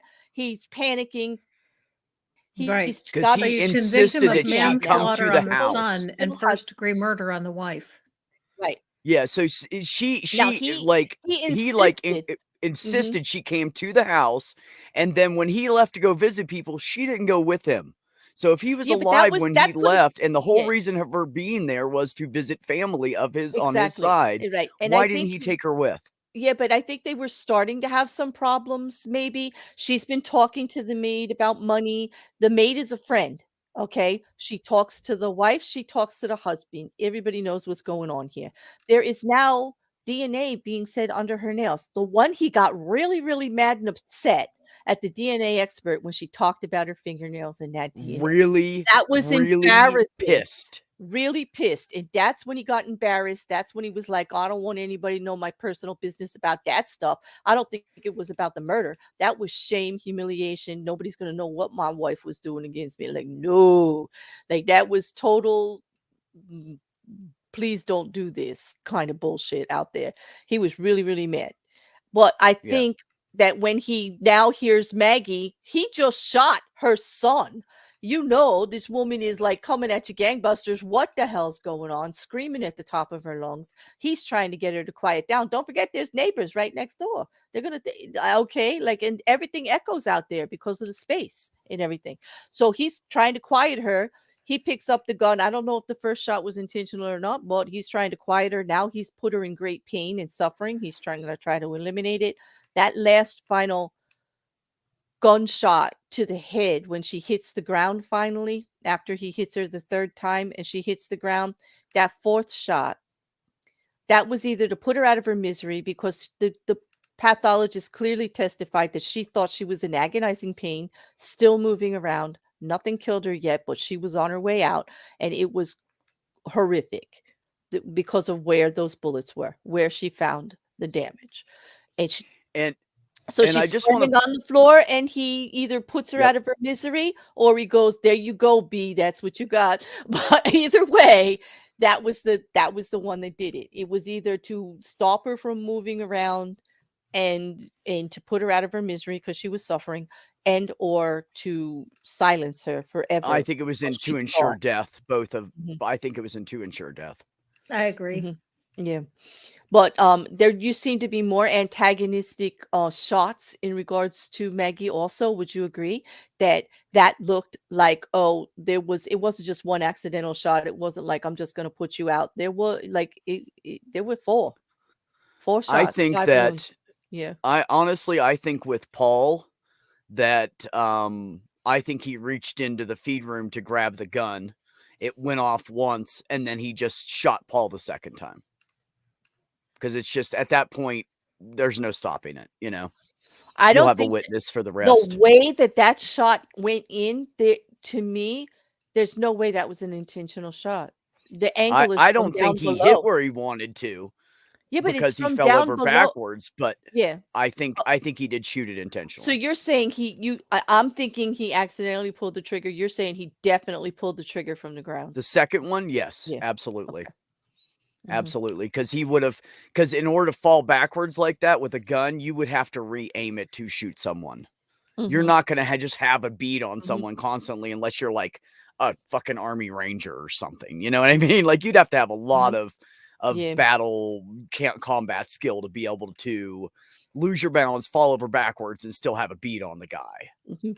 And You know, granted, and most the direction of the shot as well looks like he was trying to aim for his chest and did not. well, But he blew out or his head even if either he way. took time to aim that well at all. Remember, Paul's got a gun. He's already shot, and looks like he's aiming at him. And you know, Yeah. by the way, everybody, I don't know if anybody else realized this, but it clicked in my head, and I messaged Claire about it last night after I was rewatching stuff that I missed. Mhm. Yeah. So that shotgun was already jammed when Sled got it. That's right. Which yeah. So if the shotgun was jammed before, let's if that's the same shotgun he used, which was loaded by Maggie, which had a Mhm. 16 gauge along with 12 gauges in there. It got to the 16 gauge, it jammed. Okay. If that's the same gun, he would have had to have switched guns to shoot Maggie. That gun jammed. He would have had to have grabbed Paul's gun. Now, here's my thoughts on it. Shoots Paul. Maggie's freaking out. Hit the gun jams. He runs over and grabs Paul's. Paul's was usually kept in his truck or it was in Alex's truck. Either way, it was over by the vehicles, which would give him a reason to run on the other side of Maggie and come back at her, shooting her, heading towards the feed room. The only thing I can think of that would cause that. Okay, they're Because saying there both was nothing shots were else in the way intentional. where she was, but he shot her coming from the vehicles towards the feed room. So Yeah. he had to switch guns, and I think that's when the switch happened. Pete, I He agree. ran The over to first get the shot. gun. Yeah, Pete, I agree. The first shot is intentional, but I don't think that Paul was who he was shooting at. I think he was going for the dog. I seriously do. I kind of agree with Colton on that. I don't think Or he was going going for after his son. Maggie, thinking Yeah. that his son, who is attached to his left hip, is going to be like, "You're right, Dad." You know, that's kind of what I was thinking, was that he was going to try to kill Maggie and get Paul on his side. And then if Paul overreacted, then you could just shoot him. Yeah, But I don't think I I definitely really. think he was Yeah. going after Maggie as a main target. And I don't Alright. know if Paul was a secondary, like he had planned on taking him out too because of the boat case. I'm not really sure, but I don't know. It just looks so sus with just having those two people there. He didn't ask Buster to come from Hilton Head or anything, but insisted Maggie would be there and knowing Paul would be there. Yeah, So, but the you thing, know, at this time, Maggie's being a little resistant in this and that about things. So she's having conversations about money. Maybe he needed to speak with her. Don't forget, he had that meeting with the partners in the morning, and there might have been stuff coming forward. And maybe it's not unreasonable to think that a husband would want to have a heart-to-heart with his wife about what's coming down the pike to minimize the damage. It is true that everyone, no matter what side they fall on this fence, says that he loved Maggie explicitly, that they were very friendly with each other, they did everything together, that it just started where she did recently stay away. She just started to make tweets about he's acting weird, and I don't know. Of course she knew something was up. It's not unreasonable that he needs to talk to her about what happened at the partner meeting, at the partnership. Yeah, but why not just say to her, "Hey, I need to talk to you. This is very important." Why make an excuse to go see his dad? Why? Because he's a man. I don't know, because she had already said she didn't have time, because he's a manipulative SOB, like whatever. There's just this style. We know he lies. We know he lies at the drop of a hat. He's really, really good at it. Maybe she had already said she didn't want to get into any big discussions, or maybe she's already told him she needed some time. I mean, there's a ring underneath a chair, underneath a car seat. Okay. And there's other things. Okay. Maybe she had already told him she needed some time, and that was his way to get her back. He needed the sympathy card, because just talking to him about an event wasn't going to be enough. There's all kinds of ways that I could spin that one on how he got her there. It doesn't necessarily mean I am starting to think based on how the evidence is now on how we tried to cover up, that this was not well planned in advance. No, definitely no. wasn't well planned, but I do think he did plan some of it. And and when I say plan some of it, I don't mean, like a day in advance or even a half a day in advance, but as he went along, he was making plans on what to do next. Agreed. I agree with that. Yeah. I mean, at the very very least, I am convinced that he definitely meant to shoot Maggie, and I am about 75%, maybe 90% convinced that he meant to shoot Paul, that he was going to take both Don't of them forget out. the Freudian slip twice the Freudian I did. slip. I did him bad. I did him bad. And no matter how bad you play that front, back, or center, that's what he said. Okay, there's now other audio out there that's been enhanced. It's not even slowed down, and you clearly see him say, "I." Why hasn't the state brought that up? That's what I want to know. They played they're it. heading They towards did. it? They played the whole. Oh, they thing. did? Beck, they played that whole video. They played that whole audio. That's how we got it. Okay. It couldn't be out there if we didn't. It got released because that is the first. That's the first interview or the second interview. The first or the second. Oh, I interview. missed those. That's why I didn't see the first two couple days. Yeah. I think it's the second interview based on how he's dressed. It was outside his friend's house. The SLED agents put him into a vehicle for privacy and did their interview there. That's when he had the white striped shirt on. Right. Okay. There is actually being stated on Twitter by the guy from Fitz News that there's a third interview that they did in August of that year that's even more damning, and we're going to hear that either later today or tomorrow. So Aaron, I'm what are you trying? hoping. Okay, hold on. Aaron wants us to read something. He said, He- "Am I he- going to have he's- to put my penis in the chat to get their attention?" No. I think. All right. Wait, I- no, I see you, Aaron. I just don't like to go. First of all, we all know he could have psychopathic tendencies. I absolutely agree. But I have Yes. spent many hours talking with Luke Bearded Herrick, who studies forensic psychology, and he tells me to actually prove that you're a psychopath by the actual categories is very difficult. Point doing, we tried to do it with Hannibal Lecter. And if we couldn't get Hannibal Lecter to be a psychopath, Alex Murdaugh is not going to be one. Okay. However, I will agree, psychopathic tendencies and lots there to pick at, but definitely not. And reevaluate the appearance of his relationships. They're good at appearances. I get that. But these people, it's obvious that his sons respected and loved him. All of Paul's friends saw a good relationship. I also have to push back on you a bit, Claire, because just because someone has a good relationship doesn't mean you don't kill them. Because This is people true. get killed far more by people they know than people they don't know. True. And obviously people that you care about do get killed because these two people are dead and he obviously loved them both. I'm just saying, I think it's more accident or non-purposeful. I won't say an accident because I think that Pete is right. I think that first shot, he did intend to do it, but I don't think he intended it at Paul.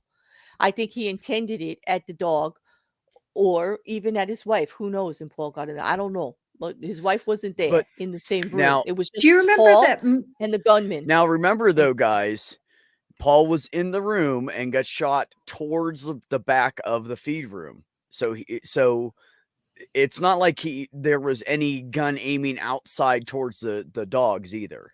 No, but nobody said the dog was locked up at the time either. Right before that, minutes before that, Bubba was running around with a chicken in his mouth. There's no way you're going to convince me that Bubba was in the kennel. He was definitely not in the kennel. He was not. Neither one of her And dogs were, I'm pretty sure. Those phones went silent together seconds to minutes after 8:49 when that video was taken. Yep. I don't remember what already movie had it their was. guns. Oh, go ahead. It was about, probably 10 years ago, which means it was probably really about 20 years ago. But it was an interesting case because every member of the family had a different blood type, and it was how they were able to prove the murder. And I'm not sure that it was based on a true story because I can't remember what movie it was. It was a very big movie. But anyway, this husband and wife get into a fight, and they end up proving that what happened was the youngest child came in, and the father accidentally, hit her and accidentally threw her into a wall, smashing her skull and killing her. So then the father goes and kills the rest of the family. And he loved his family, but he didn't want to get caught for having killed the youngest. And so he intentionally killed all of the rest of the family members. Yeah, and that's my pushback to you. Just because you love someone doesn't mean you don't intentionally kill them. Self-preservation is more important than anything else as a human being. We will do everything to make ourselves survive, whatever the situation is. And we discussed that on Saturday morning with Bearded Heretic in regards to family annihilation, in how familicide happens, and most likely it is the psychopathic. What you're seeing in Alex Murdaugh. Sorry, yeah. Every time I say Bearded Heretic, I start mispronouncing the name. Alex Murdaugh. Yeah, thank you, Luke. Thank you again. Okay. Alex Murdaugh, what we see in him is definitely the typical, yes, he loves his family, but does he feel ownership like they're his? Yes, absolutely. I'm looking at an egomaniac there. That man thinks he's the smartest man in the room. That man has been stealing from people for 10 to 20 years and nobody caught on, and he's doing it right under their nose. He's a manipulator. He's a master planner. I get all that. I see it. I see what you guys are saying. But I also see that like one instance like that his son is dead. He would have wiped out any member of his family that was there, like, because he's not going to want them all looking back at him that he did something so horrific like that. And Aaron Reese has a good point that the drug use could also have caused a chemical imbalance that may have affected his thinking process. Exact, making things harder to predict. And exactly. So however Paul ended up dead, which we're all going by, including the pathologist, that Paul's was first. Okay. It looks like the scenario that they're playing out for us there. Whatever happened between Paul and Alex that caused Paul to be dead is the trigger for why Maggie's dead, even though he had some animosity there anyway. That's what I see, even though that's not what the prosecution is actually saying. They're trying to make it that it was premeditated. He planned to knock them both off. That's why he had them both there, because of the pressures he's feeling financially. He's trying to put an end to it all. I don't see how he puts an end to it with killing them both. But then again, like Aaron said, his thinking is not so clear either. So maybe in some weird way, he thinks that if Paul's not there to have the indictment, that these suits are going to go away. Yeah, the criminal one would, but you still got Mark Tinsley out there with discovery going to happen every day, any day, and all your accounts are going to be exposed. It was still going to happen. Killing Paul didn't prevent financial exposure for the criminal charges of financial fraud. Killing Paul does not prevent that. Killing Maggie does not prevent it. The only thing it does prevent is the two of them that he loves looking at him differently. Him no longer being the idol of their eyes. Okay. People that you love now judging you for your misdeeds. Having that exposed, like I could see that. But I don't see him preventing all these charges coming out. I think he's preventing the reaction of his family, the two people he loved the most. Now, why Buster's not there, I don't know. Maybe Buster already knows. Let's be clear. Yeah, I'm wondering Nathan about that Tootin because knew. Now, wait a minute. Did we not just hear testimony that Nathan Tootin knew? So who's to say that Buster didn't know? This is a close-knit boys. Well, and that's the thing. Who's to say Paul didn't know if one of his best friends knew, which was the point I was making before, was, Nathan Tootin and him were I don't very, think very Nathan close Tootin friends. talks to anybody about anything. Look at how he testified. Does that guy look like he spills beans? Hell no. Hell no. Yeah, and I don't think and I know you guys were saying, well, he's a cop. If he knew something, he would be honest about it. But, you're talking about a poor kid around rich people. I also think he had a code of dangle ethics. $100,000 or $200,000 in front of somebody's nose that's poor. They're going to shut the fuck up 9 times out of 10. I just think he had a lot of integrity and moral fortitude, to tell you the truth. I Rich do or not. agree with that. I do do, agree with because not only is a police officer, but he's working at that law firm. He's doing errands for Alex Murdaugh respectfully and everything, likes the family, gets along with everybody. But when asked to participate in an investigation where some wrongdoing about somebody he cares about was there, he was right there helping along and documenting it. And I just think that speaks loudly. And also the way he testified, he only gave yes and no answers. He only answered what was asked of him. He didn't interject anything else. And it's just up to them to ask the right questions. Nobody asked him if he thought Alex Murdaugh was capable of offing them both. Yeah, I no, would have that's loved true. to Nobody hear asked what him he that. said, because he looked like he had some thoughts about things. I would like to hear what his theory on the whole thing. But Aaron Reese said he's a South Carolina cop. They're not famous for virtue. no, but I'm not going to judge this guy. I'm judging him by Yeah, I what know. I saw, Aaron, not the reputation of those cops. I'm judging by what I saw, and what I saw, I'm sorry, I could be, Sandy, I do that often, but I'm looking at the guy and listening to his testimony. Yes, I do project well-being on lots of people who are shady and underhanded and just like to be contrarian. I get that.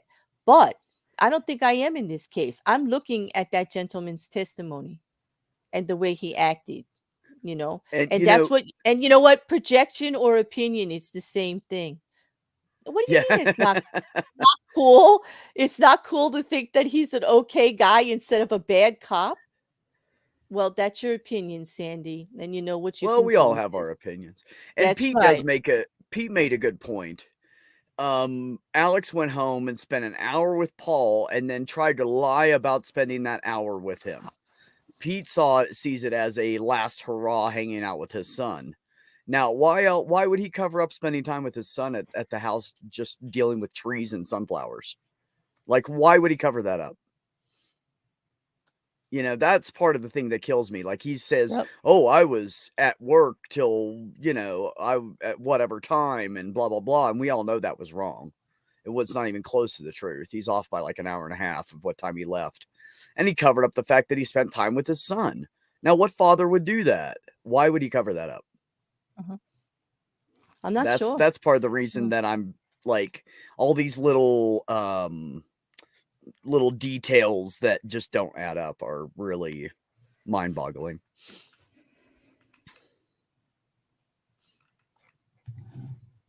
Well, it doesn't come off that way, and I'm not being very appreciative of it at the moment, and I'll admit it, not appreciating it at all. So, yeah. Anyway. Aaron Reese says it's hard to explain, but there's a different perception of morality in some circles here. A person can perceive themselves to be good and appear so to others because they abide by that. This is true. Morality. And, I don't think that's right. And when you're making an opinion about something, of course you bring your own ways that you look at things for it. That's all you have to look at it with. Yes. But sure. Would I be projecting how I feel morally about some of that stuff, what I respected about his testimony? Absolutely. And I own it. I don't need to be schooled on it.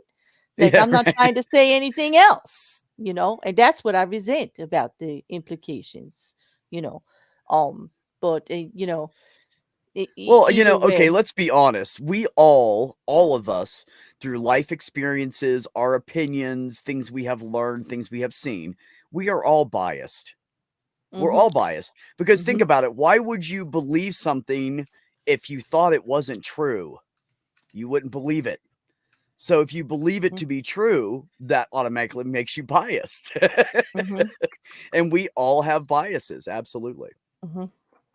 Absolutely. Like Sandy, I understand Sandy because her and I have both been knocked down so much in life that we have, that we are very cynical about certain things because we have seen it happen over and over again. And we in our eyes, because of our life experience, it's proven to be true to us.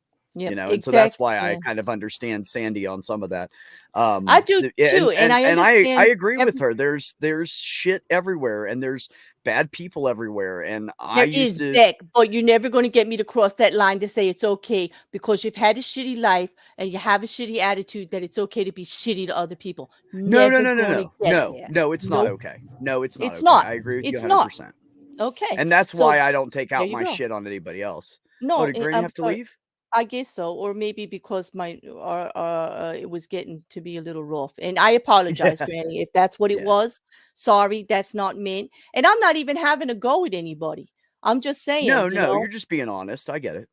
I'm not calling you that, Sandy. I'm talking about a premise here. If you want to take it personal, fine. Here's what I got to say. She was about just that. saying in general.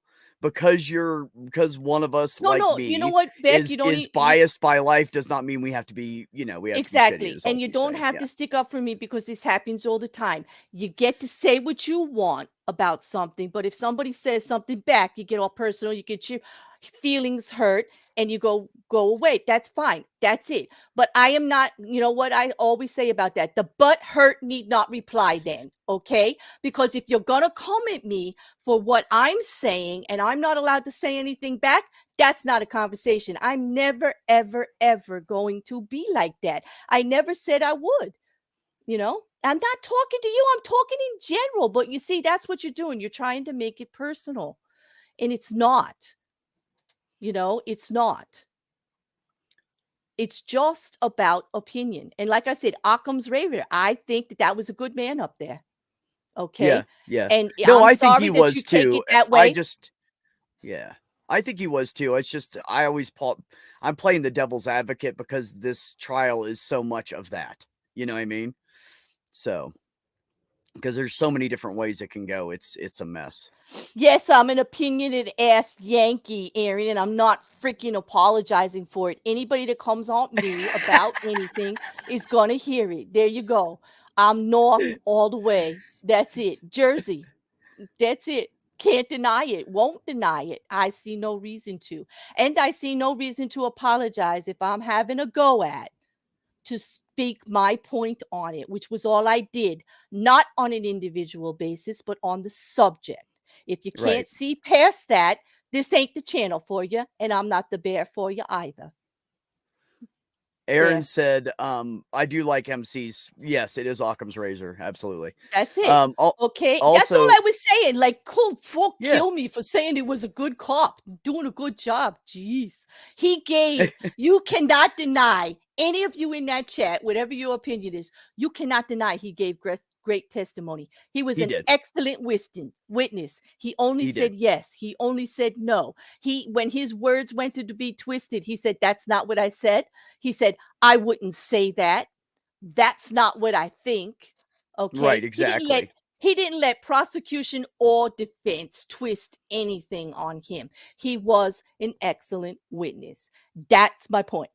That's my point. And that may be because he's an excellent witness and that's how he did it. That may be just how he is. I can't see you're like that because they rehearsed you that way.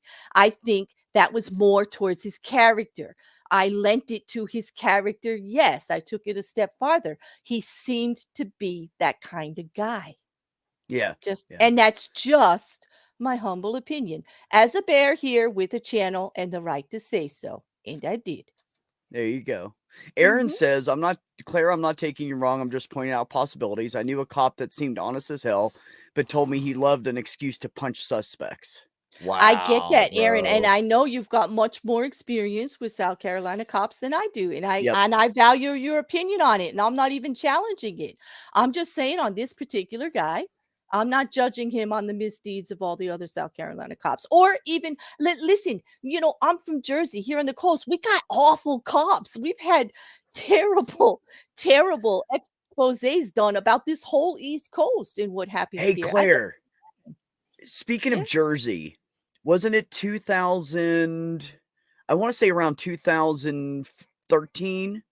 There was like 10 or 12 cops in Jersey that gang raped this girl. Do you remember that? No, wait, what? Yeah, there was like 10 or 12 cops that they were having a party and they invited this young girl over. She was like Oh, 17 they years did. old. Yeah, And they yeah. gang Okay. raped her, and the man, it tore apart that department because it was like every male cop except for the seniority guys up top, but it was all the lower level cops, and like it was like 12 of them in this one precinct. And it just, man, that was a mess. I remember hearing about it. So no, I mean, every place has corrupt cops. You know, it's like I always say, every group of people you will find, it doesn't matter if they're theists or not theists, if they're atheists, if they're in a religious cult, it doesn't matter what they are doing with their lives. Every group of people, you're going to find a couple of assholes, a couple of very, very nice people, some people that are cool, and then some people that keep to themselves because they know the rest of them are assholes. That is every group of every people. Cops, it doesn't matter. There are good and bad in every single freaking group. And that's just the way it is. So, yeah. So no, I don't think he's a bad cop. And No. I did get a good general feeling off of him that he was honest and a good guy. Yeah, I did. Mm-hmm. Yeah. I thought he was excellent testimony, and just he made a good solid witness because he couldn't be moved. The same thing with the pathologist today, but she did it softer. She was not letting her words or her opinion be corrupted into thinking it was something else. She was clear. Every time she was challenged, she would say, no, I don't see it that way, and then explain why. Why the theory of the defense. That was excellent. She was explaining why the theory of the defense didn't make sense to her as an expert witness, because there was no suit. It wasn't up close. It couldn't have been an entrance wound from the top because of this, and this. She gave the jury the information they needed to push back on the muddying of the water.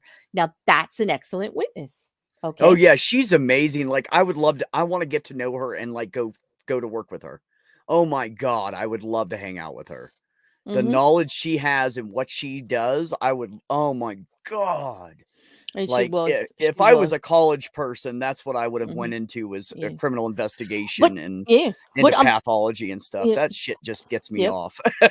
Yeah, I'm really curious because Pete keeps saying like both shots were intentional, and I want to know like your whole theory of the event, Pete. I am really curious. Like, if you want to Yeah, take a me minute, too, that'd Pete. be great, because I really want to hear what you have to say. Because first of all, you know a lot about guns. You've been very clear about the stuff that you do know about in the chat, and I've been watching what you've been saying, and I'm trying to piece together like your whole theory. And I do want to hear from everybody about their theories. This isn't just for me. Do you think that I actually want to run a trial, like actually play this for 8 to 9 hours a day and not want to know what everybody else is thinking about it too? Well, of Because that's course, what it's that's for. That's what it's 3/4 of what for. you're doing here, It's right? it's talking to you guys in the chat to find out how you are looking at it, what you're thinking about it, giving you the opportunity as murder minions to discuss it. Because that was my whole, like, when I was trying to find people to talk with. I do have friends that like this kind of stuff, so we talked about it a lot. But Yeah. sometimes they're not available, whatever. And I'm reading legal documents every day and following cases every day and finding like this weird stuff. And I want to talk to people about it, you know. And I did have a fascination for serial killers. I do have a fascination for cults. I covered Nexium. I covered quite a few. We even did Raelians over on the Hereticals. It was fascinating. Raelians? Yeah, Raelians. Yeah, it's coming on my culture conversation, so I'm doing it again because it's lit. Okay, it's definitely Okay, lit. because You're I gonna love totally it. want Okay. to, like, Oh either yeah, hear or be yeah. a part of that. I'm up for it. Yeah, Yeah. yeah. Well, with the Um, culture conversations is set up a little differently. It's not panels. It's actually individual conversations with people that have something to do it. They either whether we're an ex-Raelian, they know the history of. They're either a historian, a psychologist, or a member, or somebody tied into it, or somebody who's followed it for years. You know what I mean? Like, and it's a conversation with them, and then I do it in parts, like to try to break down the cult. Is it a cult or not a cult, and what it's about, and all of this other stuff. It's quite interesting. It's like a whole different yeah. I doing it than I've done before. It's something people won't be used to coming from me, Yeah. but I'm trying. I'm trying. But Pete said Phil, my whole theory would take a while. Been following this case for a couple years. Well, And you have MC my said, email now. You have my yeah, email now, there you Pete go. Hutchins. I want to hear from you. If you would grace me with your theory, if you don't want to say it yourself, I would like you to grace me with your theory so I could look at it and maybe, with your permission, tell people what it is. You know? Yeah, and MC has a good point. Remember, it's innocent until proven guilty. That cop is a good guy until evidence proves him otherwise. You're right. Absolutely. Oh, Absolutely. thank you, MC. And I'm sure that nobody, like, it did get a little bit rough because of it did, because to me, I just feel like speaking on things a little bit, and I don't mind pushback, but it did seem, just got a little personal, like I was trying to tear somebody up or anything, and I'm not. I'm not going after any individual. That's not my way. I'm talking about a subject and an issue, and I'm going to stand my ground about it every time and talk about it because it needs to be talked about. And Yeah. I think the guy Yeah, was a good absolutely. guy. I don't think he should be judged because of all the other South Carolina until No, you're right. You're he right. gets his hands, until he does something. But then again, do I have great respect for people that have more experience in certain situations than I do? Yes. Do I allow them to say whatever they want? This is perfect evidence. Everybody said whatever the hell they wanted, right? They did. Yeah. And Yeah. is everybody still here? Absolutely. Because I'm not going Yeah. to censor anybody. Say whatever you want. But don't expect you're not going to get something back. It's a two-way street, people, with everybody, Yeah. with me Yep. and with them. Just like if you push on, if you have something to say about it, go ahead and say about it. That's going to be allowed. You're going to be able to do it. As long as you're respectful to each other in the chat, you don't attack my panel members, I'm cool. Even when you attack Right. me, I'm cool for a little bit. I mean, I do have a short fuse, and if you do poke a bear, everybody knows you do get swiped. I'm not going to hide that. Okay. But, Right. there you go. Yeah. Right. Well, that's what happens. I mean, if that's just how it goes. It goes back and forth. Yeah. Yeah, How Aaron. close Exactly, Aaron. I deliverance. don't distrust him, but I also don't trust him. I'm ambiguous until proven otherwise. Yeah, I True. get And it, buddy. Aaron, you've got lots, like, Aaron is very pragmatic about how he looks at things, and it's like, until it's proved, like, he's not going on either direction until there's a solid. You need something solid to get Aaron either way on an opinion, on either side of the fence. And he's not a fence sitter either. He's just, I need to see more. Mark Caesar says, I don't have the guts to poke you. I can be nice, right, Beck? I have a terrible reputation. I have a terrible reputation if you go for me.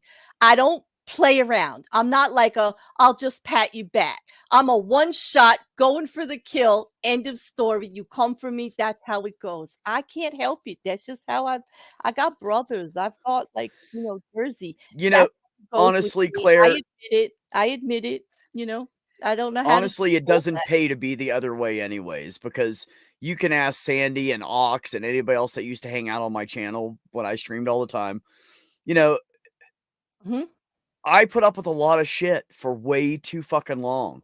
And then one day, about 2 years into it, somebody was running their mouth in the chat again, and I went the fuck off because and then after that, I'm done. I don't deal with that shit anymore. So I don't blame you, because all it did was cause animosity and resentment and made me more pissed at them than I would have been if I would have nipped it in the bud to begin with. So I don't blame you a bit for standing up for yourself. I don't. Yeah. Or standing up for whatever you believe or No, whatever it is. and I You don't know should. if you know my history out here on YouTube, but I take a lot of it and I make it irrelevant if it's not pertinent. But if you're coming like direct with something at me, like right to me, then I do feel like I have the right to say something back. Most of the time, I don't even bother because it's like it's irrelevant. I don't argue against the rumors. I don't argue against all the falsehoods. I feel like people that actually know me better, and they would know my intent.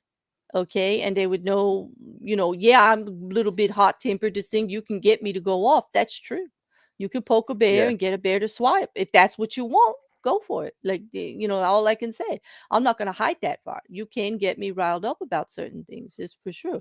I'm not that even tempered, but do I have a habit of making certain things irrelevant and not responding? Absolutely. Because to me, it's not worth it. People are going to believe what they're going to believe. And most people would rather believe the drama and the lies anyway. And I am not going to waste my time trying to convince a bunch of people who just don't like me anyway, nor did they care to ask me anyway. They don't deserve my, as far as I'm concerned, Beck, they don't deserve my time. Okay? Exactly. They didn't bother to ask me. Not one person speaking on me ill right now has bothered to ask me shit. Not one. So 2 things I want to bring up here. Aaron Reese said, we can't attack the panelists, but that guy Beck's an asshole sometimes. I'm only up to sometimes, Aaron. I'm really going to work on it. He's been working really hard at being an asshole all the time. Like, what are you doing? Yeah, I mean, if you guys, anybody knows how to train a guy to be a dickhead, can you please do it? Because I'm so fucking nice that I get hurt every fucking day. So if you guys can teach me how to be more of an asshole, please, I need classes. Move to Jersey, dude. Just move to Jersey. There's something in the water. It helps. I'm telling you. Shit. And you'll get a I'm really trying to move cool away accent. from people, not towards more. No. With your accent the way it is, you move to Jersey and they won't know where you're from anymore either. And then they're just like, you'll have an accent from all over the world. It's fun. It is. Oh, I already do. That's what's wrong. Some people cannot guess, and some people go, "Oh, wait a minute, I heard a little tinge of blah blah blah. You're from this region," and I'm like, "Damn it, how did you figure that out?" Because no one can figure out where I'm from. Because I've lived in 9 different states. 9. Wow. See, Yeah, I've never I'm a gypsy. lived anywhere but New Jersey. Okay. Aaron, you take away my coffee, bro. Me and you. Oh, he said we could just take away your coffee. Do you want to go down that road, sir? No, we don't. And you're right, Angier. I shouldn't really speak on it because the people that are here have nothing to do with what goes on with me elsewhere. You're absolutely right. And I want to clarify that. It has nothing to do with anybody who's here now, probably nothing to do with anybody who's watching me, but it is something that constantly happens in my DMs and back and forth with me, but not with actually what's going on right now in the chat or with the people here who follow me for this trial and what's been going on. It's got nothing to do with that. It doesn't. You're right. So I really shouldn't speak on it that way. I shouldn't, because I don't want to give the wrong impression that somebody here might have done that. They didn't. They did not. Yeah. Yeah, it's good to be clear on such things for sure. True, because You guys I are cracking me up. I got Charlie, bit. I am more than bit of a jerk. I have news for you, sir. Anyway, so back to But the trial. Yes, please, back to the trial. Where Okay. what we're here for. What we're here for. Well, So, did you see the poll? Do you see the poll results? 50% No, of, I of missed the our poll. voters, and we have over 40 votes. We have 40 votes. People who watch it, who don't even chat in the chat, came by to vote for us and said, Oh, good. What vote? okay, What did it come out? 57% say the prosecution is not making their case to date. That the prosecution isn't That's making a a lot. case for Really? Are you They're guys not kidding me? they're not making the case. In other words, there's not enough there that the jury's going to be able to say guilty without a doubt. They're not making the case. They're not proving what was said in the opening statements. And oh, by the way, I did put the opening statements out. I'll do it again. Here is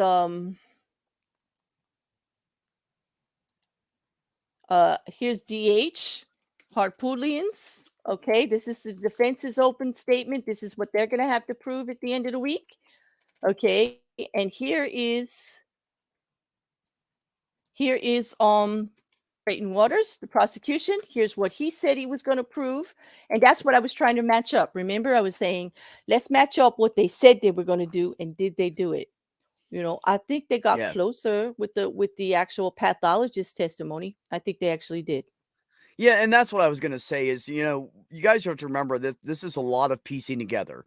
There's a lot of details. There's a lot of people involved, witnesses, people around, people, family, blah, blah, blah. So it's going to take a while for them for either side to get to where you think they should be right now. They're just not there yet is what I think it is.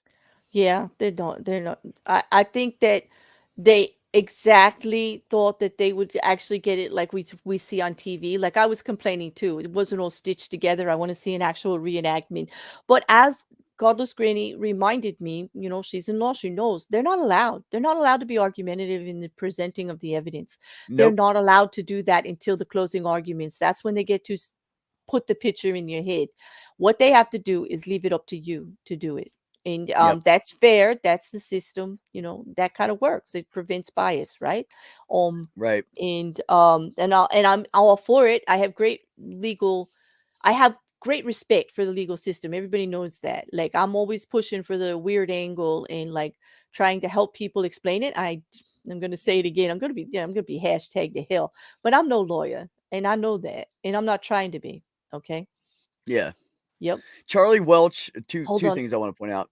Charlie Welch said vitriol is actually love here, just saying. And Aaron Reese said, I'll say I think he's guilty, but I wouldn't put a man away. And for what I've seen so far, words are cheap. Action is far more serious.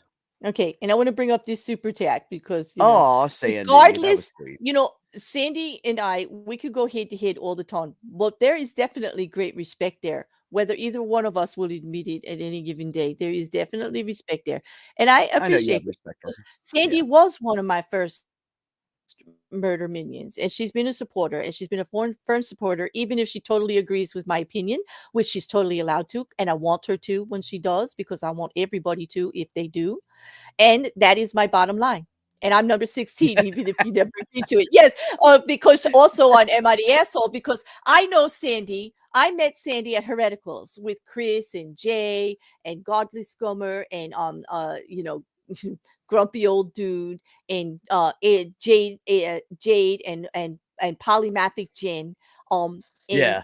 It's been quite the ride, but Sandy was always there. And then Sandy came over when she found out I had my own channel, and she's been here ever since. And I want her to be. And I want her to have a strong opinion. I want her to be able to express herself. And if anybody got any other opinion about that based on my hot-headedness, because I'm just defending myself about my opinion, I'm sorry, because that's not how I meant it. I meant that I'm just, saying I'm having an opinion about this. It's not a personal thing. I'm not trying to make assumptions about this man. I'm just talking about what I see, Ooh, Halco, there's a behavioral panel about Alex? Aaron! Oh, jeez. Oh, hold on I a second. totally want to see that. I know, right? Claire can use all the support she can get according to her bra collection. It's not right. And Aaron knows nothing of my personal bra collection, but But I you're the do one that said often. you were heavy I chested, do. lady. You put I it am. out there. I You do. can't tell us I guys do. that shit. I do. I do. I do a We mayhem never show, and forget on which that woman has the big show, boobs. I not only have big boobs, I got like double G's, like no, and I'm only 5 foot, so it's actually like a So you're saying caricature you have a of a strong human back. being that I am. You have a strong back. I got a strong back, tough shoulders, and a good hit. Yes, I do. You could say that that's the kind of gal I am. Yes. But Charlie said, "The still. hell he doesn't know." No. All right, stop it. I don't need any more rumors. Oh, well, Yeah, let's stop all any that more boob talk, rumors. you guys. Yeah, like no, you can talk about the boobs. Just leave my personal life out of it. The boobs are Oh, separate. that's what I wanted to talk to you about. Yeah. Go. Harpootlian was totally trying to make it sound like somebody shot themselves. What kind of bullshit was that? Yes. Oh, could this have been a suicide? That's what we were saying. Did No, Bubba, homicide. so Bubba took the dog. Yeah, so the Bubba took the guns, right? Because a zombie gets up after being shot in the brain and goes to shoot somebody else, and then like, what happened to the guns? Where? Yeah. Like, no, Paul that's totally got up from unfeasible. his dead state, shot Maggie after shooting himself, committed suicide by shooting himself with the barrel 2 to 3 feet away from him. Love to know how that would happen. The only way you can do that, by the way, I know somebody who did it. I had a friend in high school who committed suicide with a shotgun. He put it against his chest and pulled the trigger with his toe. But Well, he still had to put the shotgun up against his chest to get his freaking toe on the damn thing because he was so short. No, but seriously, yeah, there's no way any of that was suicide. He was trying to reverse direction on it. What if he hit his head and that caused the wound? And oh my God, shut up, dude. Like, he's really just reaching, trying to cause any kind of doubt. And he knows he's talking shit. He does. I like Harpootlian Liam's is more comment. scattershot than an unchoked for. Hey, I Liam, know you I'll were tell gonna you go what. for that. Yep. Everybody, I used to go skeet shooting. Let me tell you about a 410. I used to go skeet shooting with my ex-father-in-law and ex-uncle-in-law and all those people. I used to hang out with the ex's family in the summers, and we'd skeet shoot. And they all had 12 and 20 gauges. I had a 410, and I would take down as many, if not more, with that 410 than they did with that wide-ass ranged 12 and 20 gauge shot. So, yeah, I'll brag about that. I'll brag about that. Hey, Tina. Nice to see you. Godless Granny is a good girl. He is. Godless Granny is a good girl. Kelly is amazing. I've known Kelly for almost 3 years now, and I adore her. she is Yes, just an I do. amazing, amazing person. Comes out of religion, stays with her husband. They work it out. He still goes to church, and she's supporting her child who is transitioning and has admitted that she's ace. All of that. Yeah, she's a great person. I love Kelly. I teased her one time and said, this is when I identified as lesbian, obviously, before I started transitioning. I said to her, well, if you ever want to try the other side, let me know. And she was like, wow, that's a compliment. I said, I'd take care of that for you. Yeah. Hey, that is a compliment, actually. And she That said, well, is. thank you. And she said, I'll let you know. I said, give me a shout. So, no, but she is an amazing lady. She's very, very, very smart lady. Sandy, Granny is not here, but she also was on a limited time frame. So because I was talking so much, she probably didn't get to tell us that she was leaving. I'm not so sure that she was actually upset. I wouldn't really make any assumptions at this point, But well, Sandy, you can always grab her on like Twitter or something and send her a message if you're true. And concerned. we're streaming later. We got the Valentine's stream later at 7 Central Time. That's 8 Eastern Time. Oh. So she'll be online later, Oh, I didn't know. She's doing a stream later? Yeah. Yes, she is. Oh, With okay. Oh, yeah. Jenny Okay. and Kitty and Purple and Maj and myself, Oh, actually. Mage Gray. Okay, cool. Sweet. That Yes, would be she's fun. doing Valentine's for her friends. So it was kind of Oh, cool. It's kind of cool. Like, 'cause there's a girl, I don't know, it was something cute. It was pink. I didn't get to read all of it, but she did invite, so that'll be nice. And we'll be plugging the link at the end. I should just grab it. Oh, could one of well, who's here? It's just Aaron and Charlie. I don't know if you guys have access. Let's see, most of you are on your phones. If any of you are what do you not on need? your phones, the link for Godless Granny stream, I want to draw up it. Oh, I'll get But it. I'll yeah, get it right now. okay. Could you do that for me, Beck? Because I Yeah, would sure. like to put that out for her. So I already did retweet it on Twitter for any of you looking for it. But yeah. But there you go. So based on that, okay. So hey, Shell, you're back. Yeah. Hi. I hope you had a good. Yep. Oh, yep. Phoner. Of a phoner stalker. What is that to Huh. me, I Charlie? don't. I can't tell. But yeah. Thank you, Aaron. Yep. Oh, Oh, there it yes. is. Charlie means he's on his phone, so he couldn't grab a link. I get it. Yeah. You were gonna say you were on your laptop too. Yeah, but thank you, Aaron dropped it. You see that? That's her good Oh, YouTube Aaron channel got it? there. Okay. I was Yep, he just about did. to drop it. So thank you, Beck, for offering too. But thank you, Aaron. I appreciate it. The thing is, like, usually I can grab them myself and I don't bother anybody, but I'm trying to save resources. They build up. Oh, I'm gonna go ahead and And put this in here because that's for her yeah, channel, but yeah, I this is know. for the actual stream tonight. Okay, but So I'll go ahead and throw it in there so people have the direct link. we have an echo because you gotta mute that YouTube tab or else we Oh can't. no, I know. I usually have my volume down on my phone, and I had it up because I was on the phone earlier, so I had to turn it back. So yeah. Yeah, so anyway, so that's the direct link to the actual show tonight. I finally found it, so you guys can use Yeah, that. yeah, I do it too, Aaron. I've been trying to do that back and forth with my phone. But right now my phone's in Discord because I'm getting all kinds of messages in Discord because people thought I was upset. It's like, I can't open my mouth big. I'm telling you, like I just can't. Well, you know, I just can't. people like you, just like, you know, people like Sandy. We want to make sure everybody's okay, you know. So, where were we? Oh yeah, so the pathologist was amazing. The guy that worked the farm, I only got little bits of his testimony. Was there anything he said that was like outstanding, prolific, anything? Hold on 1 second, Vic. I know you're reading, I can tell. No, can you hold for 1 second? It's kind of important, and I'll be right back. Could for Yeah, just yeah, 1 that's minute. fine. I'm sorry it seems rude, but it is important. No. Do it.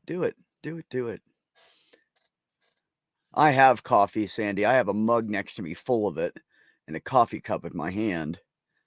What's this going to say? If you open your mouth too wide, people will insert whatever they want. They also twist your words.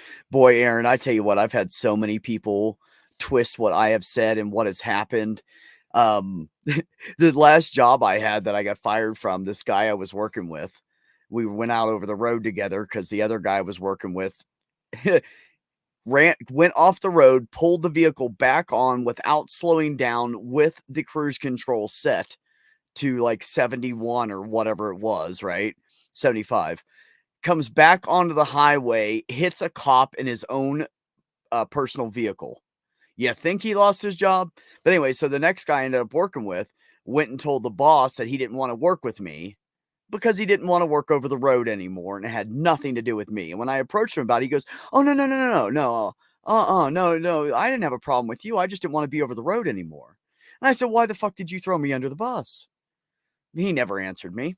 But yeah, so yeah, people love to insert their own words and thoughts, that's for sure. Yes, Liam, the main thing was that the hose had definitely been used after he had left by 4 p.m. By 4 p.m. Wait a minute. After he had left. I don't understand. 4 p.m.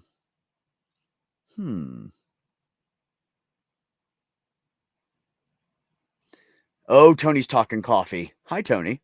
If you like real coffee, see if you can get some Taylor's of Oregot. Harrogate, whatever, Harrogate. Hot lava Java, best coffee ever. Oh, I'm gonna have to look that up. Let me copy that real quick. I'm gonna stick that in a tab and see if I can find it.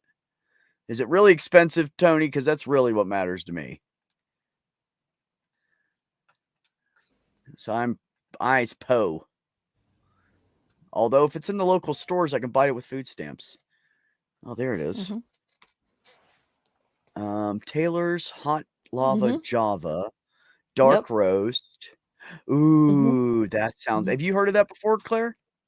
No, I haven't. I know of babies in Florida that I get some of their like really strong stuff, but I'm gonna check it out. But I wanted to address Yeah, the go ahead. Dale thing, back to the trial there.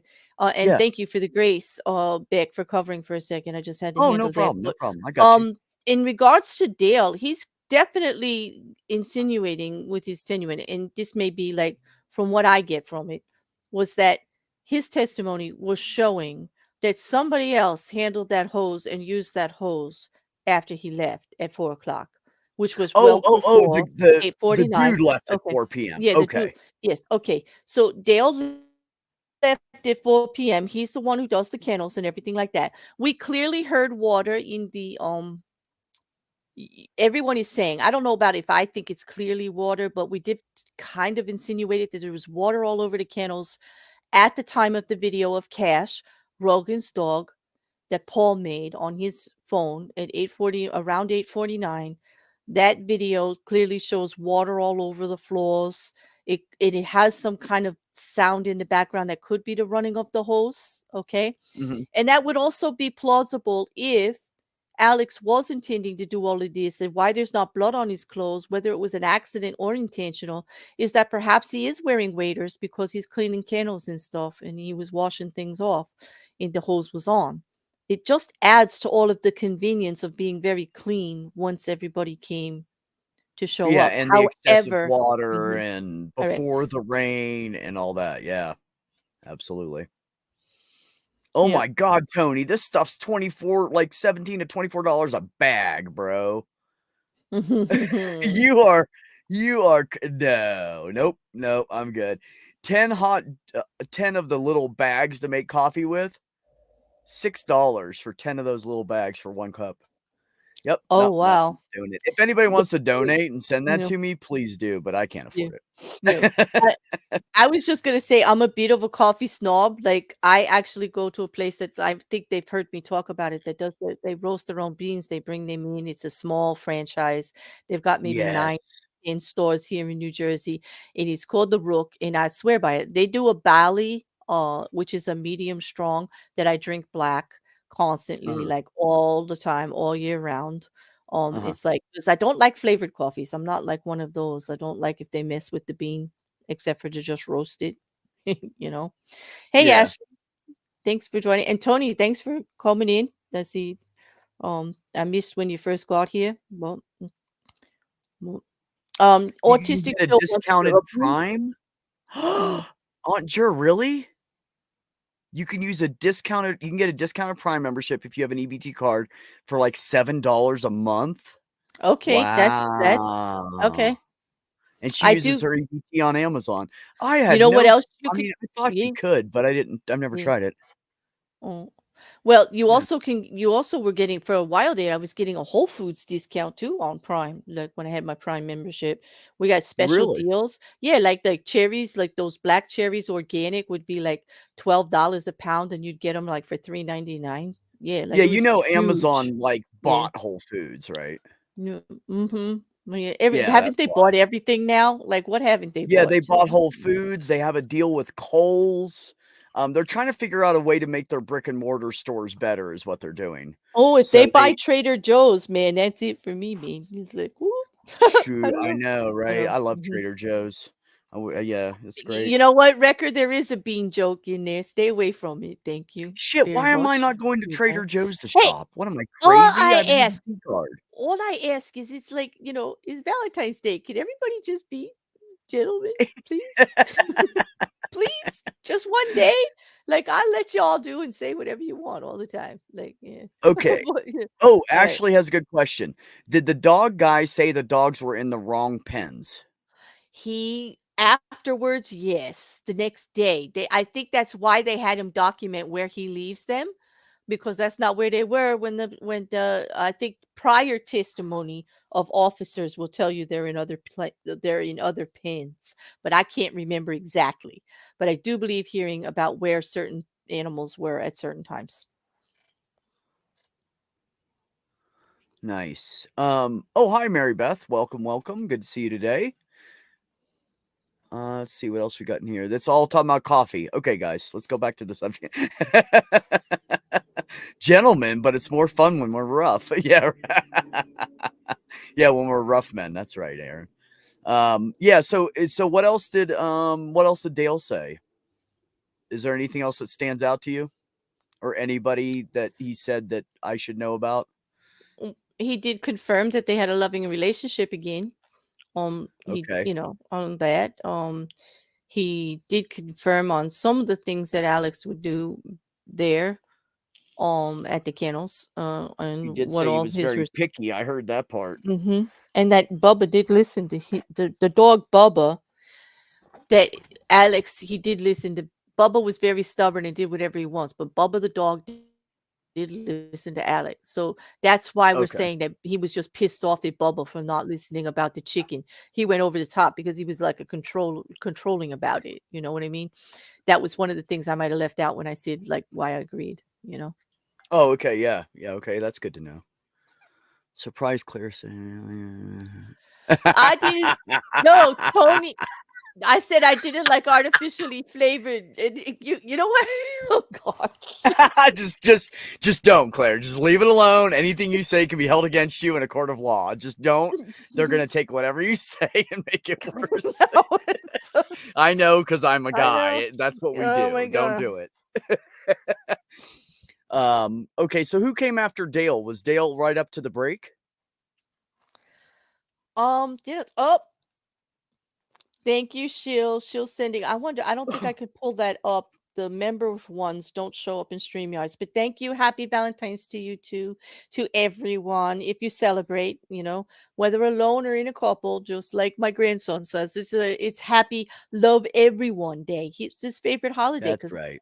for everybody, not just like Aw. he thought it was He the says happy that? love everybody. Yes, he did when he was a little kid. He sticks by it too, and he's Aw. actually old enough to know better yet, but still doesn't.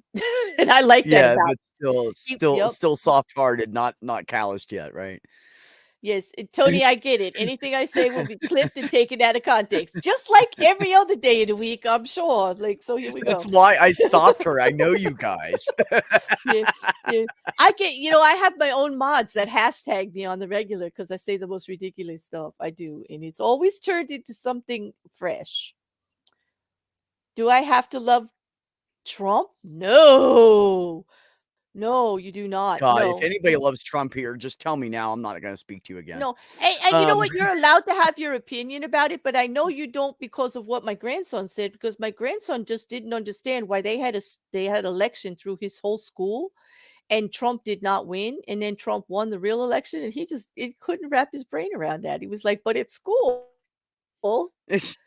Like, we knew that he shouldn't be the president. Like, why doesn't the rest of the country know that? He was very upset, but anybody is allowed to do what they want about that. Like, I have my opinions about it, but that doesn't mean you can't have yours for sure. Yeah, you know, absolutely. Totally. Absolutely. all right. There are two things in life you will never see: a U-Haul trailer behind yourself and your banker putting money in Behind your a account. hearse. Behind a U-Haul hearse. trailer behind a hearse, and your banker putting money in your account, right? I know, but unless you're This is Alex it. Murdaugh. Guaranteed. And yeah. And the only reason you didn't see the U-Hauls behind the hearse for the funeral is because Alex stole it. Yeah. Right. Well, Anyway. she'll you know what? They're going to come in any minute, and she'll wanted to drill down. All right, here's the drill down. The defense went after the pathologist trying to put back a theory that those weren't exit wounds, they were entry wounds, and that it might have been a suicide murder pact of some sort. Like, who knows? And maybe the gun was closer than farther. And she pushed back accurately and gave the jury enough to know why she felt that way. And then we had the man who takes care of the kennels, the hand, and he brought out evidence that the the hose may have been used by somebody else because he's very particular about how he puts it back and folds it, and it was all folded wrong when he got there the next day. And some testimony about the dogs in kennels, and then what he had to do with the dogs when he got there because they were really upset and agitated, and he had to feed them and calm them down, and etc. We also got a lot of financial crimes information again. Carson was here again. Ed Reed did his 404B testimony, which will be cross-examined, I believe, when we come back after lunch, right? Is that where we were? We left with him. Yeah. Did we? With John Ellis James doing the cross, Well, the last thing I saw was Dale. That's the last thing I saw was little bits of him. So that's what I was asking was who was the last? Was there somebody after Dale before the break, before lunch? I believe, yes. Okay. Yeah, that would have been Carson Burney, who is like a forensic accounting. Okay, and they were talking about all of the stuff that the 404B financial crimes testimony. He was there before. We've heard it all before, but they were doing it for the jury, and it was the state had John Ellis James doing little Johnny James, who does all the financial stuff for them in the prosecution. And then we took the lunch break, and there had not been a cross yet. I don't, so there we go. Yeah, because what the hell? So Dale Roger Davis, like they call him Dale, right? And he was the state used David Fernandez for that one. Mm-hmm. Well, huh? Okay. Mm-hmm. So we got about another 5 or 10 minutes left, right? They're almost. Oh, do we? They said 2:15. He clearly said, and it's 2:20. Like in the there you go. Because they always show up 10 minutes late. Oh, thank you, Teakin. I would like some dark roast, actually. I do have I'm gonna pour some. I'm gonna pour some right now because I need it. I need it because y'all driving me off the brink here. Okay. But that's see, that's the thing, Beck. As fast as I heat up, I cool down. There's the one thing about me. I don't hold it for even a second. There. Yeah. I poured my dark roast. my barley black. Big old mug. Yep. Oh, really, Aunt Jer? Damn. She said she couldn't find any hot lava Java on Amazon that qualified for food stamps. Well, that's a bummer. But I'm gonna look. It does have a cool name. The YouTube AI made Alex do it. Oh, I believe it. It could be. It could be. Have you been following any of that, Ox, on the AI? What's going on with AI? That's been a topic on my channel. That shit is crazy. Where I panel over at the shows. That's like nuts. Well, somebody was talking, because I panel jump. I mean stream jump, so I'm not sure who it was. Somebody was talking about them making robots, sex robots. Yes, and I they did were a like, show a while about that. yeah, It was you were good. talking Yeah. about that. Yeah. Yeah. Now, I don't think there's anything wrong with it if it keeps sex offenders from going out and offending. They can have their own little kid robot and keep it in their fucking house. I don't care. Just leave everybody else alone. So if that's I what have it does, issues, then I'm yeah, totally but I have good an for it. issue about it when they're actually promoting devices to encourage illegal acts, because having sex with a child is illegal. So Yeah, I know, no, but I'm it's not not a for it. child, I it's a don't think. robot. Yeah, but manufacturers are still promoting the act of a crime by I doing know, but it but think they're about it, wait. Claire. Those Think people no. are gonna do it whether they have a robot to do it to or a child. If So that stops them from hurting children, I'm for it.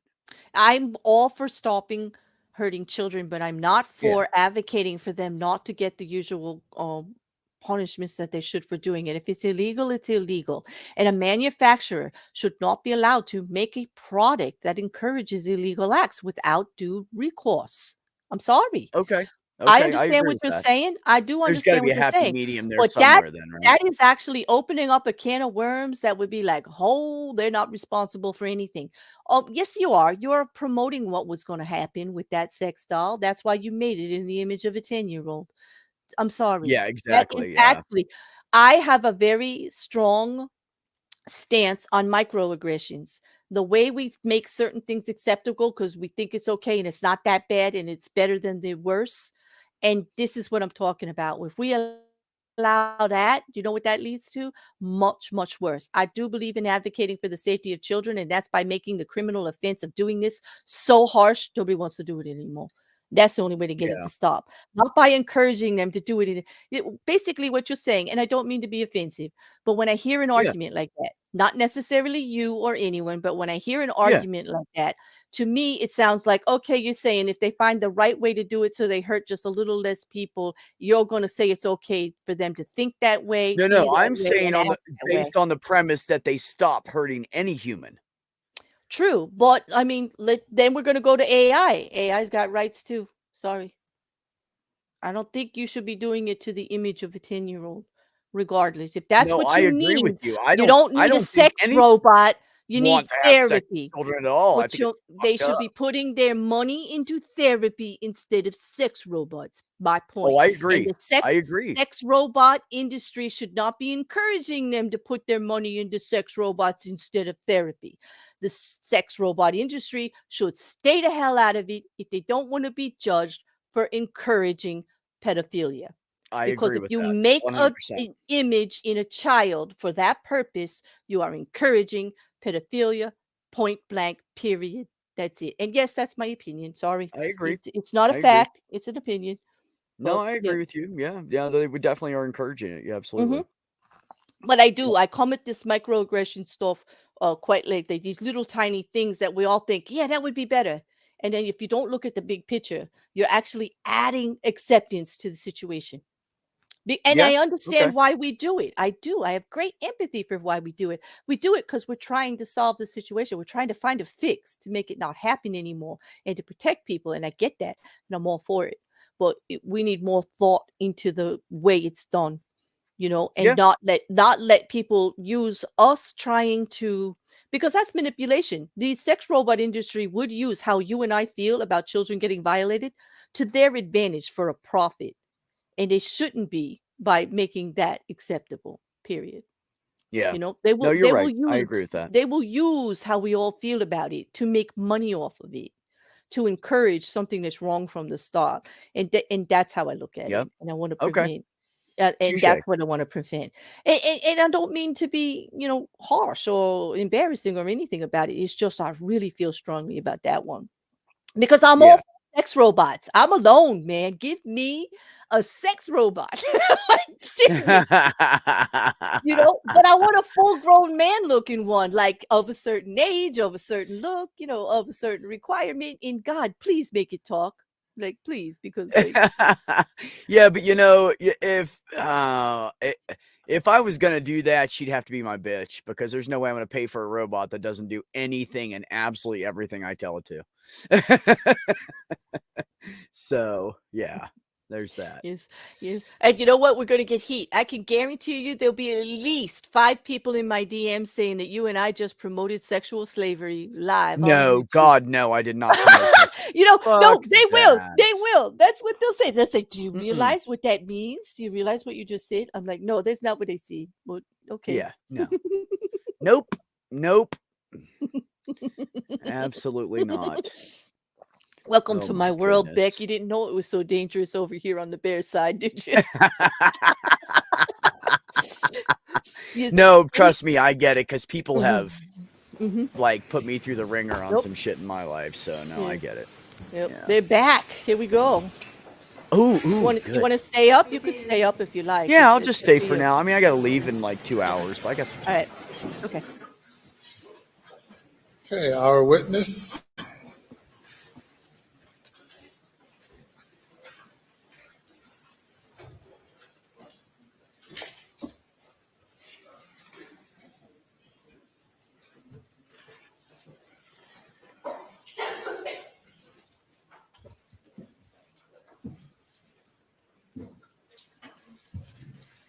You may bring the jury.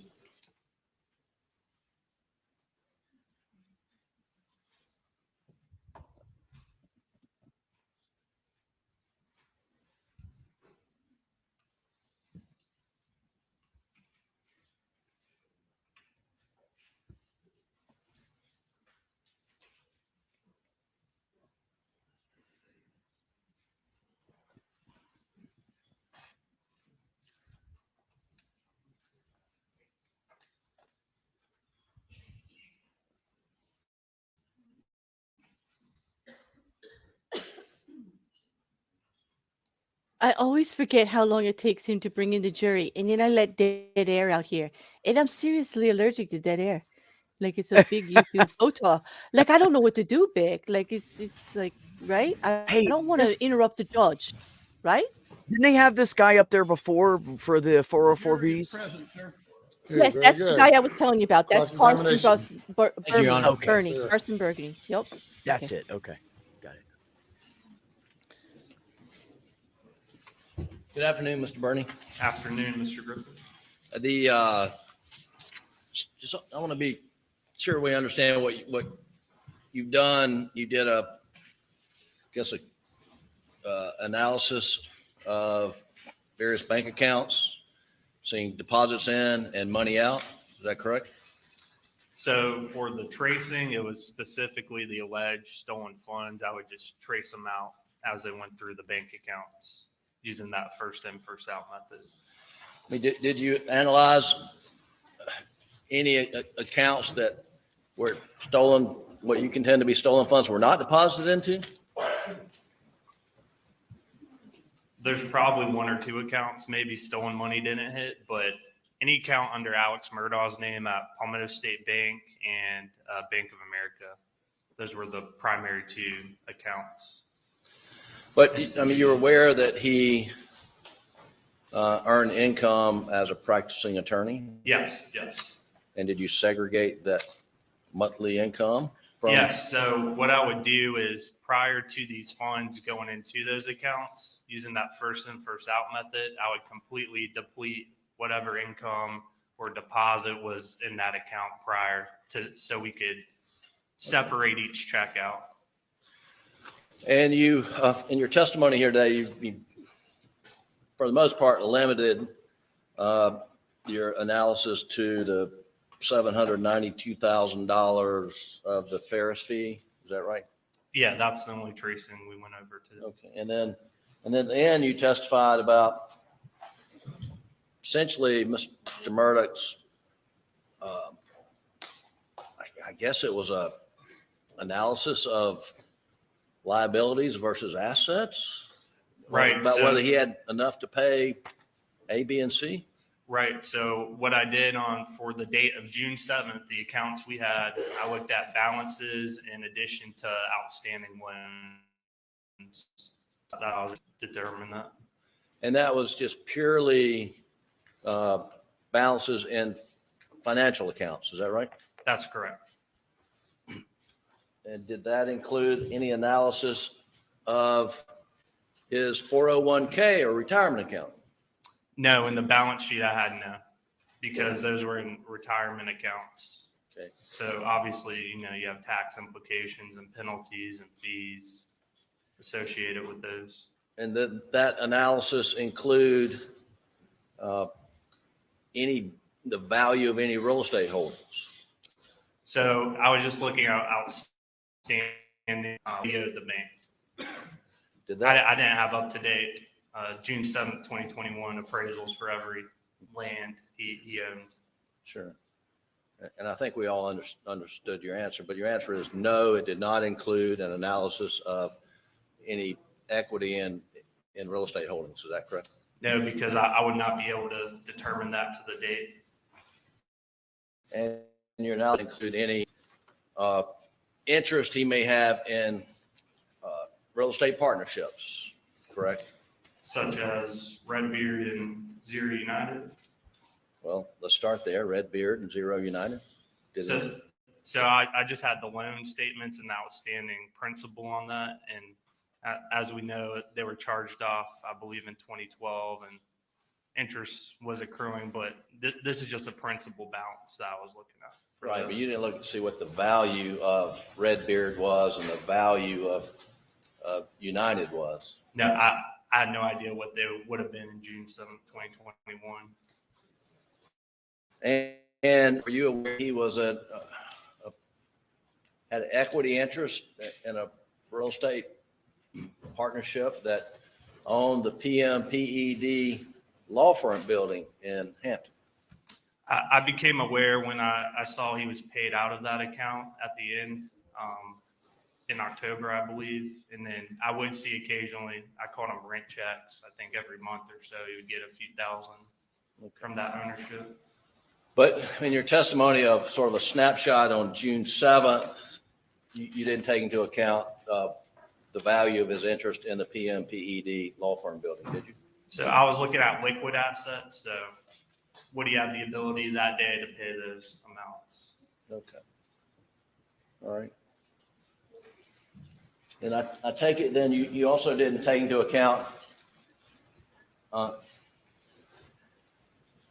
his ability to raise capital through borrowing money from Palmetto State Bank if he needed to. So I was only looking at outstanding loans. So I can't comment whether or not he could. We know after he got a loan from the bank, but at that time I wouldn't know what he's eligible for or not eligible for. If he wanted to take out an additional loan. Well, we know before the fact that he had never been turned down for a loan at Palmetto State Bank, correct? To my knowledge, no. Right. We know before the fact he paid Palmetto making over $4 million in interest payments. Don't we know that? I've not calculated that myself, but if that's what you're representing. Okay. Well, we know before the fact that the chairman of the board of Palmetto State Bank's position was if Alex Murdaugh wants a loan from the bank, we'll make it happen. You're aware of that, aren't you? That's my understanding. So there was no, and just to be clear, you weren't telling the jury that on June 7th, Mr. Murdaugh's financial freight train was about to go off to the ravine. That's not what you're telling the jury, is it? I was just looking at the account balances, outstanding loans, the fact that money had to be borrowed to pay back the Chris Wilson fees. And he borrowed money from his partner, Johnny Parker. Is that right? That's correct. And you know before the fact that Mr. Parker frequently loaned money to other partners in the firm because the cash flow in their business was, not great until the end of the year. I know Johnny Parker loaned Alex money. I'm not sure about the other partners, but you are correct. He did loan him money. Now, in your analysis of the $792,000, you testified that that a large percent of the money went to associates, and then the rest went to pay credit card bills, right? Generally speaking, without getting into it. Well, can you generally tell me approximately how much money of the $792,000 was sent to Curtis Eddie Smith? From my tracing, approximately $500,000. Of the 792? Of the 792, yes, sir. Okay. Snap. 1 second, Your Honor.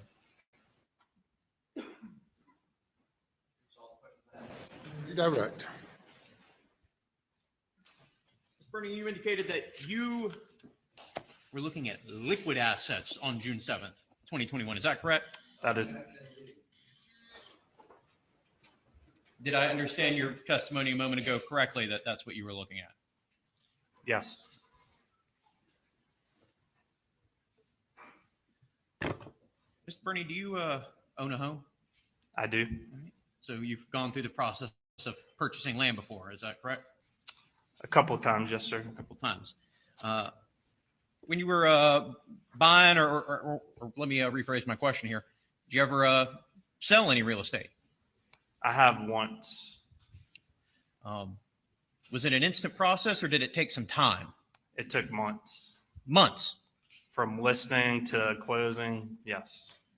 So did you get the money for your real estate right when you sold it, or did it take all the way to closing to get that money? Took all the way to closing. So if Mr. Murdaugh needed money from his real estate interests through sell, would that have taken some time? I imagine, yes.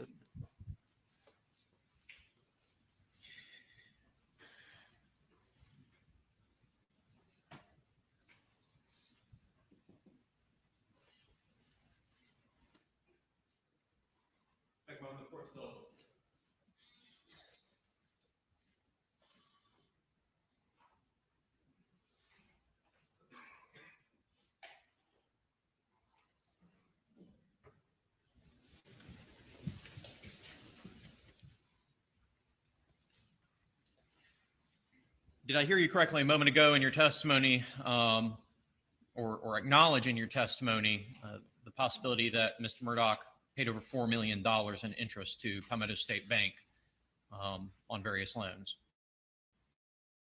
That's been represented. I had not done the calculations myself. As you indicated a moment ago, what was your aim again in tracing these funds?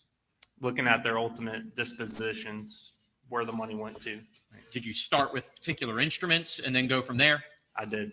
And in analyzing where the funds from those instruments went, did a portion of those instruments go to loan payments? Yes. At Palmetto State Bank? Yes.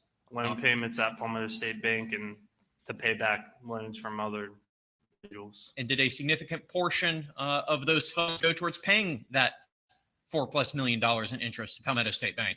Yes. And did that represent a significant portion of where the stolen funds were ultimately disposed? Yes. No further questions, Your Honor. Let me step down. Thank you. Your next witness.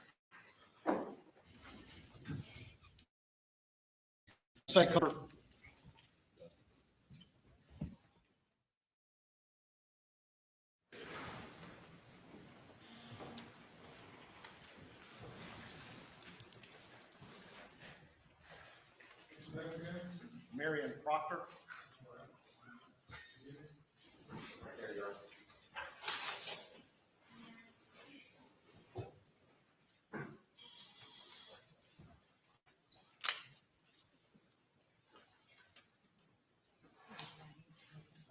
Do you swear or affirm that any testimony you give today will be the truth, the whole truth, and nothing but the truth to help you God? All right, you good, please, ma'am? Sit right up here. State your full name for the record, spell your last name, and then move the microphone where they can hear you. Okay?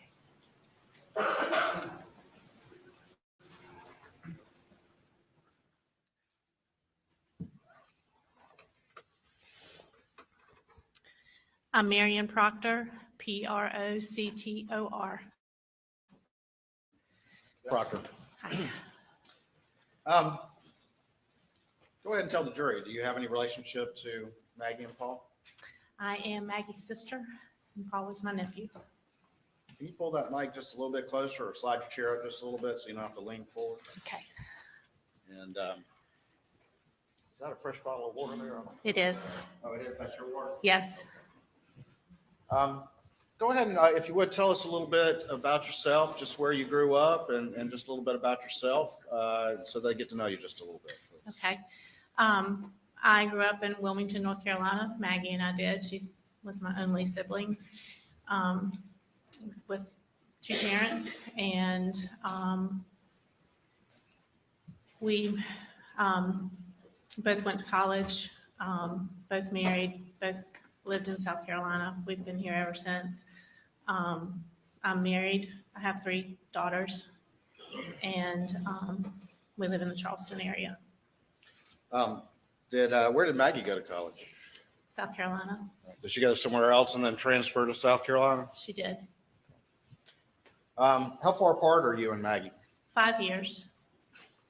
And your parents, what are their names? Terry and Kennedy. And do y'all have any other siblings, or was it just you and Maggie? It's just Maggie and me. Growing up, being 7 years apart as younger folks, was that a bit of an age difference as y'all grew up? It was. For children, that's a lot. So, I was in college. She was in high school. So we weren't super close when we were children, but later on, as our lives became more similar, we became very close. And how long ago do you think that relationship grew very close? When the children were little, we did a lot together. It was easy. As they got older with, their commitment, sports and things like that, it was mostly holidays, Christmas, Thanksgiving.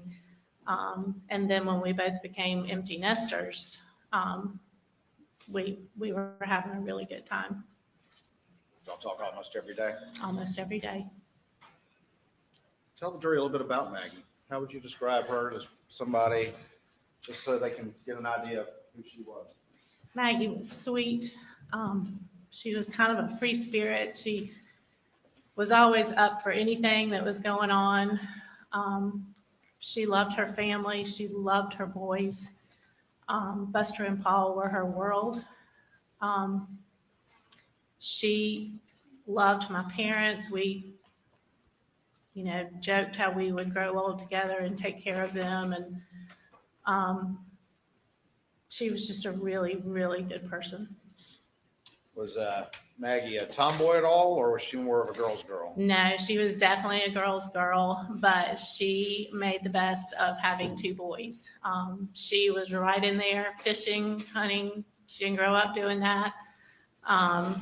We used to laugh that she'd get in the deer stand with her Southern Living magazine, and the boys would tell her she was making too much noise turning the pages. And then, fishing, she loved going out on the boat. She loved being at the beach. She loved going to the islands. I don't know that she really fished that much, but she just wanted to do what they were doing. She wanted to spend time with them. What about the Gamecocks? She was a big Gamecock fan. Are you a Gamecock fan? I'm a big Clemson fan. I'll still manage to get along with it. We got along great. We did. And we were together a lot on those Clemson Carolina days. And we would have a big time. Being kind of a girl's girl, did she like spending time with you and your daughters and getting a chance to do those sorts of things? She loved it. She and my girls loved their Aunt Maggie. She always, said that she was their favorite aunt. And she just, loved catching up on all the latest makeup and, hair trends and shoes. And she just loved doing girl stuff with us. Did Maggie work over the years, or was she focused on taking care of the boys and raising them? She was mostly a stay-at-home mom. She had a little shop in Hampton for a while. She and Miss Libby did that together. So that was, she was real involved with boys' schools, all their sporting events. I don't think she probably ever missed one, but she was mostly a stay-at-home mom.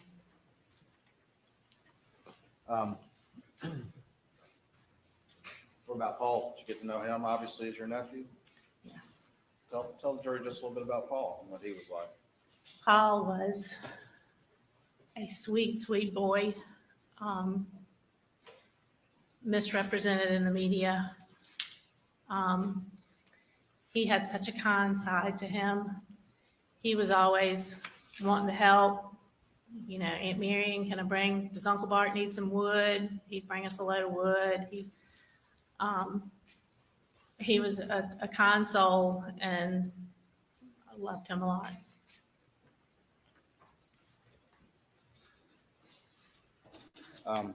Was Maggie very involved in the family finances, to your knowledge? Not at all. Explain to the jury a little bit, if you would. They had a comfortable life. Maggie was happy. It wasn't a lavish life, but it was a comfortable life. And, money just, it was never an issue for her that she knew about. That she knew about? Right. I think you said you don't think Maggie ever balanced a checkbook because finances wasn't. She didn't. So I was the sister who balanced it to the penny and went crazy if I made a mistake in my checkbook. Maggie's was in the floor of her car with all of her bills thrown all over it. And she didn't. Organization was not her best skill.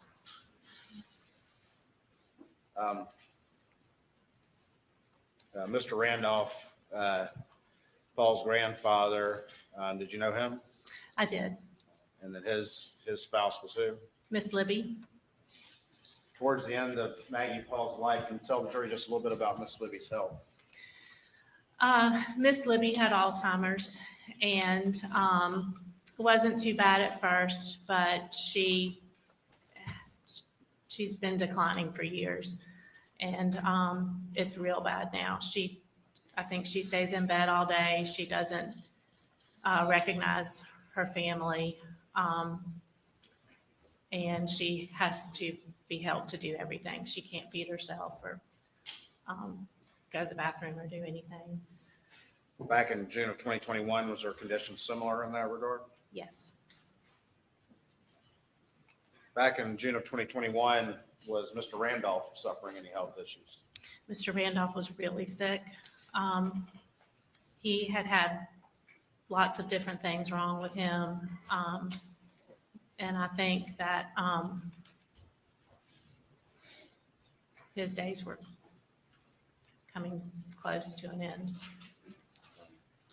In the days leading up to Paul and Maggie's death, had the family received some not encouraging news about Mr. Randolph's Correct. prognosis? Correct. I think that they felt like everything had been done for him that could be done.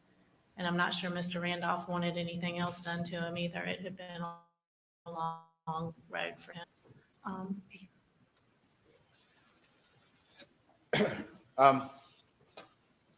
Backing up a little bit, the family, Alex and Maggie's family, properties, did they have a house in Hampton at one time?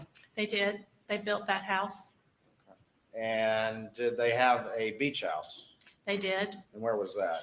at a stove. And when did they get the beach house roughly? Do you recall? Oh, gosh. I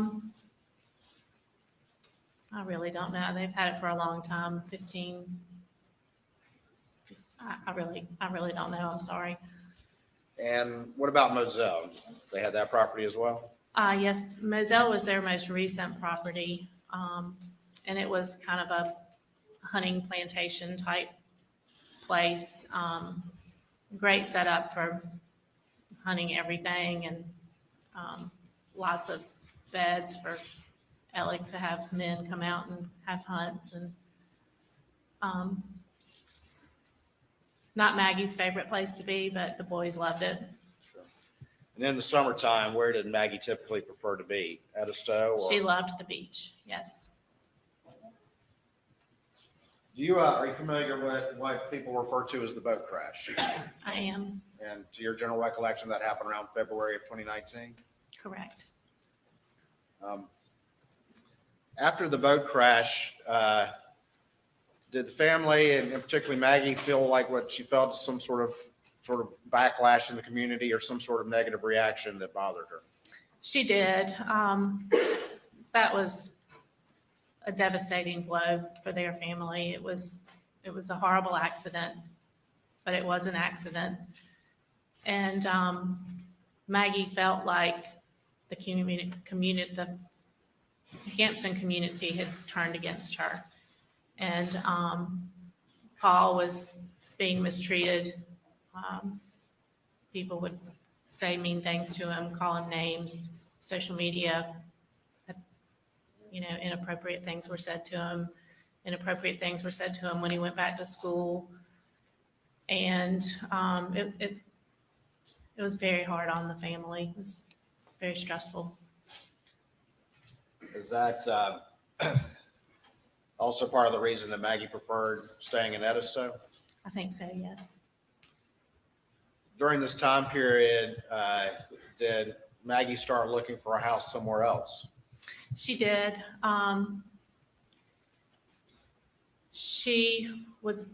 They sold their Hampton house.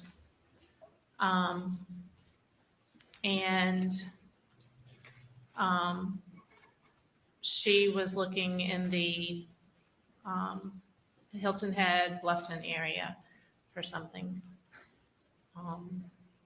She had been looking in that area for a while. Okay. Did she find anything she liked?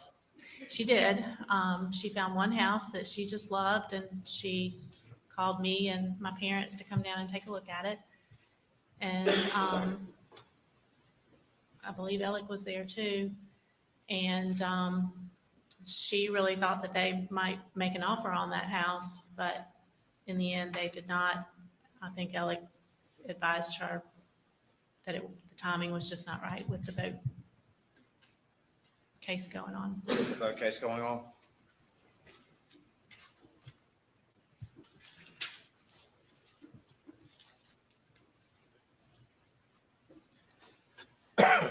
So we move closer to June 7th of 2021. I believe you testified that the family had received some bad prognosis on Mr. Randolph. Is that correct? Yes. Maggie called me that day and said she was at Edisto. She had some men working on the house, and Mr. Randolph was not doing well at all. And Alec really wanted her to come home that night. She hadn't planned on it, but that he needed her to come home, and Paul was going to be there too. And I said, well, Maggie, I said, you know, Alec and his dad are super close, and that's probably what you should do with him if he needs you. She said that Alec wanted her to come home that night. Yes. And what was your understanding of Maggie's intent or what they were going to do that night? I was under the impression they were going over to Alameda to visit his parents. And that's why Alec wanted Maggie to come home? Correct. And that was from your conversation with her? Yes. She called you to let you know that that's what Alec had called her about? Yes.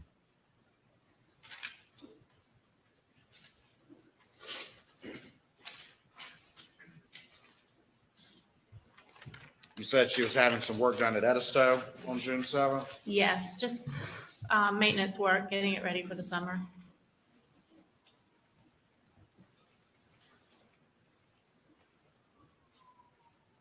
You encouraged her to go to Muell? I did. Was that the last time you talked to her? Yes. Thank you.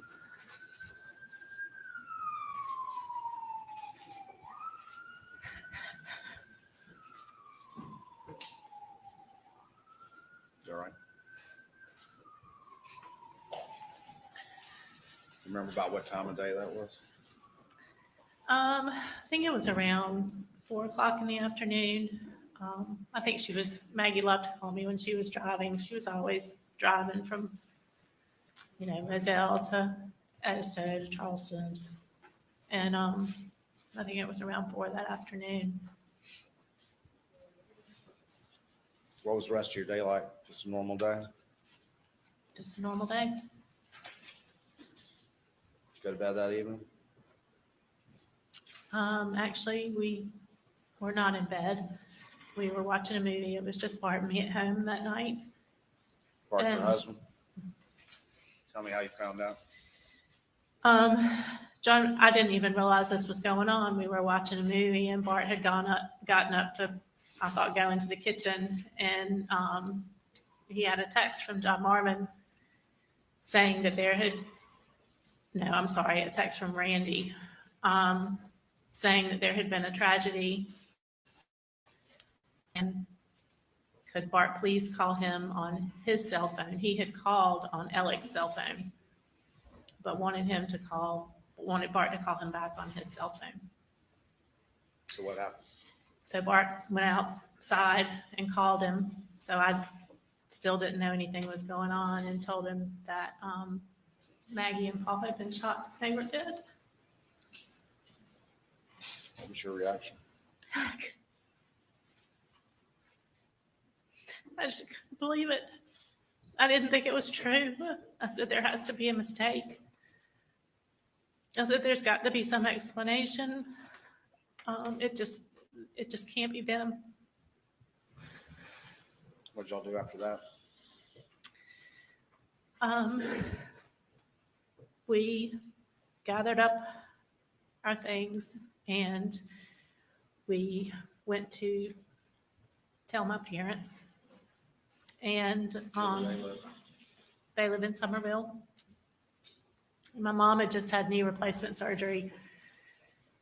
So when we got to Somerville, I called and I said, Mom, we're on the way, and we've got some bad news to share, but I want to be with you.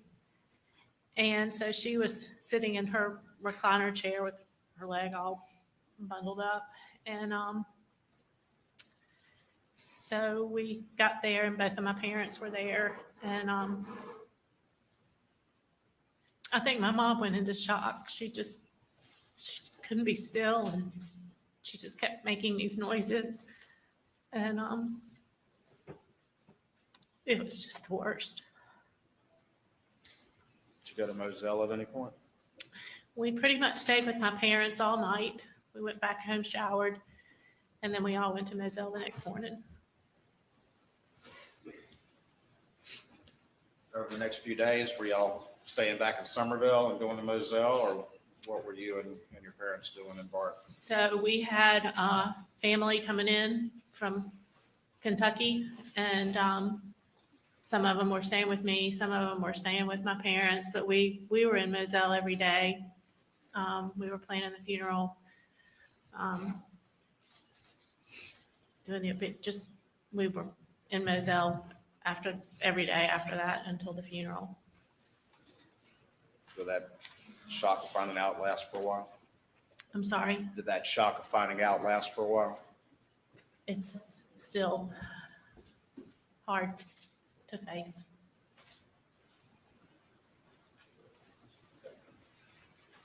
When you got to Muell, did you see Alex, the defendant? I did.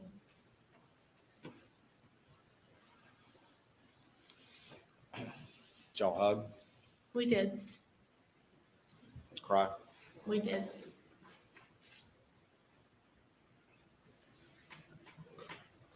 Over the course of the next couple of days, or in the aftermath, as the shock was wearing off just a little bit, did you have any conversation with Alex about what had happened?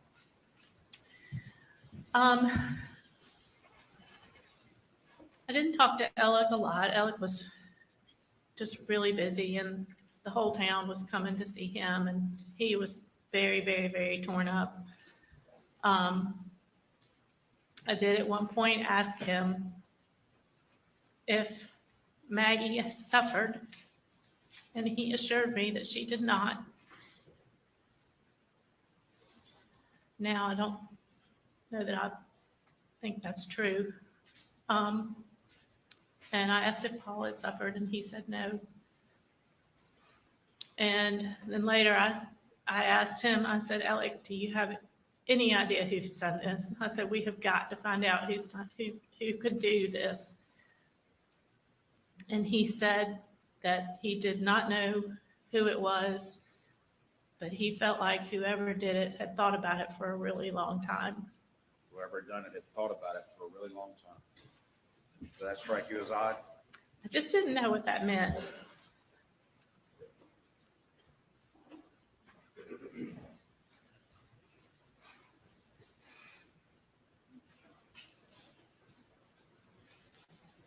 Were you ever privy or have any discussion with anything Alex said about whether or not he went to the kennels that night? I personally did not talk to him about that, but he told my mom that he had dinner with Maggie and Paul, and then he took a nap, which he did. That was kind of a routine. He would lay down on the sofa at night after work and take a nap. But he said he never went to the kennel. Correct.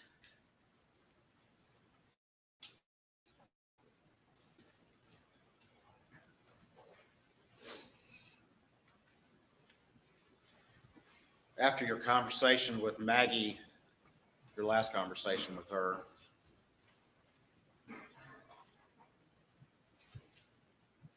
did it strike you as odd that she didn't go to the kennels or go to Alameda with Alex? Yes, And why is that? because that's the whole reason she went home that night.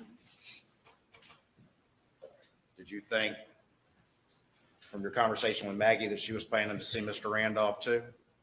I thought so. I didn't realize that Mr. Randolph wasn't there at the time. That was a surprise to you?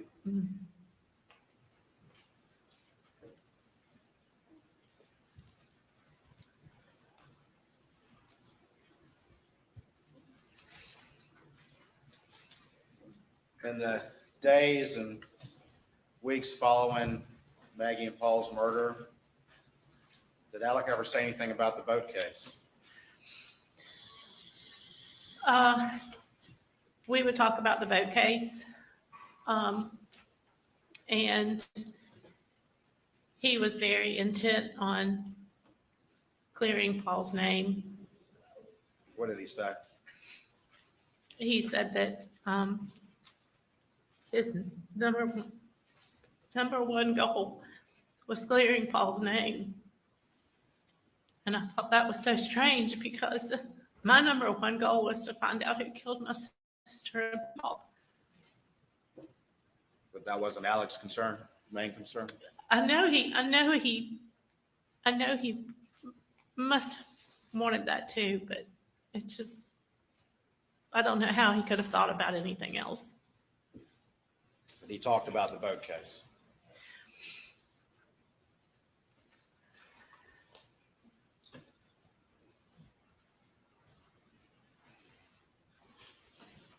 Did he ever act scared or afraid that the real killers were out there somewhere or anything like that? Or was he concerned with the boat case? We were afraid.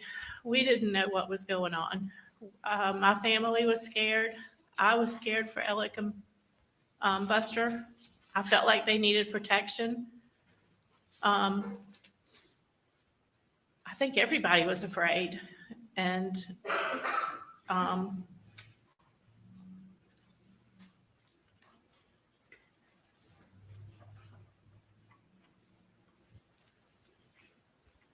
Alec didn't seem to be afraid.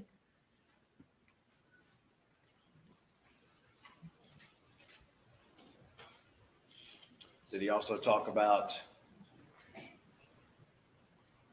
getting Buster back into law school Yes. after the murders?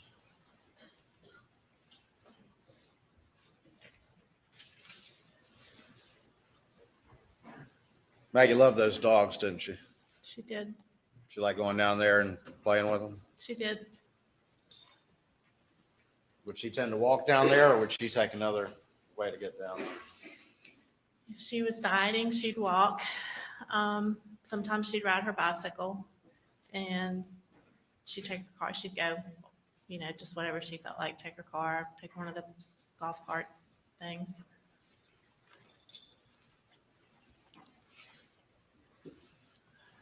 She wasn't a hunter, though, was she? No. What'd you think about those AR style guns that the boys said?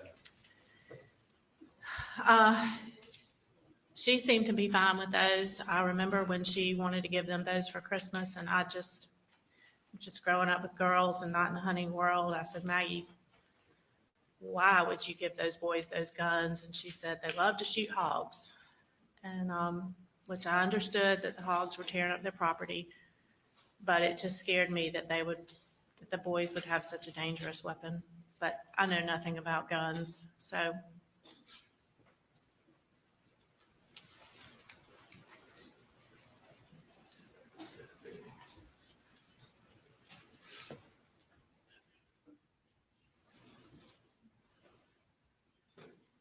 One second, Mr. Proctor.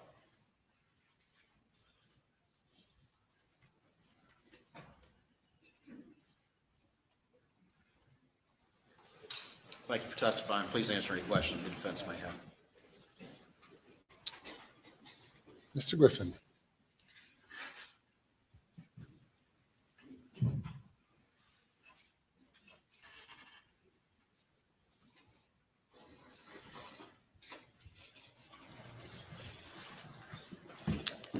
Hey.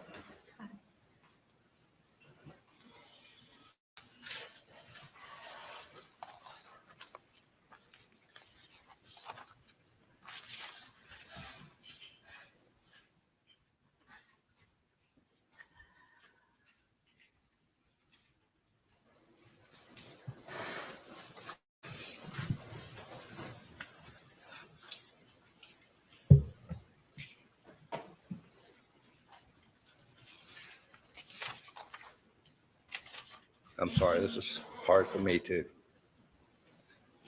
Maggie was a very special person, wasn't she? She was. And she and Alec had a very special relationship, didn't They did. they? And they had a very special family, did they not? They did. And they loved to do things together as a family, didn't they? They did.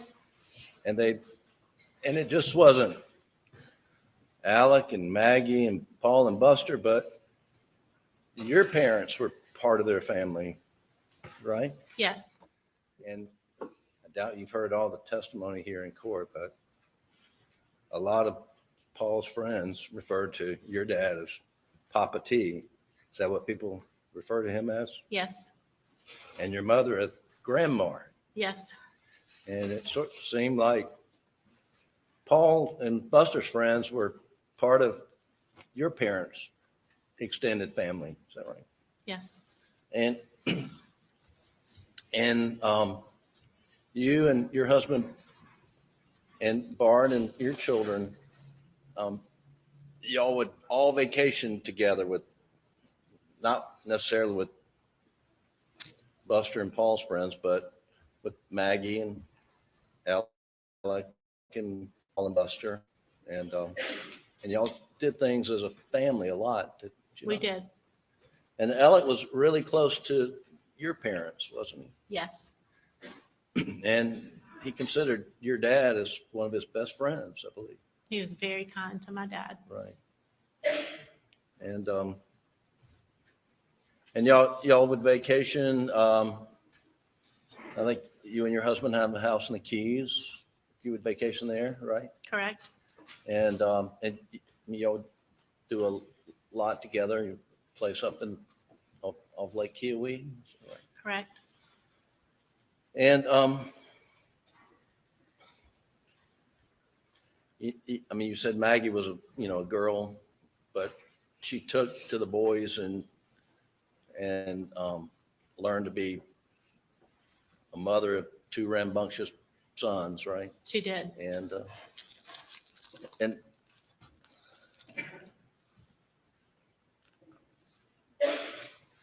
you said earlier that about sporting events that Maggie never missed any of Paul and Buster's sporting events. Is that right? Correct. And Alec was there right by Maggie at every sporting event, wasn't he? Coaching. Coaching most of the time, right?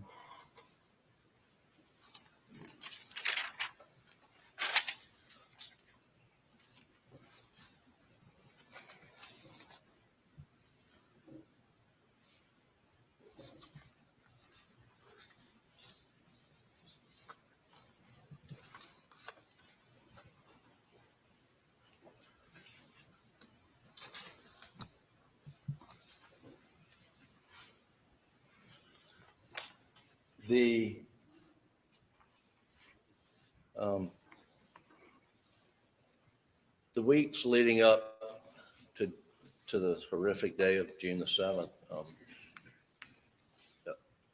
you had a family get together up at Kiowee, We did. and your daughter was, you're having a baby shower for your daughter. Right? Right. You're about to be a grandmother for the first time. Yes. And where was it? When was it? Where? Was it? Where? Yeah.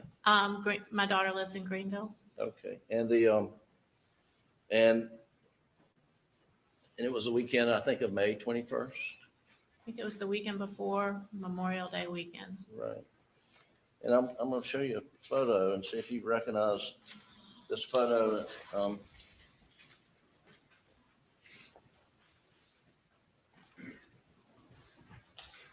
And it's Defendant's Exhibit 122. Yes. Do you recognize that? I took that picture. You took that picture. I did. Your Honor, we would introduce Defendant's 122 in evidence at this time. No objection, Your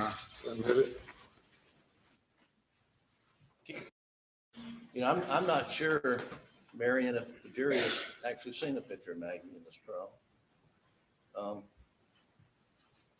She's obviously the only female here in this photo. Mhm. And y'all favor each other greatly, right? We do. And this was a weekend, just a couple of, I mean, you said the weekend before Memorial Day, right? And that's Buster on the left, Yes, and that's Paul, right, and then Maggie and Alex, right? correct. Okay. Thank you. You can take that down.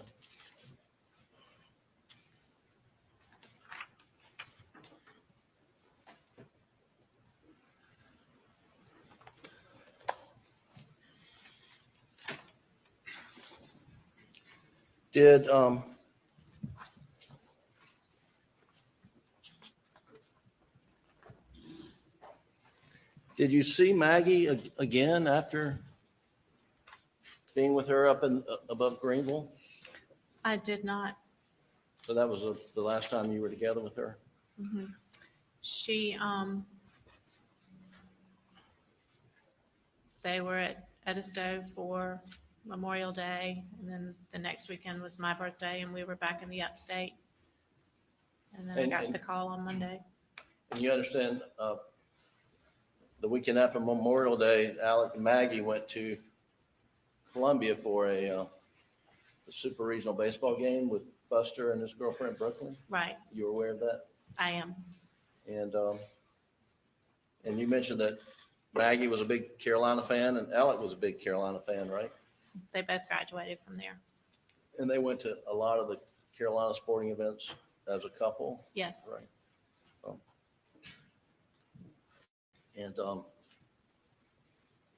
And leading up to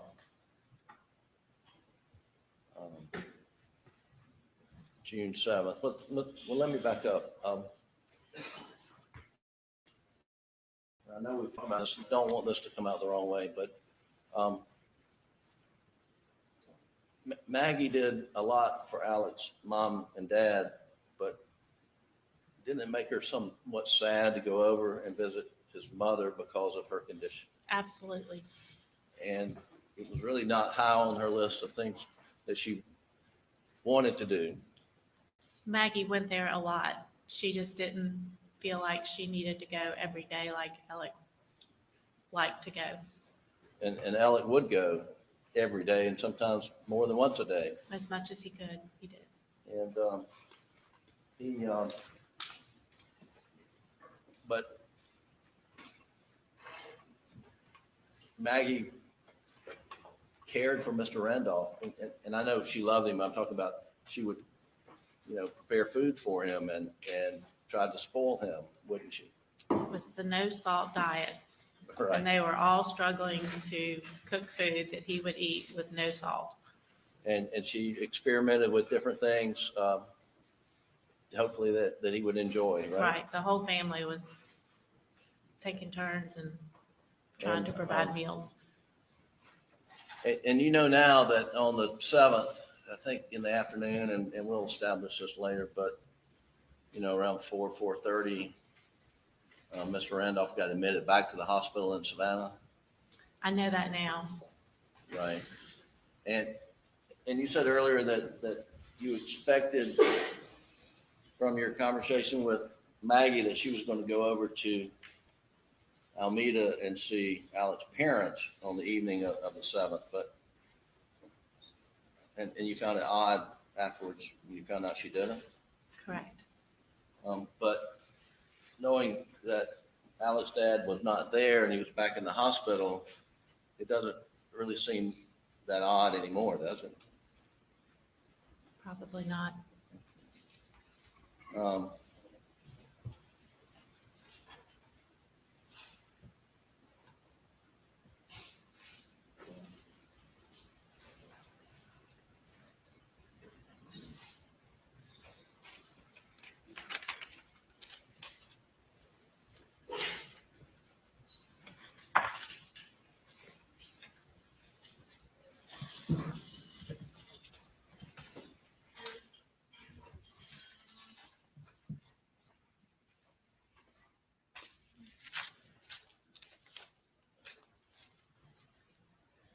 You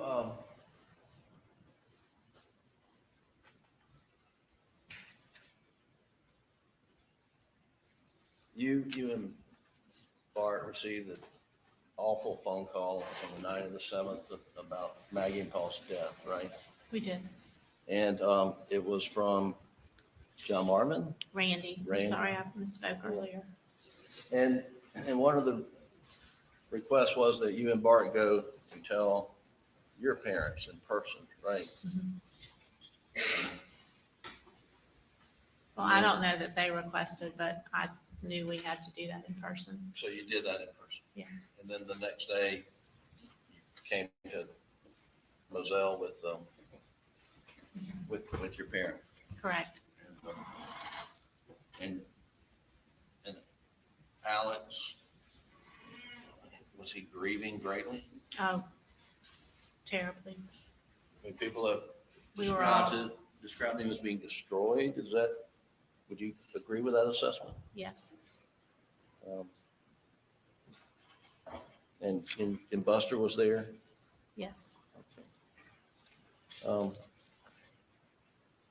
jumped ahead, but leading up, and Maggie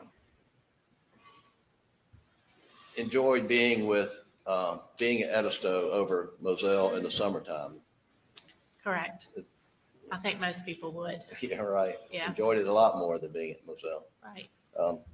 But Alex had to stay at Muell, or did stay at Muell, because his work was right there in Hinton.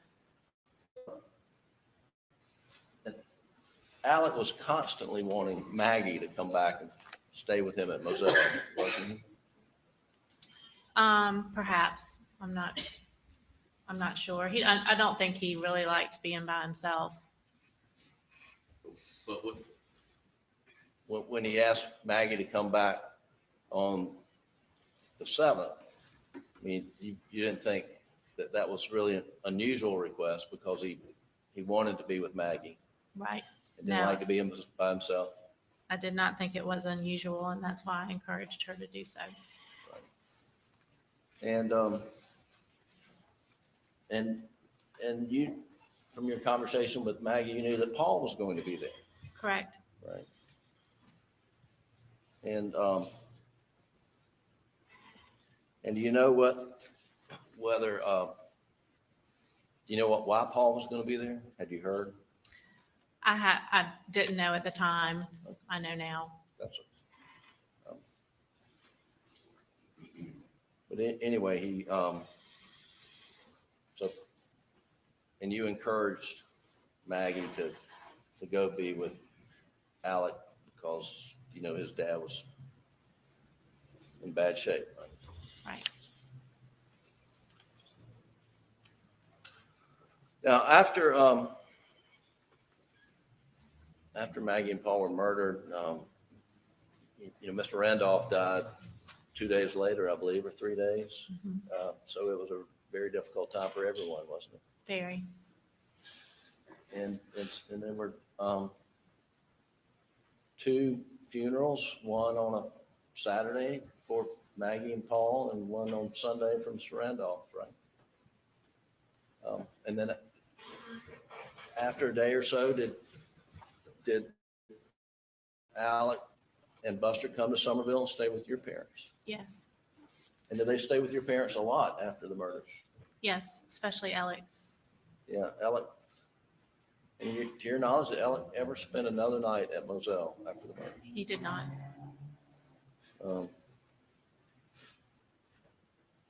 She stayed with your parents. He visited with you and your husband and family down at Key West at sometime at the end of July. Is that right? He did. And then he and Buster came up to Greenville up at one point in time. They did. And then and he was staying with his brother Randy at times. He was all over the place. He was.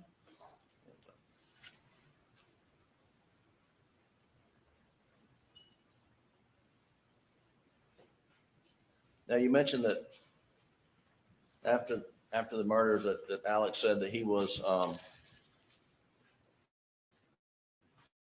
very intent to clear Paul's name from the boating accident, right? And you knew that Maggie felt very strongly that Paul was not driving the boat when the beautiful Mallory Beach came to her tragic death, right? Correct. I mean, Maggie was adamant. She was on a mission to clear Paul's name, was she not? Sort of. Sort of. And she was, and you're not critical of Alex for wanting to clear Paul's name after he was murdered, do you? Are you? I'm not critical about that at all. I think that was his way of honoring Paul after he was gone. I just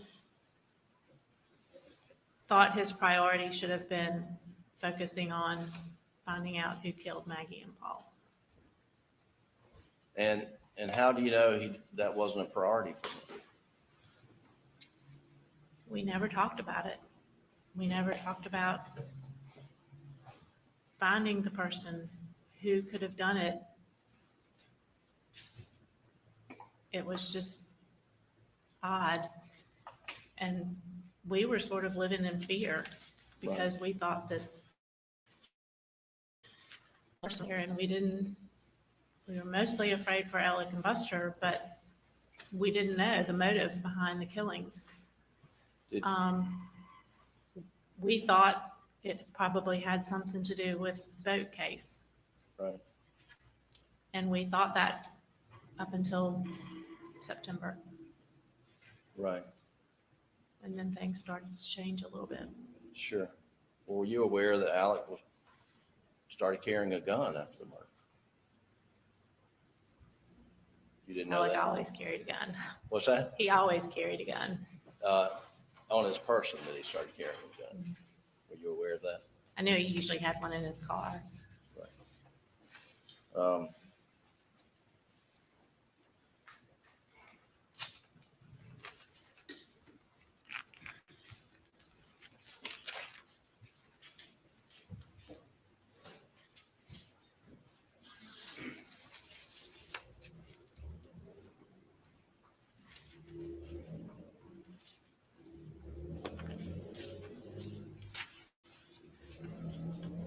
I want to ask you just some sort of one topic kind of questions.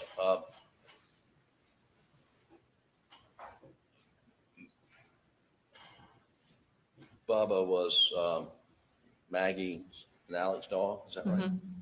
Bubba could be a little hard-headed, we've heard. Mm-hmm. But I'm sorry. Yes, Bubba. I think Bubba could be a handful. it's pretty clear that Alec could control Bubba pretty well. Yes. And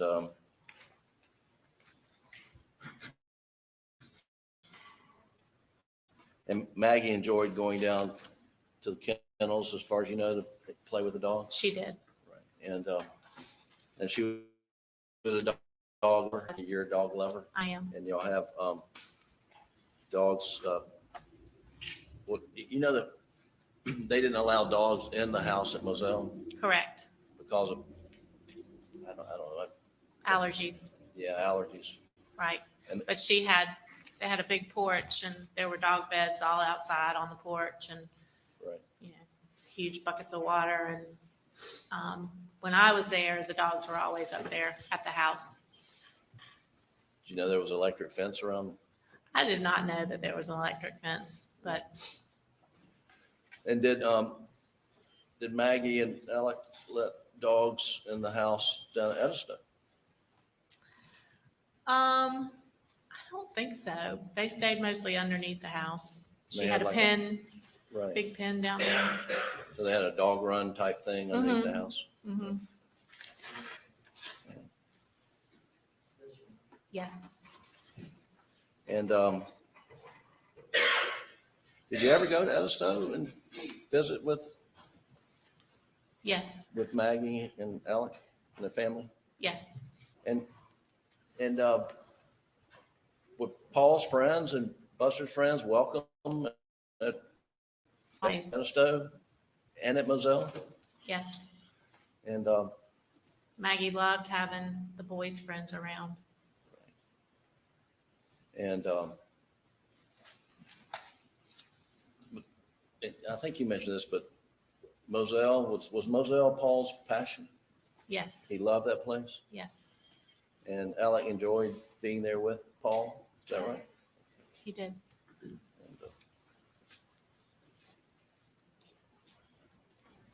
one second, Your Honor.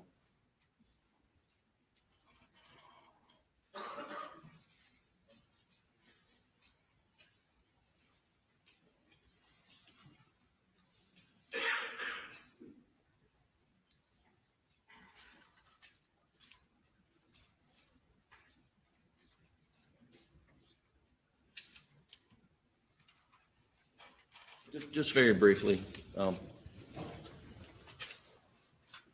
in your own words, you tell the jury what you believe Alex's relationship was with. I think they have a very good relationship.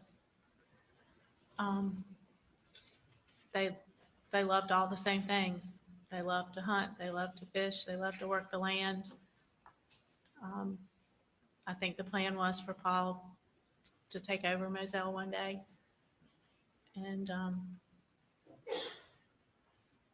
they had a great father-son relationship. And in your own words, can you tell the jury what you believe Alex's relationship with Maggie was? It was good. It wasn't perfect. But Maggie was happy. And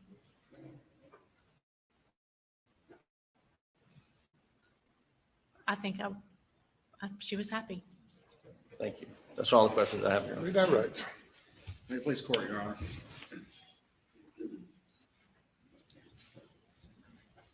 When Maggie called you on the afternoon of June 7th, 2021,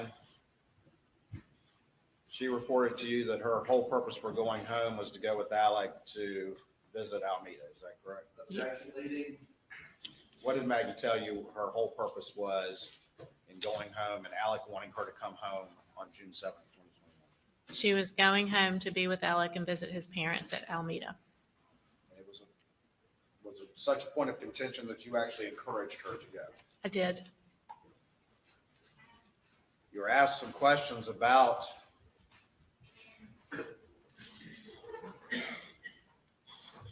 you testified about Alec not being focused on trying to figure out who killed Maggie and Paul, and then something happened in September. Is that right? Correct. And that changed for you as you started to look at the motive. Is that correct? That's what you just testified, correct? Correct. And in September, he got fired from the law firm, right? Correct. And it started to come out about years and years of theft and misappropriation from clients. Is that correct? Objection leading. Objection sustained. What came out in September that changed your calculus? And objection exceeding the scope of cross. Objections overruled.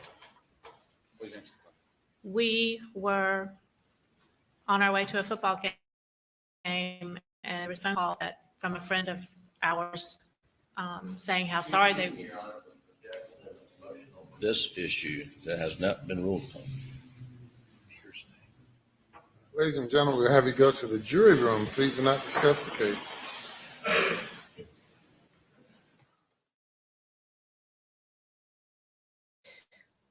Oh, Okay. yeah. So I saw that coming. I know what's coming here.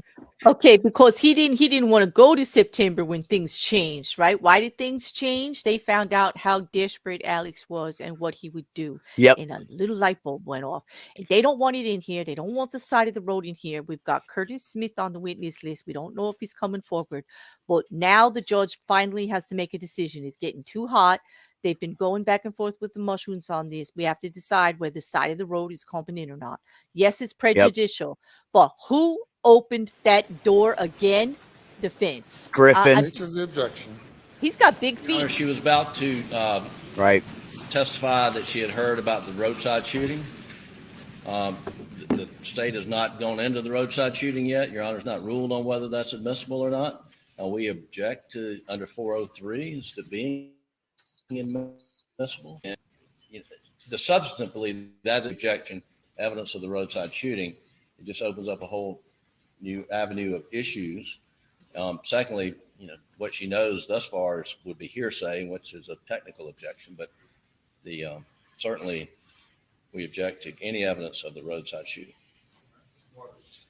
Your Honor, at this point, of course, this is responsive to a question that was raised on cross-examination by Mr. Griffin, in which he testified something happened in September. So for that reason, just to begin with, I believe that door is opened as to her to explain what it was that changed at that period in time, which was the nature of my question to her. Additionally, I think if we look beyond that, there is a connection if we want to talk and have in-camera hearing about her answer and about 403 and 404. There is a logical connection between what happened in the roadside shooting and what happened on June 7th, 2021. And that connection is, of course, that the evidence will show that as the temperature increases, as there's a confrontation or Alex Murdaugh, things like this happen. And that's what happened on September. But as it relates to this specific witness, this was a answer that came up during the defense cross.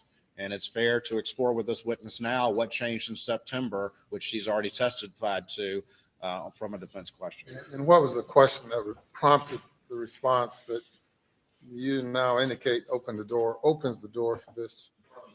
Yes. So in that particular question and in her response, he asked her, and he had been, of course, engaging in great detail about the family relationship and that sort of thing, and put up a picture and all the rest of it, and asked her about her assessment at that particular time. And she went in and started to explain that. And he was specifically asking about Alec being concerned about clearing Paul's name in the boat case. And then she explained further that, and he asked her if that was any big deal. And then she went on to explain her answer. And that's when she talked about how everything changed in September. And that was what I was exploring, what happened in September, which has been testimony before this jury. And I think now fair game for them to understand what happened in September.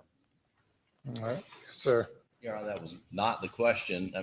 What was the question? That was my question to Mr. Waters, and he's explained a whole lot. I don't know if he responded to my question.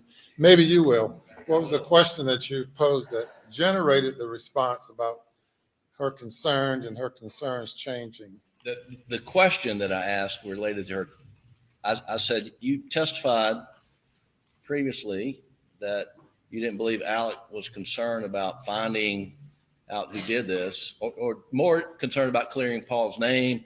And then she says, well, it seemed odd he wasn't concerned about finding out who did this. And I said, why do you think he was not concerned? And then she goes into testifying, well, initially we thought it was the boating accident. And then after September, we thought perhaps it's something completely different. And I mean, I was exploring her testimony on direct, and she offered up the issue of the roadside shooting. So I didn't ask anything about the roadside shooting, Your Honor. I was asking her why she thought Alec was not trying to, what was the basis of her belief that Alec wasn't trying to find out who did this? All right, Mr. Waters. And I apologize if I wasn't more clear. I don't remember the specific question, but what I do. Court reporters, if we'll have Ms. Harris, if you'll go back a bit to Mr. Griffin and his questioning of Ms. Proctor.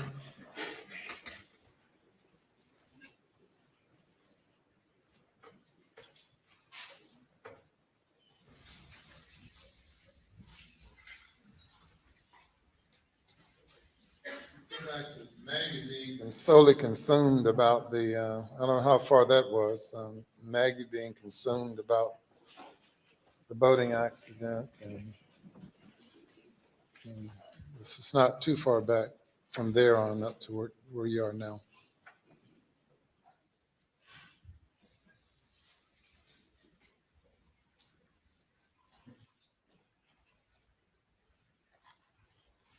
And if you need a break, we can take one for you to locate it.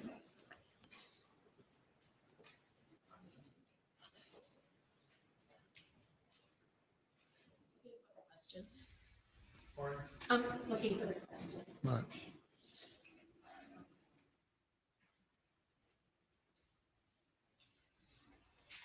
You're not critical about Alex wanting to clear Paul's name. Need to be loud enough for me to hear you at least. Go ahead. Sorry. Okay, this one. Okay. You're not critical about Alex wanting to clear Paul's name.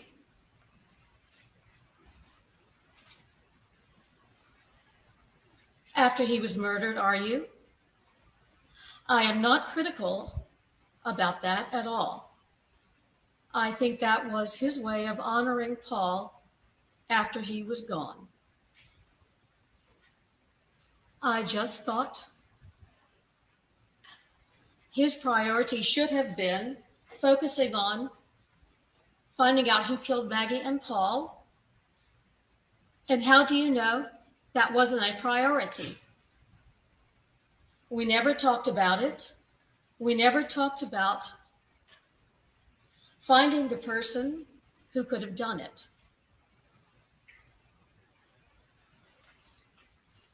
It was just odd. And we were sort of living in fear because we thought this horrible person was out there and we didn't. We were mostly afraid for Alex and Buster. We didn't know the motive behind the killings. We thought it was probably had something to do with the boat case, right? And we thought that up until September. All right. And then things started to change a little bit. Were you aware that Alex started carrying a gun?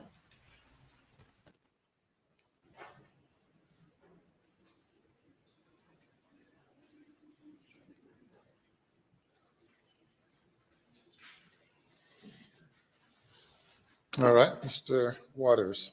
Your Honor, again, these were in direct responses to his question as he was exploring her statement about his concern on the boat case. And in fact, the reference to September was actually in response to a follow-up question that the defense continued down that line of questioning. That answer has now come out, and I think that the witness, again, is fair game. That's fine. So what changed in September? What she meant by that. Yes, sir. What she meant by that. And what changed in September? Do you want me to talk to them? Yes, ma'am. So we received a phone call from a friend of ours who said he was so sorry to hear about my brother-in-law. And the call came in to my husband, Bart. And Bart said, "What are you talking about? We don't know anything." And he said, "Well, your brother-in-law's been shot." And we literally stopped the car, pulled over on the side of the road, and it was just the worst feeling in the world because I thought whoever had killed Maggie and Paul had now shot Alex, and I was horrified that Buster was next. So we made a phone call to Buster, and Buster said his dad had been shot, but that he was okay. He was on his way or in the hospital at that time. I can't remember. And then at some point, and I'm not sure, I think I was in shock. At some point, we spoke with Jim Griffin that day. And he told us that, yes, Alex had been shot, that he had been fired from the law firm because he had been caught stealing money. All right, thank you. Yes, sir. Again, that's her explanation. And I believe that's fair game in this particular instance to this particular witness's testimony that had come out on cross-examination. And I probably would have one follow-up. Additionally, I should mention as well, I think there's two other matters that probably we should explore while the jury's out, in fairness to the other side and in court, that I wanted to inquire that were in reference to cross-examination. Those are different issues. I was Without going. Going into them, tell me what they are, so. Sure.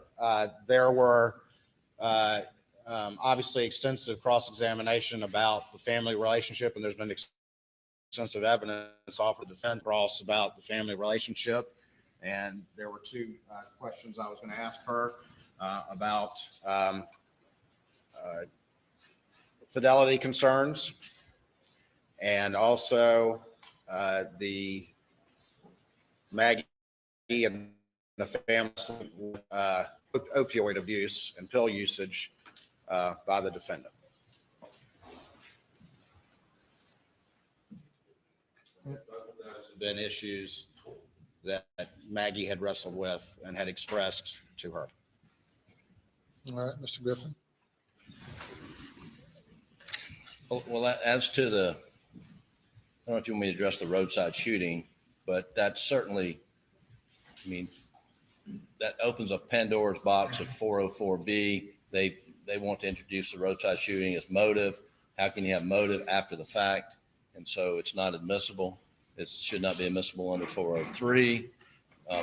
But just what she says is not that harmful, but they're not going to stop there, Your Honor. And I did not open the door. I said, You're probing her about Alex's fears. Doesn't Alex, were you aware that he started carrying a gun? Well, he always carries a gun in his car. No, but then he started carrying it in his pockets.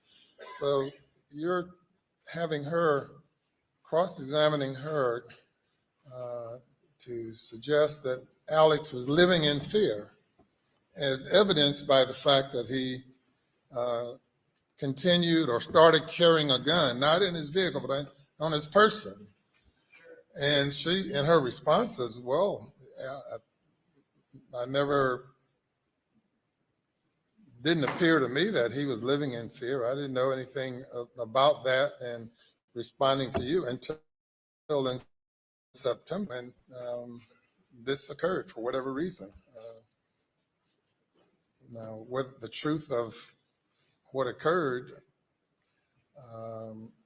she's not testifying as an investigator. She said she heard he'd been shot.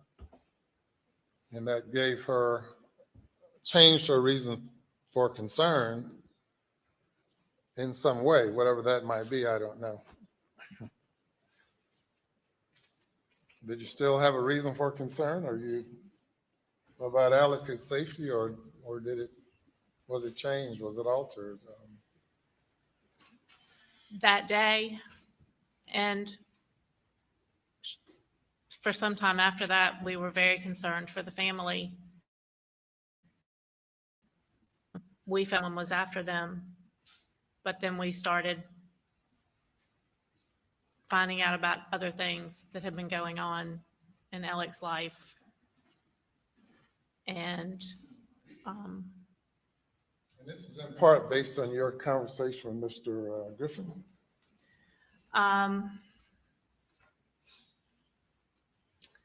This is everything that has come out since then.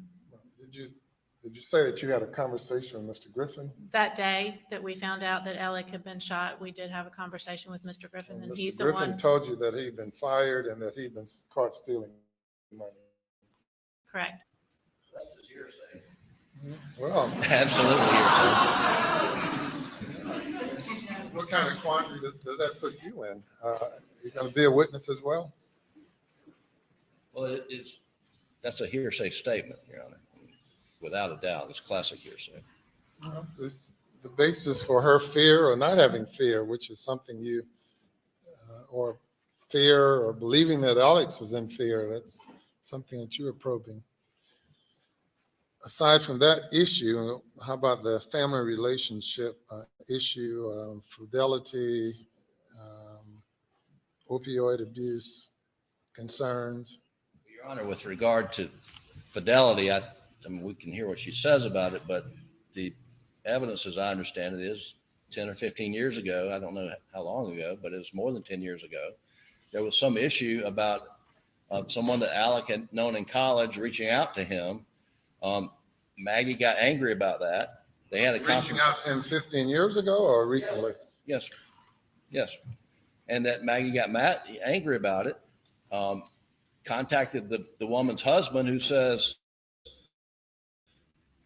I know who she's seeing because I have a private eye on her. That led to a divorce. You're now referring to a 15-year-old conversation. Yes. And then the opioid stuff, Your Honor, is, I'm not sure what information she's going to share about that, frankly. Well, you had one earlier witness read a letter about him being in rehab. That they introduced, yes, sir. That you published. It's already in evidence, Your Honor. All right. Over objection. Go ahead, Mr. Waters. So on both of those issues, first of all, with the first. By the way, you can step down for a break. Don't discuss your case. You're fine? Okay, good. All right. With the issue of the first matter, I think it's certainly a fair question to say, did express to you any concerns? Were there ever any concerns and issues with the defendant's fidelity? I think that's clearly in response to since it's been offered by the defense. You said, has she ever, such as 15 years ago?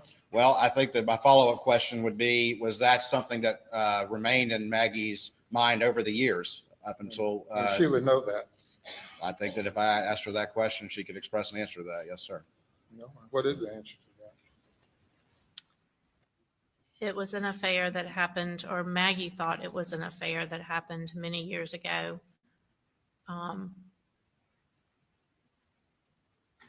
They were able to resolve the issues, but Maggie still brought it up.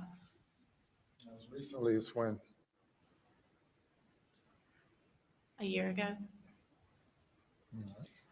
She did not think anything was going on. It still bothered her. All right. Yeah. Yes. During when that event occurred, did she make Alec leave the household for a period of time? She did.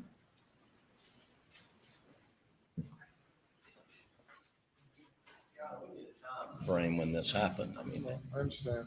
15 years ago, or? How long ago was that? It was a very long time ago. I'm not sure. A very long time ago. I think, again, I'm not trying to make it bigger than it is, but I think given the issues that have been squarely in front of the jury, the state's entitled, at least in a limited fashion, to offer this some testimony in this regard that that everything was not perfect, as the defense has repeatedly elicited. And so on that particular issue, I only propose a limited question that had Maggie ever had any concerns about fidelity, and had those concerns continued to bother her? And that would be the extent of my proposed examination of her on that issue. All right. Anything else? It's 2007 is our understanding. 2007, 15 years ago. Well, yeah, 2007 was 15 years ago. Yeah. And that's when it occurred. Well, that's been established. Give me something new. Well, other than repeating 15 years ago. It's not admissible under 403. Unfair prejudice outweighs the probative value of this. Whether it still bothered her, I mean, she testified that they weren't without their problems like all married couples, but they had a good marriage. I mean, it's been addressed, and it's highly inflammatory. That's why your questions have to not lead into things that might be inflammatory. We're going to be in recess for about 15 minutes. Please.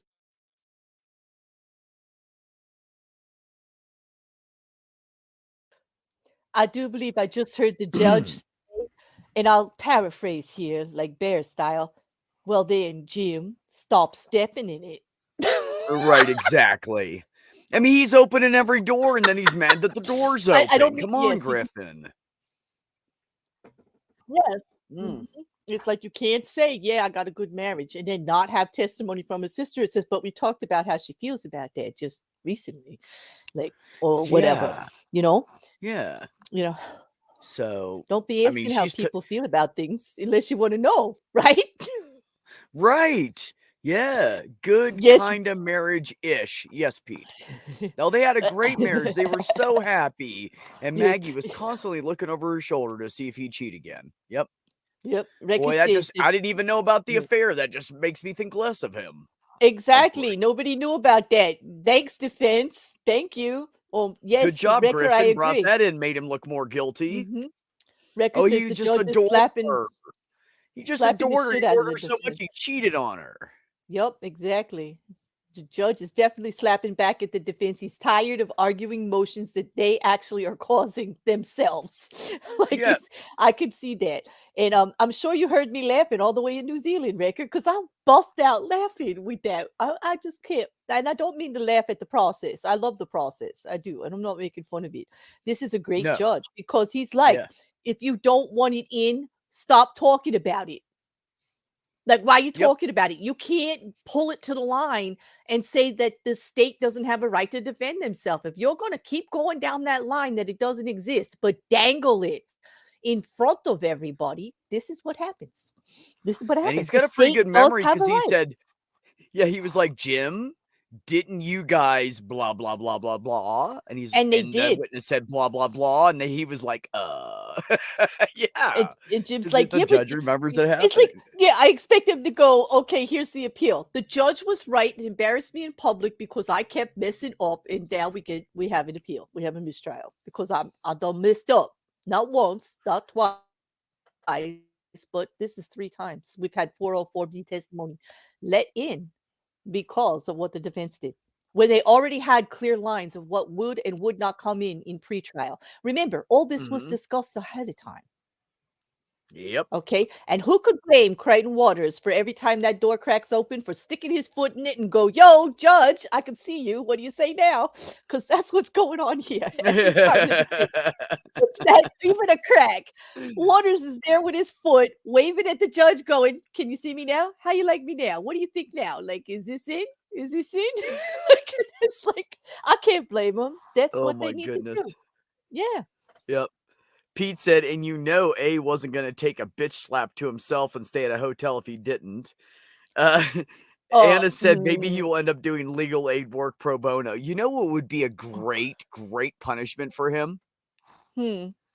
Take him out of the jail every evening and make him go change all the trash cans and vacuum and mop and clean the bathrooms in the bank. Definitely. He should be serving people food, right? He should be delivering people's food, cleaning the Give toilets, him the shit changing the jobs beds. he's never known in his life. Yeah, you see, we're terrible. We're just judging him because he's well off. Like, I want to rather judge him because he's a shitty person. Actually, I don't care about his money. I think he's Yeah, manipulative. no, I think just he said took that because of the advantage. whole Yeah, the way no, he no, was I with get the it. maid. He never Oh, picked I'm up not. a dish, and don't. he never Yeah. picked up his clothes. He was just an ass. Oh no, don't get me wrong. I ain't judging you, Beck. Everybody's got a right to feel like that. We all do about that kind of stuff. But I really do, just him as a person right now. I've got Yeah. that, like, not such a good human thing. And I'm Well, trying I not think to that's because part he's of it, lost his though. family. I'm trying not to because he's Yeah. got issues. I mean, if he is a drug addict, if he is, and I say if because we're not allowed to have any credible evidence to prove that yet, except for the fact that there was a stay at rehab that we know about. We know people paid for it, and he's now getting sued to get that money back. So And there's millions of dollars missing over the last 15 years. Where did that go? It's usually a drug habit. Yeah, but that still is all speculative, and we just like it I is know. pattern-ish, and we could see it. But do we have tangible evidence? Like, do we have something in No. our hand? No, and that's because they won't let us. Okay, I'm trying to feel for him as a human being. I am, and even I am having a very difficult time, and I give people more grace than they deserve on a daily, minutely, and I secondly basis. used to. I Okay. used to do that. You know what, Beck? I still do. You know why? I know, because you're want hoping the for the world- best. I I understand. want the world to be the way I think it is through those rose-colored glasses, and I want to actively pursue that by being that way the best I can. I don't Absolutely. think I'm better than anybody, but I'm thinking, you know what? Maybe if I just don't go there and don't go as low as they go and don't do what they do, that is actually going to have some counterbalance of something you know? Yeah, no, I get it. Yeah. I was like you for until just I the know, last few naive bear, years, and I wear it. honestly. I was I wear it. exactly like I was I always wear it. trying to like be the happy person and improve the situation and, Oh, who said make happy? somebody's day better or say hi to somebody that looked lonely or I mean, I did all those Yeah. things all Listen, day, every day. I did not use the word happy. Nobody could know this bear and say that I am happy on a daily basis. No, that's not what Well, I'm a saying. mask. I'm I meant like, a mask. yeah, I had a I'm not mask. even, yeah, I'm not even wearing a mask. I have it all out there all the time. If I'm upset, I'm upset. If I take issue to something, I take issue to something. If I'm being gracious, I'm being gracious. I own it all of it, like a multifaceted rock. I was Yeah. gonna say diamond, but I figured YouTube come from me say, see that? She thinks she's all that, a bag of chips. She called herself a diamond. But I was thinking multifaceted. It popped in my head. Yeah. Now I'm a rock. Okay. See what you did to me, YouTube? Well, you Damn. can be a rock and be multifaceted. It's okay. Anna said, AM did say he had a drug problem to his friend. No, Anna, the drug problem has already been brought up. And I think Yeah. that's specifically because the defense wants to use that for him, not against him. And of Exactly. course, the state is trying to use it against him. And it could be used either way. That is up to the perspective of each juror.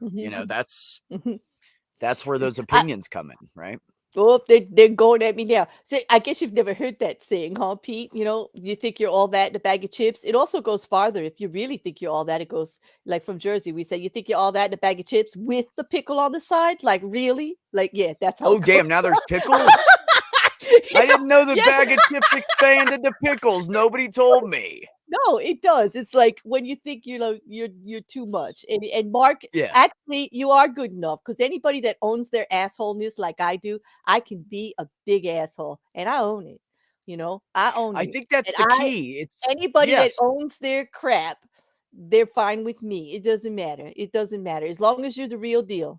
You can be whatever you want. Yeah, no, it's Do true. whatever you Because want. I respect somebody. I tell people all the time, I would rather someone walk up to me and punch me in the face and say, I hate you, than to walk around behind my back saying shit and acting like they're friends in my face. I want to know the truth. And people are Exactly. like, you don't want to know the truth. I'm like, motherfucker, there ain't no kind of truth you can give me that I cannot fucking handle. I have already been through it all. You cannot And shock listen, me. So yeah, I want to know the no. truth. No, and so do we in this trial. And so far, every witness has been spot on with like, do you really want to know? Ask me again. Like I got something to tell you. I am actually very pleased with the prosecution's case today. Yes. They're saying out on Twitter that they may have missed the marks on a few things. Now, here's the thing.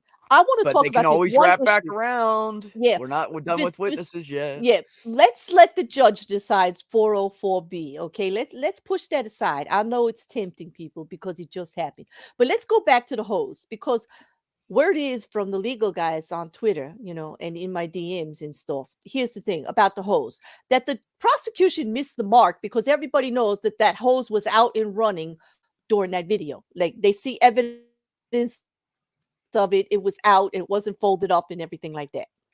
Okay. But that doesn't mean that what Dale testified to is false. He testified that when he left it correct. Somebody was using it. And there were only 3 people there.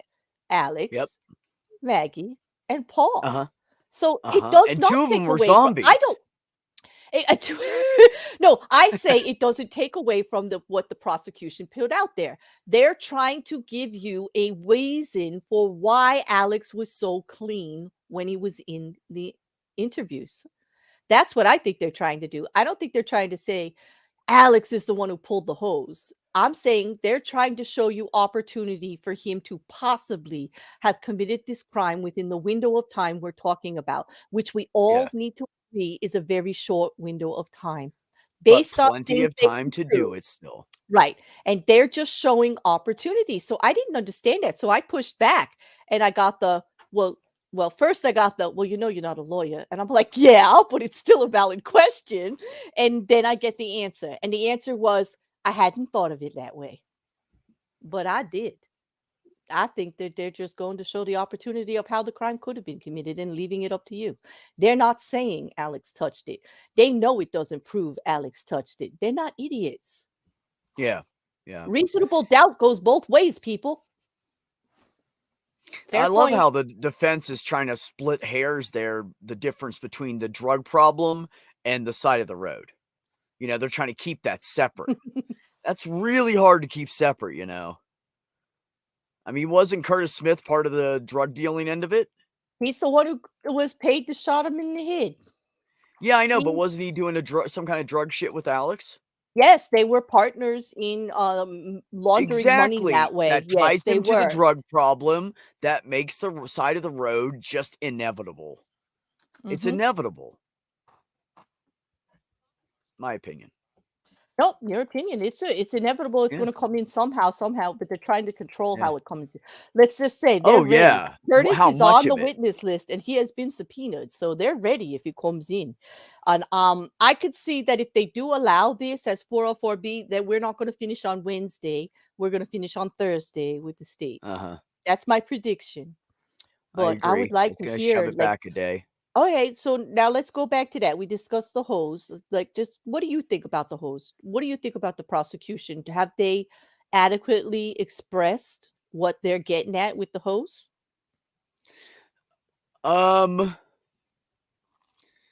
If I try to just think about what they said, I don't think so. But like we were saying earlier, they're not done yet. I think we need to see what the end of the state's case is and when they cut off their witnesses, and then we need to have a big discussion at that point. Mhm. That's what I think, because there's still some more witnesses coming in. I mean, if some of the testimony is short enough, by the end of the day, Thursday, they could do 6 to 10 more witnesses. So I feel like there's a It's lot true, that but they haven't. I don't think that BCE has wrapped around and smacked the target yet. I think he's still coming around the Yeah. fucking tree, but I True. think he's coming back. True, but Beck, my question, it's not about the whole case. It's just about the hose.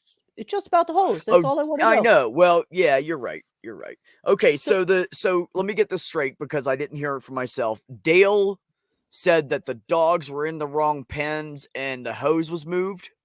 He said the hose was not in the Okay. way that he would normally do it. He always when he puts is it very away. precise, and he puts it away in a very precise manner.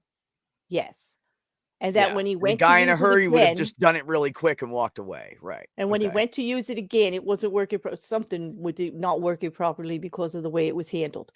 Only saying that somebody else had used the hose in between. That's it. But we all knew, like you guys had pointed out, that you thought you heard water in the video that Paul created for Yep. Rogan. Yep. So the Okay, hose would have been and that you out hear and it in the there and background, and we can convenient. see obviously in that video that the kennel is wet, right? I think the prosecution was just laying the foundation there that it is possible with a running hose accessible within feet of the crime that someone on a rainy day could have washed off and not Yep. leave visible evidence. I think they were just putting it out there. I really do. But Yeah. you know, I mean that's what I think, but like that's why I'm asking you guys. Am I going a little too far? Am I making, oh God, let me use No, the I mean, word. the first thing that the hose made me think of is it makes it convenient for someone to get blood off of them. That would be the first thing that was exactly the first thing I thought of. Mhm. Like that's exactly where my mind went. Hose rinsing off. What are you rinsing Mhm. off? You know, I I grew up don't on a know. farm. We used to pre-bathe before we went inside because we'd get so muddy working outside. Mhm. You know what I mean? And if we were really bad, my mom would say, boys at the front, you know, girls in the back, and she would hose us off. We'd take off our clothes, she'd hose us off again, and then she'd send us inside. So I know if there's a hose laying there, that's a way to drink and that's a way to clean. It's the first two things I think of. So my country opinion. No, Mark, I agree here. Is it possible the prosecution is holding something back so it can end in a huge way? I do not believe so, but I did see testimony recently that actually started to gel things together for me, especially with the pathologist, with the actual person who did the autopsies, giving credible testimony into what those wounds were like, the trajectory, the angles, the damage, that they were entry rooms, what way the victim was facing, the movements of the victim. at the hits, okay, and Yep. what might have happened afterwards. That was big for me. I don't know about you guys, but that kind of started putting things in place for me. And I started remembering other things that I heard that fit the scenarios with how the condition of the bodies. Yep. And it was a big Now it makes moment more for sense. me. Does Okay. see, I've been seeing it in my head for a while because I'm so obsessed with the crime scene end of the photos is what I was Mm-hmm. more obsessed with, and then Mm-hmm. the law part of it came later. That the way the blood splatter was, I knew there was only so much of an angle it could have came from. It's just the Mm-hmm. way it is, you know. You don't shoot a shotgun to point B and it stops in the middle and goes at a 90-degree to point A. It just doesn't work like that, you know. Mm-hmm. So I Yep. knew And that some there's of it, two and then when I things. watched that guy's recreation, I thought of it in my head and Mhm. thought, well, I think he's a little off here and a little off here, but I think, it's pretty fucking Right. close. But it did start to put pictures in your heads about how this could all fit together. Like you just start looking at it. That's inevitable. And that's what you hope the Yeah, jury's doing. the pathologist confirmed what I was thinking, Mhm. honestly, Yeah. which is what I was trying And to tell Sandy in the and chat, and she said, "I'll wait," and I'm like, "Haha, I was right." Yeah, I know. Like said, Colin said he also said Alex and Paul weren't very fussy about putting that hose away. Exactly, which was why Yep. it was all in the pictures that you see. It's all extended out and everything. Somebody was using it, and that was the point. Not who, but that it was running. Easy to start washing everything off. Okay. Yep. Very easy to do. The other point I wanted to address, besides that, is Anna. She said, Beck, I thought since the drug issue I'd already brought up that this shouldn't be an issue. That I can actually answer because of pretrial hearings. Remember, like there's all these pretrial hearings ahead of time where they talk about the evidence and they go with their motions back and forth about what's coming in and what's not, what's prejudicial and what's not. And because this is a mental health issue, it is a personal privacy issue, it's a HIPAA issue. The only way they were allowed to bring it in was for state of mind. So when, let's say for an example, when Jenny Seckinger brought it up, it said he was fidgety, he was acting like he was like had a pill thing, something casual like that, it was acceptable. But to then expand on it and go into details on it was not. They're showing that his normal state of mind versus how he was then and during the pressures. They were allowed to bring it up that once they said 404B could come in. What they're not allowed to do is talk about the rehab, talk about his disorder or his actual precaution to be an addict. Okay, they can't go there. Does that make any sense? Like Yeah, as far because he as does have a behaviors, proclivity for it. Yep. as far as behaviors during a specific period of time, which would have been right before the murders and then right after, that is all they're allowed to talk about it. If it contributed to his normal behavior or not. Do you understand what I mean? Like that was Yeah, the that's what parameters I'm that saying. There, I heard the judge set. I heard the judge Yes. talking about that. And that's why we hear a little bit about it and you wonder why they're not going further. Like you think it's in. It's not in that way. It's only in a little itty bitty slice of it is in. And that is mostly because of Alex Murdaugh's utterances himself. It is the only reason Yeah. it's in there. If he had not said it himself to these people that are repeating it, it Yep. wouldn't be. Okay. The other thing I was thinking too is, they were talking about the sister was talking about his state of mind and how he was concerned about clearing Paul's name and all this stuff. They could just say that's a stressor because he lost his family and he's not thinking straight. That's not necessarily going to push the jury to think that he's the murderer because of that. That could be thought about 4 different directions from what I can discern. At least 3 verifiable directions. So yeah, I mean that doesn't mean it's going to sway the jury in that direction either. Yeah. All of this can go either way. Right. Because Smith is such a volatile witness because of the drug issue, that is why we didn't hear from him in 404B testimony as far as all the money that he got from Alex illegally, $2 million. That has already been testified for in other crime, in another case where Alex did give a good deposition. Things were said that they don't want in. Like everybody keeps asking about life insurance, right? Right? What Alex's claim was that he asked Curtis Smith to shoot him in the head so that Buster could get $10 million worth of life insurance. Yeah, and he doesn't have it. He has hunting insurance. Right. That's what that person testified, that See, all he has there's is just hunting more insurance. questions. The more you know, the more you know, the more questions there are, right? The more they put out there, the more questions we have. But there is so much involved in that side of the road incident, you know. Yeah, It's just crazy. absolutely. It's either and here's the thing. I wonder why the defense is fighting so hard to keep it out when it actually would show emotional distraught over the deaths, that he didn't want to live anymore because of it. Not that he did it, but that he missed them that much. Could it Still, be? sometimes I do wonder if he was going to kill himself as well. Like, sometimes I think of that and go, I mean, maybe he chickened out and he just wanted someone else to do it, you know? But then he didn't Okay, mind putting a here gun comes next to the his head by the judge. side of the road. Here I he don't comes. I hope he rules on this. I want to hear this. Oh, for that's sure. right. We don't know the side of the road.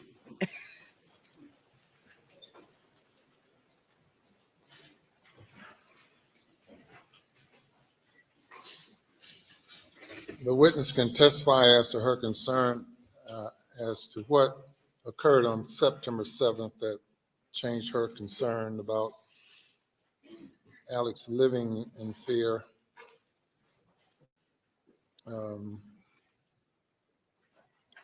She cannot testify as to on the fidelity issue because that's too remote in time and would tend to confuse the jury. She can testify that she discovered that he'd been fired and that and that he had a drug problem. Your Honor, depending on how the testimony goes, we would have hearsay objections if she's testifying as to what someone told her. She's not testifying as to the truth of it. She's responding to why her concerns were changed based on, in part of her conversations with you. No, I understand As that. an agent for Mr. Murdaugh. No, I understand that. My point I just stood to address is the family wrestling with opioid and pill use by the defendant. That is hearsay. If that's how she knows. You want to talk about specifically, I don't know to what degree she discovered his drug problem, opioid addiction, or whatever it is, but it's already in evidence anyway. No, I understand. I'm just advising the court that I will be making hearsay objections if that's Yes, she's I testifying understand. about hearsay. Anything else before the jury comes? Nothing from the state this time, Your Honor. All right, bring the jury.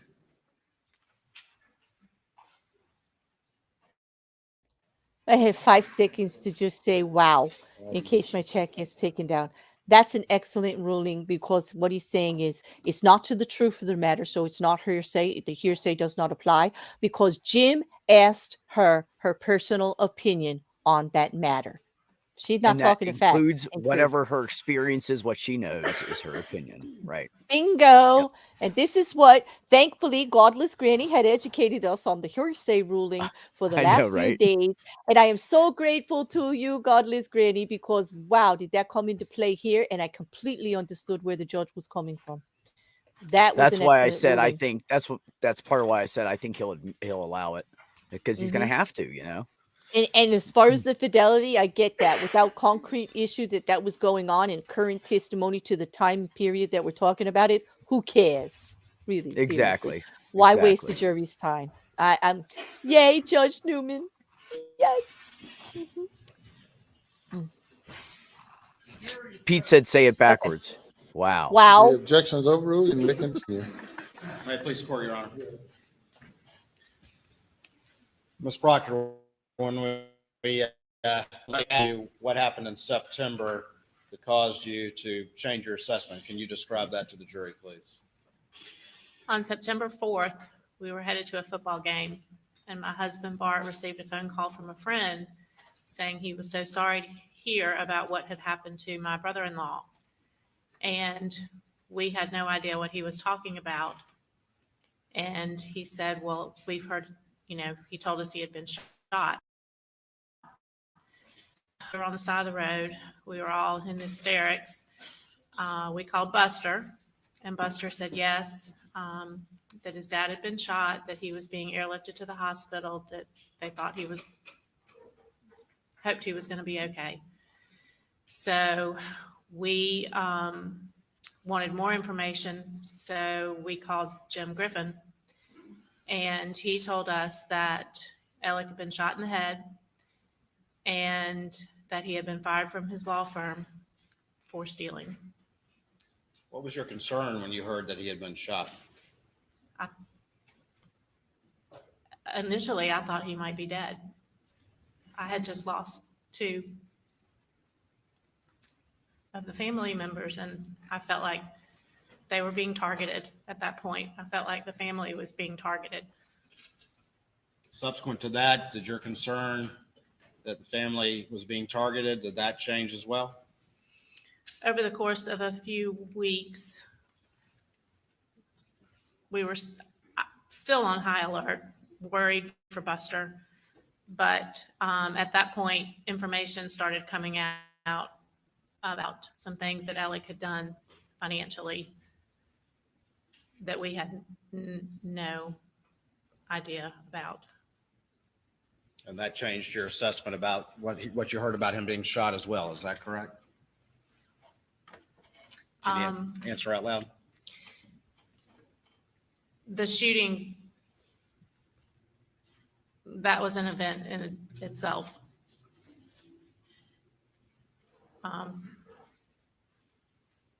The roadside shooting.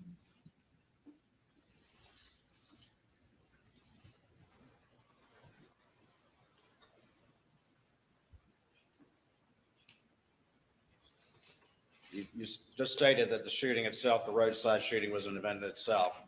Did other information come to your attention that changed your assessment about the roadside shooting at a later time? Yes.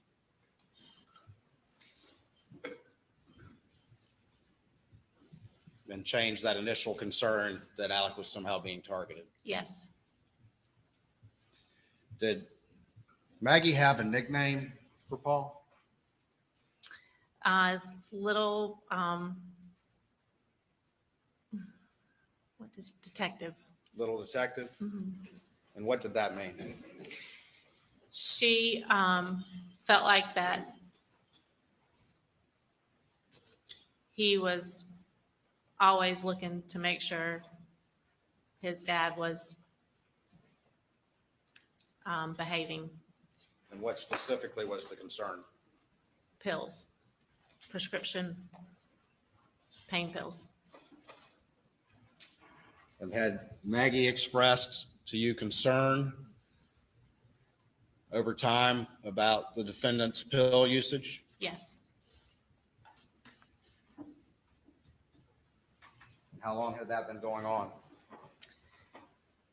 I am not sure, but I think it had been going on for some time. And did that concern continue up as we move to their Maggie and Paul's murder? Yes. And what did specifically Little Detective mean as it related to the pills? If there were pills in the house that his dad was taking that he wasn't supposed to, Paul was determined that he would find them. And did that happen on occasions? I think so, yes. Hold on for me 1 second.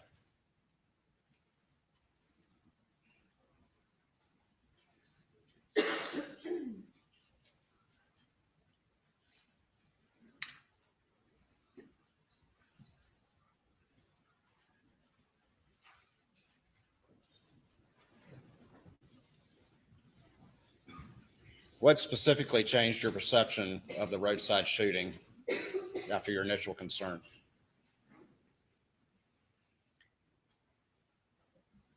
The story that was initially told about what happened came to not be true. The story told by who? Alec. By Alec? Yes? Yes. Thank you, Your Honor. Nothing further. Anything further?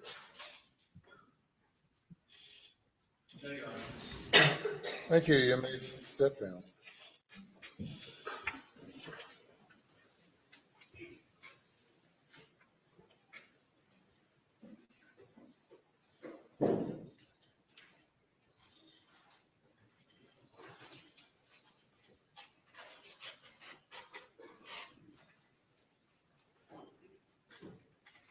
You call your next witness. Thank you, Your Honor. The state calls Bart Proctor.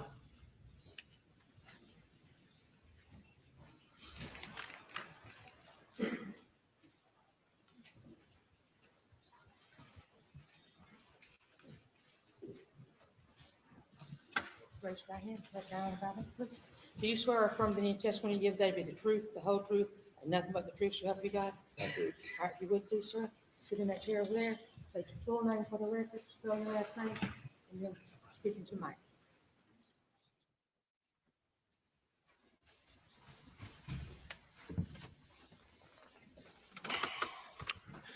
My name is Barton Proctor, Proctor. Proctor, good afternoon. Very quickly, tell the jury, are you Marian Proctor's husband? For 37 years. 37 years.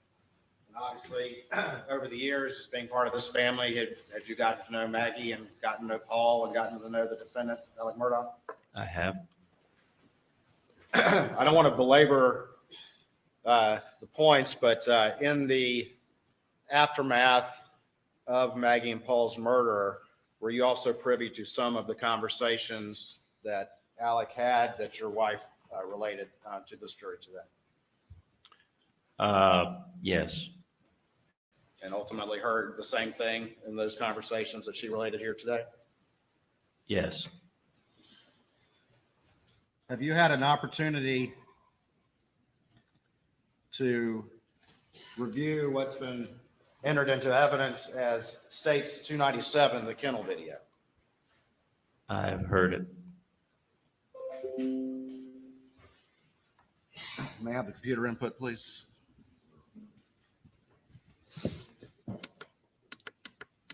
I was on there.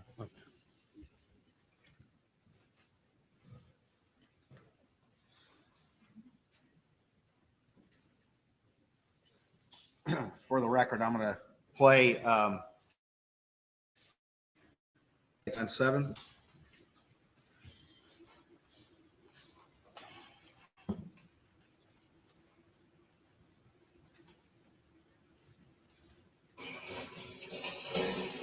Get back.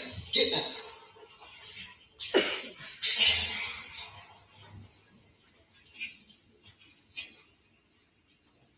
Quit, Cash. Quit. It's okay. Come here. Come here. Cash. Hey, he got birds in his mouth. Barbara. Hey, Barbara. It's a kitty. There's a chicken. Come here, Cash. Cash. Quit.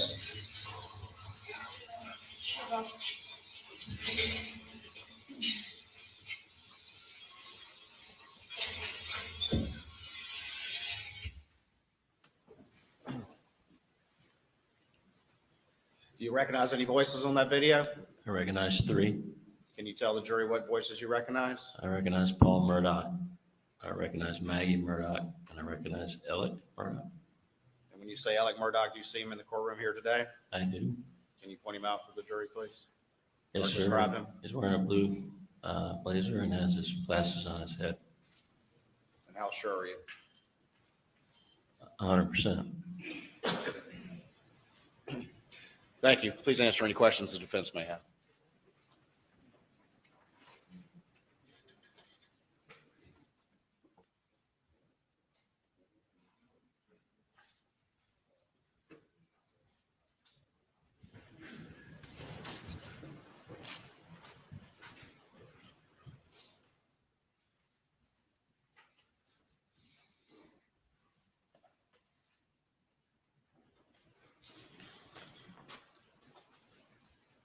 Hey, Mr. Proctor.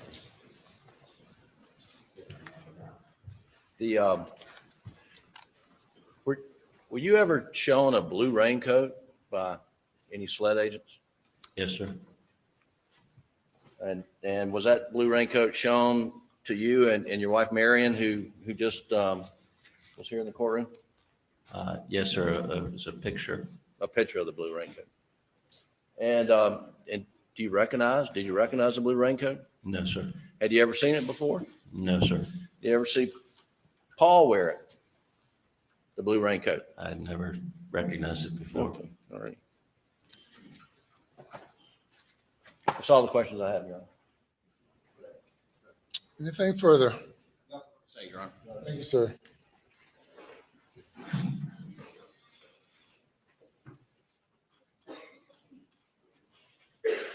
You have another witness today? Your Honor, as you're aware, there was a circumstance beyond any of the parties' control. No, because of a circumstance beyond the parties' control. Very good. Yeah. Ladies and gentlemen, there are no more witnesses available today. And this is Valentine's Day. So we will recess at this time and resume at 9:30 tomorrow morning. Have a good evening.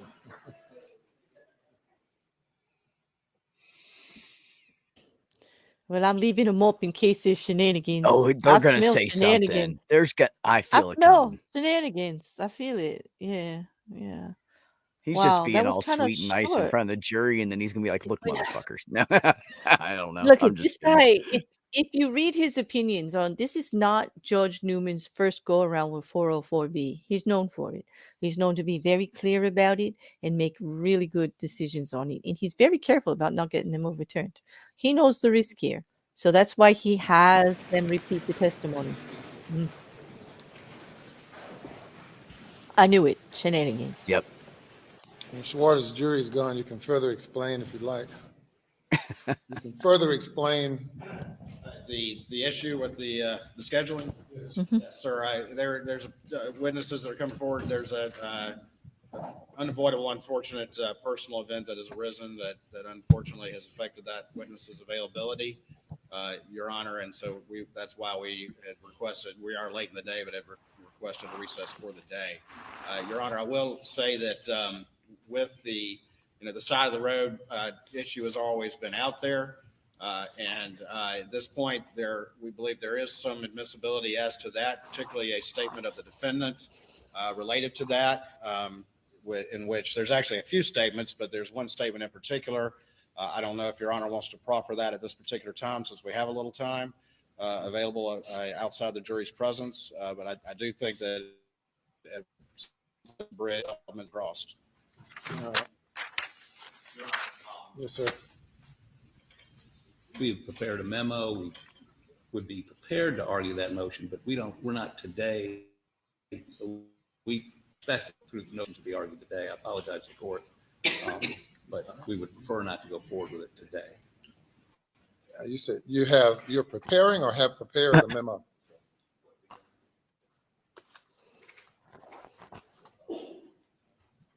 Person preparing.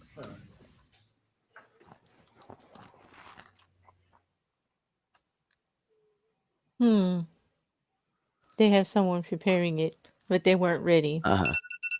Nope. Stop the jury and Sure have weren't. them come at another time if need be, 10 o'clock, 10:30, whatever. Done with that. We were hoping, we were not anticipating it coming up at all. Can you all don't leave with the jury yet? If you can find out, are they gone or still here? You have them hold for a moment.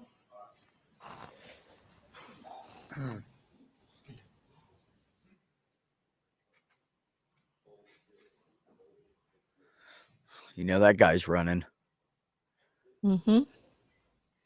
I'm curious, what does Harpootlian think he's going to gain here? I'm waiting to see. I don't know. I'm wondering too. Okay, you can't because of witnesses. Just these things come up. What's he going to do? He's going to just try to say you're holding me from pleading my Filed case. it. Your Honor has it on the 404B issue. There's a section on the roadside. Has it been sent to me or being sent? It was. Your Honor, it was filed well before trial, and it's a consolidated memo. It addresses all the regurgitation, 404B stuff, something like financial evidence that you've ruled in. And in the section of the memo, we do address the roadside shooting. We point out that it's after June 7th. We point out that he's been indicted for insurance fraud, As a result of that attempted insurance fraud, their theory of motive is it is just another way for him to gain sympathy when financial situations turn badly for him. But we point out that he has been indicted by Hampton County grand jury for insurance fraud for attempted suicide to obtain $12 million of insurance for his son Buster. And so we argue that it's not motive, and it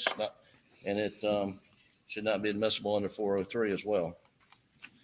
All right, and I'm happy to talk about all of that and review what's been submitted overnight, and review whatever the state may have for me to consider, and to hear any more argument about it in the morning prior to ruling. I've had them to stop the jury from leaving to find out how much time you all might need tomorrow morning, because otherwise I've told them to be here at 9:30 if they need to come at 10 o'clock, 10:30. Mr. Harpootlian. Your Honor, I don't think this will take 30 minutes to argue. I would prefer to argue it in the morning simply because we haven't looked at it. And while Mr. Griffin is an extraordinary advocate, I'd like an opportunity to. Want the jury to come in at 10? 10 would be great. I would say 10:30 to be safe, Your Honor. That was Mr. Waters saying he got something to say. I'm trying to think of a reason, but I really can't. You just We're gonna see have him the look jury back come and in at shrug. 10:30 tomorrow morning instead of 9:30. Thank you. All right. Okay.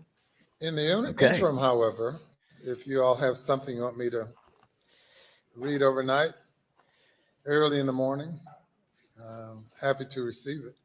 Yes, sir. Means we don't have to be here till. What was previously filed. No, we have to now, be here because court starts at no. 9:30 to listen to defendants it. Yeah, I we know, got but I time. always in thought it was opposition it was to motion 9:15. to eliminate It's 9:15 for read us. For evidence me, of well, other like, crimes and you bad know, acts. yeah, And- because I and want I've ruled to on a majority of greet this already. everybody and wait, you know, trying to be So courteous. you I'm have always to late do anyway, your you know. offer, and she, I'm sure, will get it to Oh, you. hold on.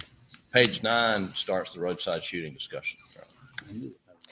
See, Creighton Waters Honor, in the knows what they reply filed. also, touch this ground as well, but we can Yep. do the same thing. Middle of page 9 through the top of page 12. So you have about 2.5 pages that you might want to, if you want to supplement it, it'd be fine. Thank If you. you want to. Mhm. And how about from the state's perspective? Yes, sir, Your Honor, and I think I just lost my glasses.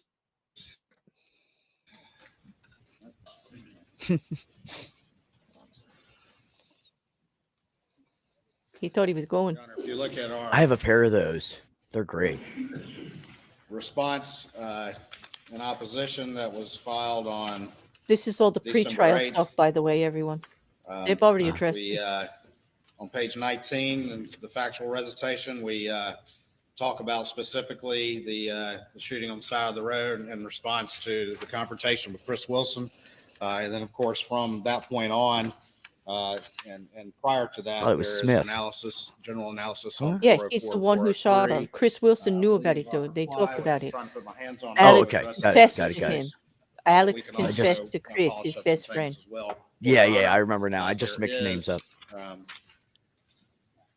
There is, thank you, Mr. James.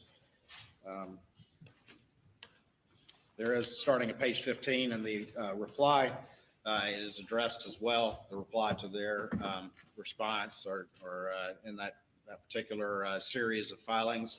It's in there, and again, we can polish that up.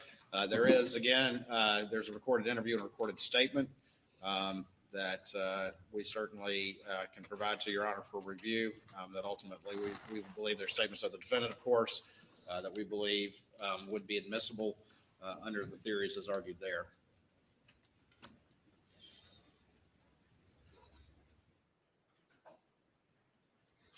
And what is the state's theory of admissibility of the roadside shooting? Yes, sir, Your Honor. As we argued back in December, and as argued in those particular briefs, what we see is a chain of circumstances that are connected for an extended period of time that particularly highlight and start in June 7th. We've gone into, obviously, Your Honor, moving into the the financial situation as it went into July and the efforts to shore up that particular money, the loans. Mr. Burney testified to that today. But of course, Mr. Murdaugh, there's already been evidence admitted that he was $192,000 short, and that Chris Wilson covered that. The evidence goes on that in that particular interim of time, and again with the state's theory, that he's able to do his best to try to cover things up in that interim period.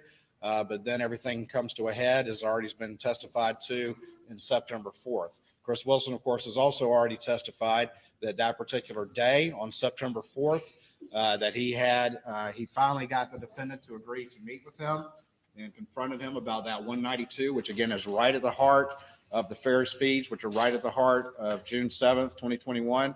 And had that confrontation with him. The admissions that were made have already been testified to. And then with a short period of time in response to that, that the side of the road shooting happened. You've already heard testimony here from Ms. Proctor that, of course, the initial reaction of everyone is, oh my gosh, the real killers are back.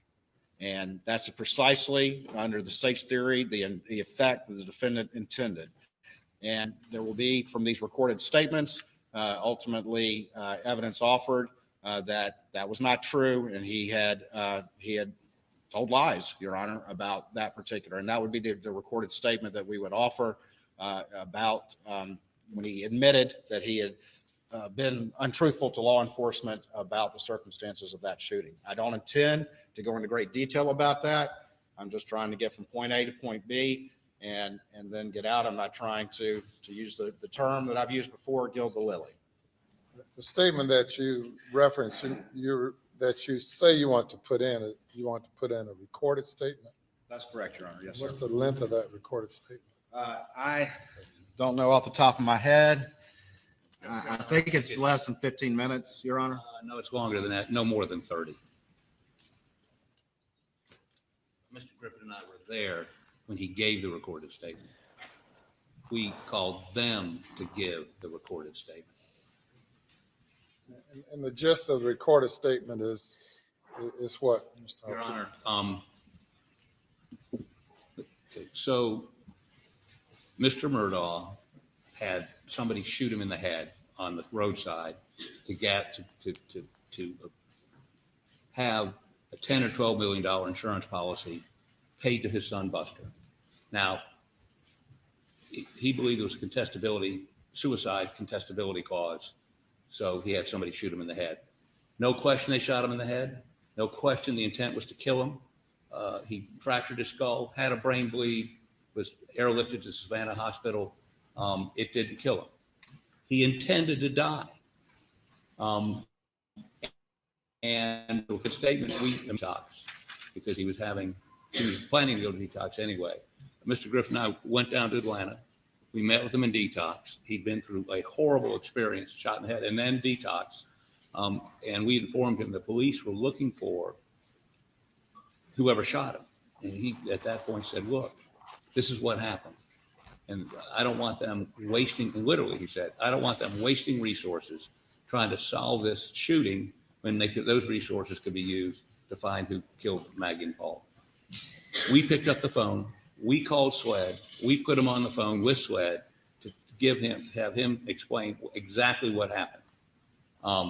This wasn't a result of a SLED interrogation. This was a voluntary statement. So they quit wasting resources looking for, and he told them who shot him in the head, and a guy named Eddie Smith, who was his drug dealer. So that's. And you all have brought his name up a couple of times through cross-examination. Is he on the state's witness list? Yes, Your Honor. Bring him in. But Your Honor, one aspect of that, and I think this is what highlights the relevance and the connection with this particular case, is that in the wake of the side of the road shooting, Mr. Murdaugh's initial claim was that some unknown individual had a flat tire, and some unknown individual, supposedly under the guise of stopping for help, then suddenly shot him in the head. He went so far as to draw a composite artist to draw a composite photograph. Again, I'm not trying to get into too much with the detail, But that, of course, the immediate effect of that is that he's been targeted by some unknown individual. That was a complete lie, and that's the point of that statement. If the issue here is that Mr. Murdaugh lies, I mean, really, are we at that? I mean, we've come $10 million through lies, and now this piece of Careful there, evidence is relevant Harpootlian. You said it because was it an proves he honor to lied again represent him. Careful. months after the murder. Careful. There's no. Yeah, but the jury's not there right now. He didn't do No, it. they're and not, I think they but will still. concede he didn't do it to get some sort of sympathy. He did it to be dead. That's why he did it. Then let him testify And to that. unfortunately, Eddie Smith at 4 feet couldn't shoot somebody in the head and kill him. Then let him testify to that. And that's what Mr. Smith would say. Well, Mr. Smith has given no less, I'm set up to cross-examine him, I know this, 6 different explanations for that and any other event you ask him about. Judge Nick says that from sounds like an excellent wasn't point there for cross. to, I was there Gotcha, and gotcha. I saw Alec, he'd been shot, to I was there and I tried to stop Alec, to yes, I shot him in the head. But the No, fact he of the matter failed. is the cross-examination of Mr. Smith is something I'm looking forward to. Now, Oh, good. but Then you this want it in? particular, Good. Event had nothing to do with what happened on June 7th, other than he lied about something else. And 404, unless there's a specific, it's not motive. Yes, it I is. don't understand what the 404, 403 analysis would be on this. I know what State the of mind. 403 analysis is. The Malice. prejudice outweighs the State of probative. mind. The 404 is what of the 4 things that 404 is admitted for, which one is this? State of mind. Your Honor. I know y'all want to argue it in the morning, so this is just a prelude. prelude to tomorrow morning. Two things.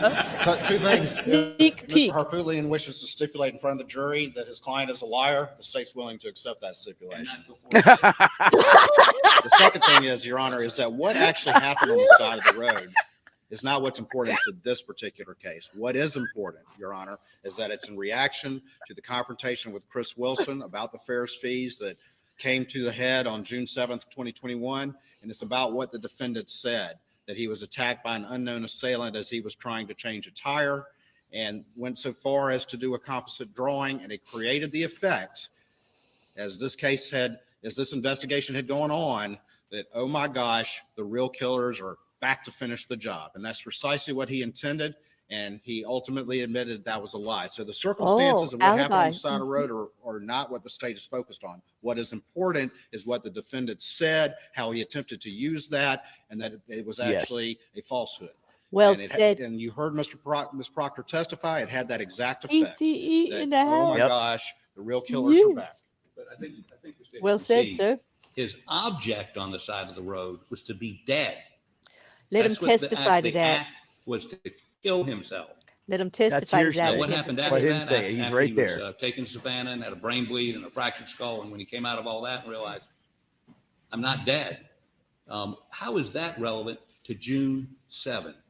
Your Honor, we can beat this dead horse a little bit more in the morning, but allow us to give you, I don't know, this crazy idea of giving maybe some more law to look at. All right. Oh, you did not throw law at the the sole judge. purpose of Mr. Oh. Smith's testimony, or you have other things to talk with him about? Well, he's on the witness list. I didn't say necessarily that we're calling him. What I'm trying to do again is to limit the presentation to just what's relevant to this particular trial that we have here today.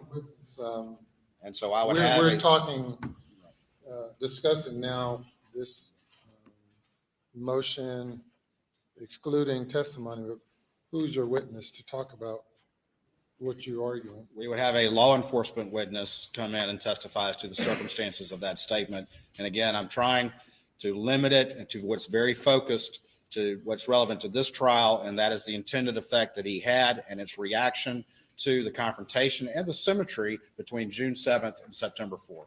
Do you have anything in addition to what you all provided a couple of months ago, seemingly? Case law. We have a for written now. document at this time, but we can certainly work on some additional discussion this evening, Your Honor. Case law. All right. Okay, well, we'll reconvene at 9:30. Thank you, Ron. All right, very good. What was that last thing you Did said, Claire? Harpootlian actually case law? That's what the judge wants to hear because he's going to make this on Oh, yeah. case law, and already Waters has outperformed them in pretrial hearing on this. He did get limited. You saw already in this trial everything that the defense wanted out.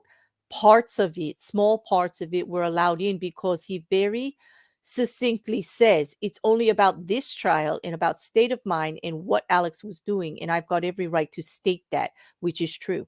And he's sticking to it. Even given the opportunity that he could throw his whole body through that door right now with everything, he's not. He's being very considerate, keeping it. He does not want a mistrial. He does Oh, not yeah, want the judges. exactly. He does not want the judges' decisions overturned either. For a district, for the district attorney's office, they need a win that sticks. You Yep. know, and that's what it's about. He's being very cautious. I was very impressed with him. Harpootlian actually said, "I look forward to cross-examining Christopher Smith," as if Yep. as if like that's not going to persuade the judge that, like, okay, you could do a cross. You're not really that offended by it. Okay, maybe you should have talked to Jim Griffin before you opened your mouth, because he doesn't want it in, and he's on your Yeah. team. Like, you know, Yeah. like, come on. I'm just sitting here going, and you think that's fine, and oh my gosh, and then, like, let's just call our client a liar. Okay, Yeah. let's just call Yeah. our client a liar and say it's no big deal. It's no big deal. You know, Push I it. figured out that I know a female version of Harpootlian. She's a doctor. And she is hard-headed and snarky, but not like you're kind of snarky. She's she'll throw backhanded insults, or if she kisses someone's ass, she really, really kisses it obviously and over smiles at them the way he does with the judge. And I'm telling you, I already know her Harpootlian's personality, and he's a dick. In real life, he's a dick. Okay. Yeah, because Alright. she's a bitch. That's how I know. They are so much alike. It took me this whole time to realize who that person was that I kept looking at Harpootlian and seeing. Yeah, I like Brian's comment here because he remembers greatly the last time that the defense tried to throw case law. Because let's remember, they knew this was coming, but the only case law they have is their pretrial motions from before. Yep. And That's right. let us just look back at what just happened. That it was their motion, yes, and they're the ones objecting to this based on their motion that they already submitted a while back. But who is it that knows the exact page number, paragraph, and argued it successfully to get the stuff in? It actually is telling the defense what they're referring to. Oh, that will be BCE, because when it comes to the facts of the case and what the other side is doing, he's all over it. He knows. Oh, he is. He It knows. amazes Yeah, yeah. me. Yeah. Like, he Now- doesn't even like Griffin will act kind of like fidgety and like get ready to jump up and say, to test the what's it called? What's that word? Testify? Object. To Object. object. But BCE, Waters just sits there like one, You can object. 2, 3 now, and he just gets up like casual because And he knows granted- exactly what they're gonna do. He knows them so well, and he studied the case. He knows what they have, where they're going. He's already got them all figured out. And built a team, because here's the fact: he didn't pull that out of the air. Somebody actually walked up and handed it to him. That is absolutely. a team. That is a unified team, picking up on every signal and working together because they know what's coming. They are prepared. That 255 witnesses on that list, they know they weren't bringing them all. They've only brought odd to date. Okay, they knew they weren't, but they had to be prepared, because not only did they do the case law on everything they want in and all of the objections that have already happened in pretrial, they're still listing the witnesses because they have successfully argued for those windows be slightly open. They Yep. know it. Okay. Oh, And yeah. it's up to the defense to close those windows. But instead of closing those windows and doors, Jim has been sticking his feet in them. like He's somehow. propping him open with a freaking rock or something. What's he What doing? was that? Like, I'm scratching my head and I'm wondering, yo, Alex, you're paying for this. Is this your crafty plan that you're just gonna call them bumbling, whatever, and that they ruined your life by being like idiots and you could have did a better job yourself, and next time you're gonna defend yourself? Like, is that what we're looking at? Like, that's what I'm thinking. I know. I don't know. I don't know what. I don't know. It makes it just makes me wonder if nobody else would even talk to him but Harpootlian. Yeah, good point, Colin, because here's what they said. If you let that woman speak, we're just going to keep jumping up with hearsay. But they couldn't, right? Because the judge reminded them of what Godless Granny informed us of. But he said, you could do that, but she's not speaking to the truth of the matter, which is the hearsay rule. Okay? She's not. You asked her opinion. That's what she's going to be given. Her personal idealizations of the situation. She's not speaking to fact and truth, which means hearsay doesn't apply. Yep. Okay, so they would have been a waste of breath. I loved watching that get smacked back, and I loved the fact that Godless Granny gave us such a good, well-rounded situations on when it applies and when it doesn't, because now it's like so clear in my head. And to hear the judge actually utter those words, she's not speaking to the truth of the matter. Like, I was like, bingo. Yeah. Beware the beep. Oh yeah, I did. I took it down, Turtle. I got rid of it. I threw it out. They're warning me about the feed. You know how like the big siren comes on? Yeah, I dumped it quick. I did, Turtle. But thank you. It's so nice that you guys know that I'm just not tech savvy and you actually try to help me here. Instead of beating me up Beware the about it, beep. hey, listen, I could take a little ribbon about it because I deserve it, because I am a fool about this stuff, absolutely. But hey, I can take it. But thank you for actually having my best interest at heart, so that you all don't lose your hearing. Yeah. Yeah, I muted the beep. No, I didn't just mute it. I like took it down, got rid of it, threw it away. Like, I'll make sure it wasn't going to happen. But anyway, we got an early dismissal. So you know what that means? Yeah. Like I think I'm going to go. I think I'm going to go and enjoy that, because I don't have far to go, because I am going to be joining Godless Granny in a few hours. I believe Yep. it's 7 Central. That would make it 8 Eastern for you East Coasters. And, forgive me. I know that's going to be quite late for those of you in the UK. That's like, that's 1 a.m. in the morning. And Yeah. it's like tomorrow for you guys in Australia and New Zealand who follow me. It would be later tonight, like anywhere from, no, actually it would be the morning. It would be tomorrow morning for you guys, like anywhere from 8 a.m. to like Yeah. Roughly 3 10 to a.m. 12. Yeah. 8 a.m. to 3 Roughly 10 p.m. to 12. Yeah. And Depending on where you're at. I think tomorrow for breaks and all, I did like the idea that some of you came up. Colin, thank you so much for coming up and giving us your idea of what you think happened. And I welcome everyone to share. You see how easy that was? Like, I didn't hurt him. Did I, Beck? I don't hurt anybody up here. No. No. So, like, any of you, you don't have to have a channel. You don't have to be a YouTuber. You don't have to be like one, all that in a bag of chips with a pickle on the side, to say in Jersey style. Just come up here and have a chat, like, in those little opportunities. We want to hear, or send me your idea of how you think this crime was committed, because that is what fascinates me about this case, is how small the window of opportunity was to get everything done. And I would like to hear how you all think that got accomplished. And I'm going to tell you, remember, he said it, well, the killer probably planned it all out ahead of time. Yeah, you had Yes, to, you did. buddy, to make it work that in such a short Yeah. amount of time to make You it see, work. and 'Cause I'm he knew not. he had to close the window to make it look Mhm. like it was impossible for him to do it. Yeah, and I keep hearing that from people, but I'm not there. I'm more on the whoops, there it is. Now what do I do? That's where I am. Seriously. And I think his tendencies to be able to manipulate multiple things at a time, and he's already under all this pressure. He's already got a lifestyle to where he's used to wearing multiple hats at a time and manipulating multiple stories, that he was actually able to think that quickly to do what he did in that scenario. Yeah. I think he was If quite he planned it out capable. in his head enough, it would have just been Mhm. automatic.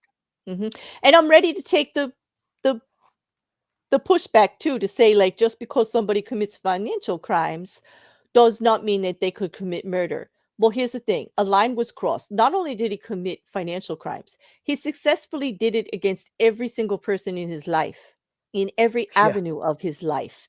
Not just, oh, I can steal. Not that. More like, I'm entitled to it. It's mine. I can do it, and no one's ever going to catch me because I'm the smartest man in the room. That kind of stuff. That's what I'm looking at.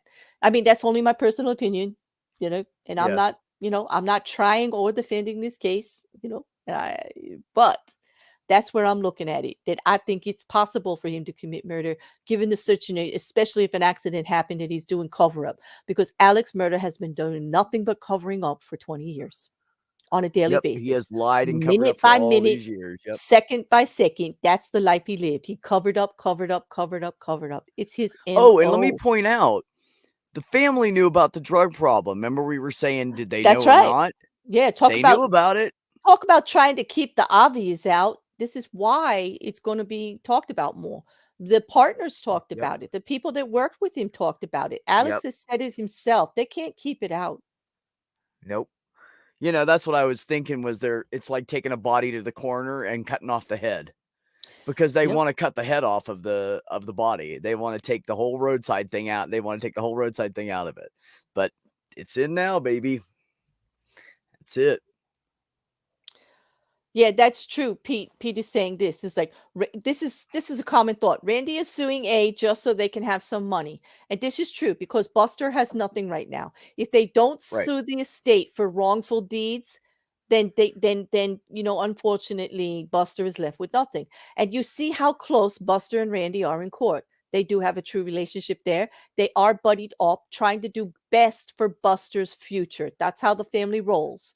All the focus now is off of Alex's misdeeds, but actually how to keep the money from Alex's misdeeds out of the hands of those that will be getting it, and give it back where it belongs, to what they consider now the head of the family, Buster. This is how it rolls. And that's their MO right now. And I'm not going to say that's right or wrong. That's what they do. No, I don't think it's wrong. They're watching their families back and somebody they care about. Right. And there are a bunch of lawyers in the family. So of course they're thinking future and getting him through law school and, blah, blah, blah, blah, blah. And hopefully he doesn't cheat this time. Yeah. And I But get the point. I get the point that Pete is trying to remember that me. And I love your East Coast style. Where are you from, dude? Like, we need to talk, because you're speaking my language here. Remember that. Because here's the thing. When you take that all into concept, you need to remember that already a lien is put on based on the numerous civil and criminal charges and fines that are coming down Alex's way. The civil suits alone have placed successfully liens on everything they could find on, they get their hands on, every property, everything that got sold. Point in reference, the Mallory Beach settlement that just happened, only in Buster, Paul, and Maggie's favor, not in Alex's. The property Muell was sold, and that money got divided up successfully to remove Buster from that lawsuit. He turned over his share. Oh, okay. Okay, the estate for Paul and Maggie are out too, because they turned over their share. Okay.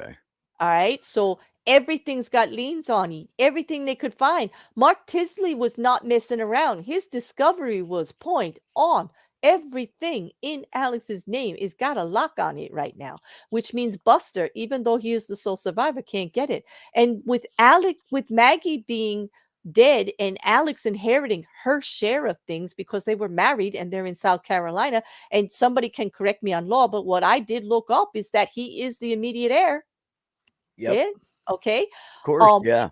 Right. Unless there's a vehicle to say otherwise, which, being the kind of woman she was, I doubt there was. Okay. Listen, then all those assets, because he's an heir, are locked up too. Yep.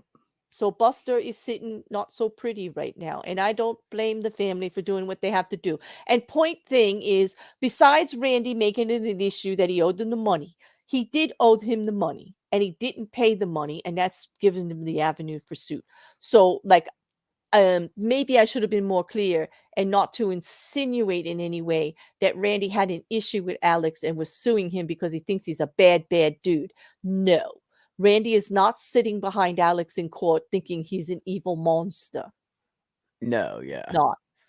Randy not. probably thinks he's not capable of it and is sitting there like waiting for them to figure out who did it, Yeah, I as wouldn't most even of the go that family are. far. I think he knows his brother, but he also knows his brother had a problem. He also knows Yeah. that this, that. He also That's knows true. that here it is, like it's your family, and you're watching everybody organize together, rightly or not, against you. And they have. Everyone in Alex's life has organized against him that he did this, that the financial crimes, because he stole from them. He stole from the partners. He lied to the best friend. Alex has nobody. What family wouldn't stand behind him in sort, regardless of what they think he may have done? I think that's why he calls Buster so much from jail, because Buster's the only one that'll talk to him. I don't know. I don't know the personal angle of it, but I could see why he would still have support in his family, because it just to me seems human. It seems Oh very yeah, for Buster, human. absolutely. He didn't ask for any of this. Daddy Mhm. offered to pay for a apartment for him. He had his own place and everything. He went through law school. He got booted out. He was working for the law firm and was trying to get back in when all this happened. Mhm. So, There was another yeah, thing. like Buster was Yeah. just doing his own thing. Yeah. Well, there's another thing I wanted to mention in the testimony of the sister, Marian Proctor. She did say that Maggie had an issue with the boat case. Okay. And there was Okay. other articles that I have read that said Maggie really did not like the idea that everybody was pushing back that the family didn't deserve anything, because there was some things that happened there, and accountability, not like lay on the sword, but why are you aggressively being so awful to them? They're suffering too. It didn't seem like Maggie was all on board with all of that. That's the impression I get. Okay. That's just my opinion, but there could be some pushback there about how Alex wanted Paul to fight. And maybe Maggie just was advising Paul to just confess and get it over with. Maybe, yeah. Because you did do it, dude. I mean, if you're the mom, just think of that. And it's your Oh, child. yeah. Where's the lesson there? Somebody else Did you lost do their it? child, and Yeah, yeah, right. absolutely. Did you do it? Yes, I did. Did you do wrong and you know it was wrong? Yes, I did, but I learned. But they've suffered. Where Yeah, is the exactly. line here? Can we compromise and say, can you step forward, do the right thing, step some a little bit, but there's a way out of it. Why should I have to? It should not be the immediate response. No, exactly. Exactly. Agreed. And I think that was the pushback from Maggie with Alex, that she didn't agree with that. Legally, yes, there's a way out of it, and they shouldn't have to give up money, and it is going to hurt the family. It's a horrible thing. But Maggie also said, I just want it to go away. I want it to be done. I'm willing to settle for less to have this not over our heads anymore. Quote unquote, to other conversations. Remember what the housekeeper said. Yep. All right. Maggie's state of mind in regards to the lawsuit was it was affecting everybody. There was fear there because there was so much, like how much they're going to get 30 million, 100 million. Are we going to lose everything? Why not just take care of it now? Settle. Yeah. Yeah. Yeah. Yep, I agree. But she All doesn't right, have well, I to gotta say. take off in like Me 5 too. minutes, so I have to Mhm. flee. I got Thanks my for what therapy you did appointment. do. I was pleasantly surprised you were around. That's kind of nice. Thank you. Yeah, Yeah. Mhm. the guy I had a meeting with couldn't leave his house. He lives outside of town, and they got Mhm. like 12 inches or something Mhm. out there, and his roads are really like horrible. So he Mhm. called me and we just did it over the phone. So I Oh, didn't have well, to do there the you driving go. and shit. Mm. Yeah. Well, that worked out for you. That's Thanks for pretty having me on. cool. Yeah, that is. I think tomorrow what I'll be doing is I am going to pin the link so I don't have to send so many private messages. And that way, the people that stop by casually, like Bearded or Granny or Yeah. anybody else who has a notion, Colin, if you're free, anyone in the chat who wants to tell us their story, you just know the rules. We're not going to talk during the testimony. We're going to mute. And if you get kicked, don't take it personal. There might be more people that need to come up, because nothing here is like that. It's just we got to be fair to everybody. But yeah, I would like to do that. Exactly. So instead of a private, just come and grab the one at the top of the. I'm gonna remember to put it as soon as I get here at the top, and it'll be good Okay. all day. Cool with And that me. way you can come and go as much as you like. All right. Sweet. All right. All right. And so, Thanks. yep. Okay. So everybody, have a good night, and don't forget, we're all going over to Godless. Oh, I should grab that link. I should be a good person. Hold on here. Why don't I have it up? Why don't I have it up? I mean, I pasted it earlier. I can redo I know it. you did. I know. Oh, do you have the link? I just want to get it back in the chat one more time. Yeah, hold on, let me To see the if I- exact stream though, to make it easy for them.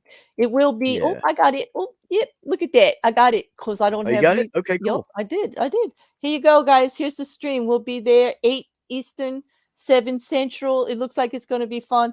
Come celebrate V-Day with a couple of sassy ladies. Okay. Because look at that rouster. You see that? Right? You see I Purple? know, You see and I love Penny, you Jenny. see She's a Jenny, hoot. and you see Mage. Yeah, it should be pretty good. And we Yeah, got Jenny's Jenny. Jenny's Yeah, amazing. yeah, it is. There's some really good people there. So okay, we'll see All you right, all. see you And I'll guys see you there. all tomorrow morning. Bye. Peace out. Mm.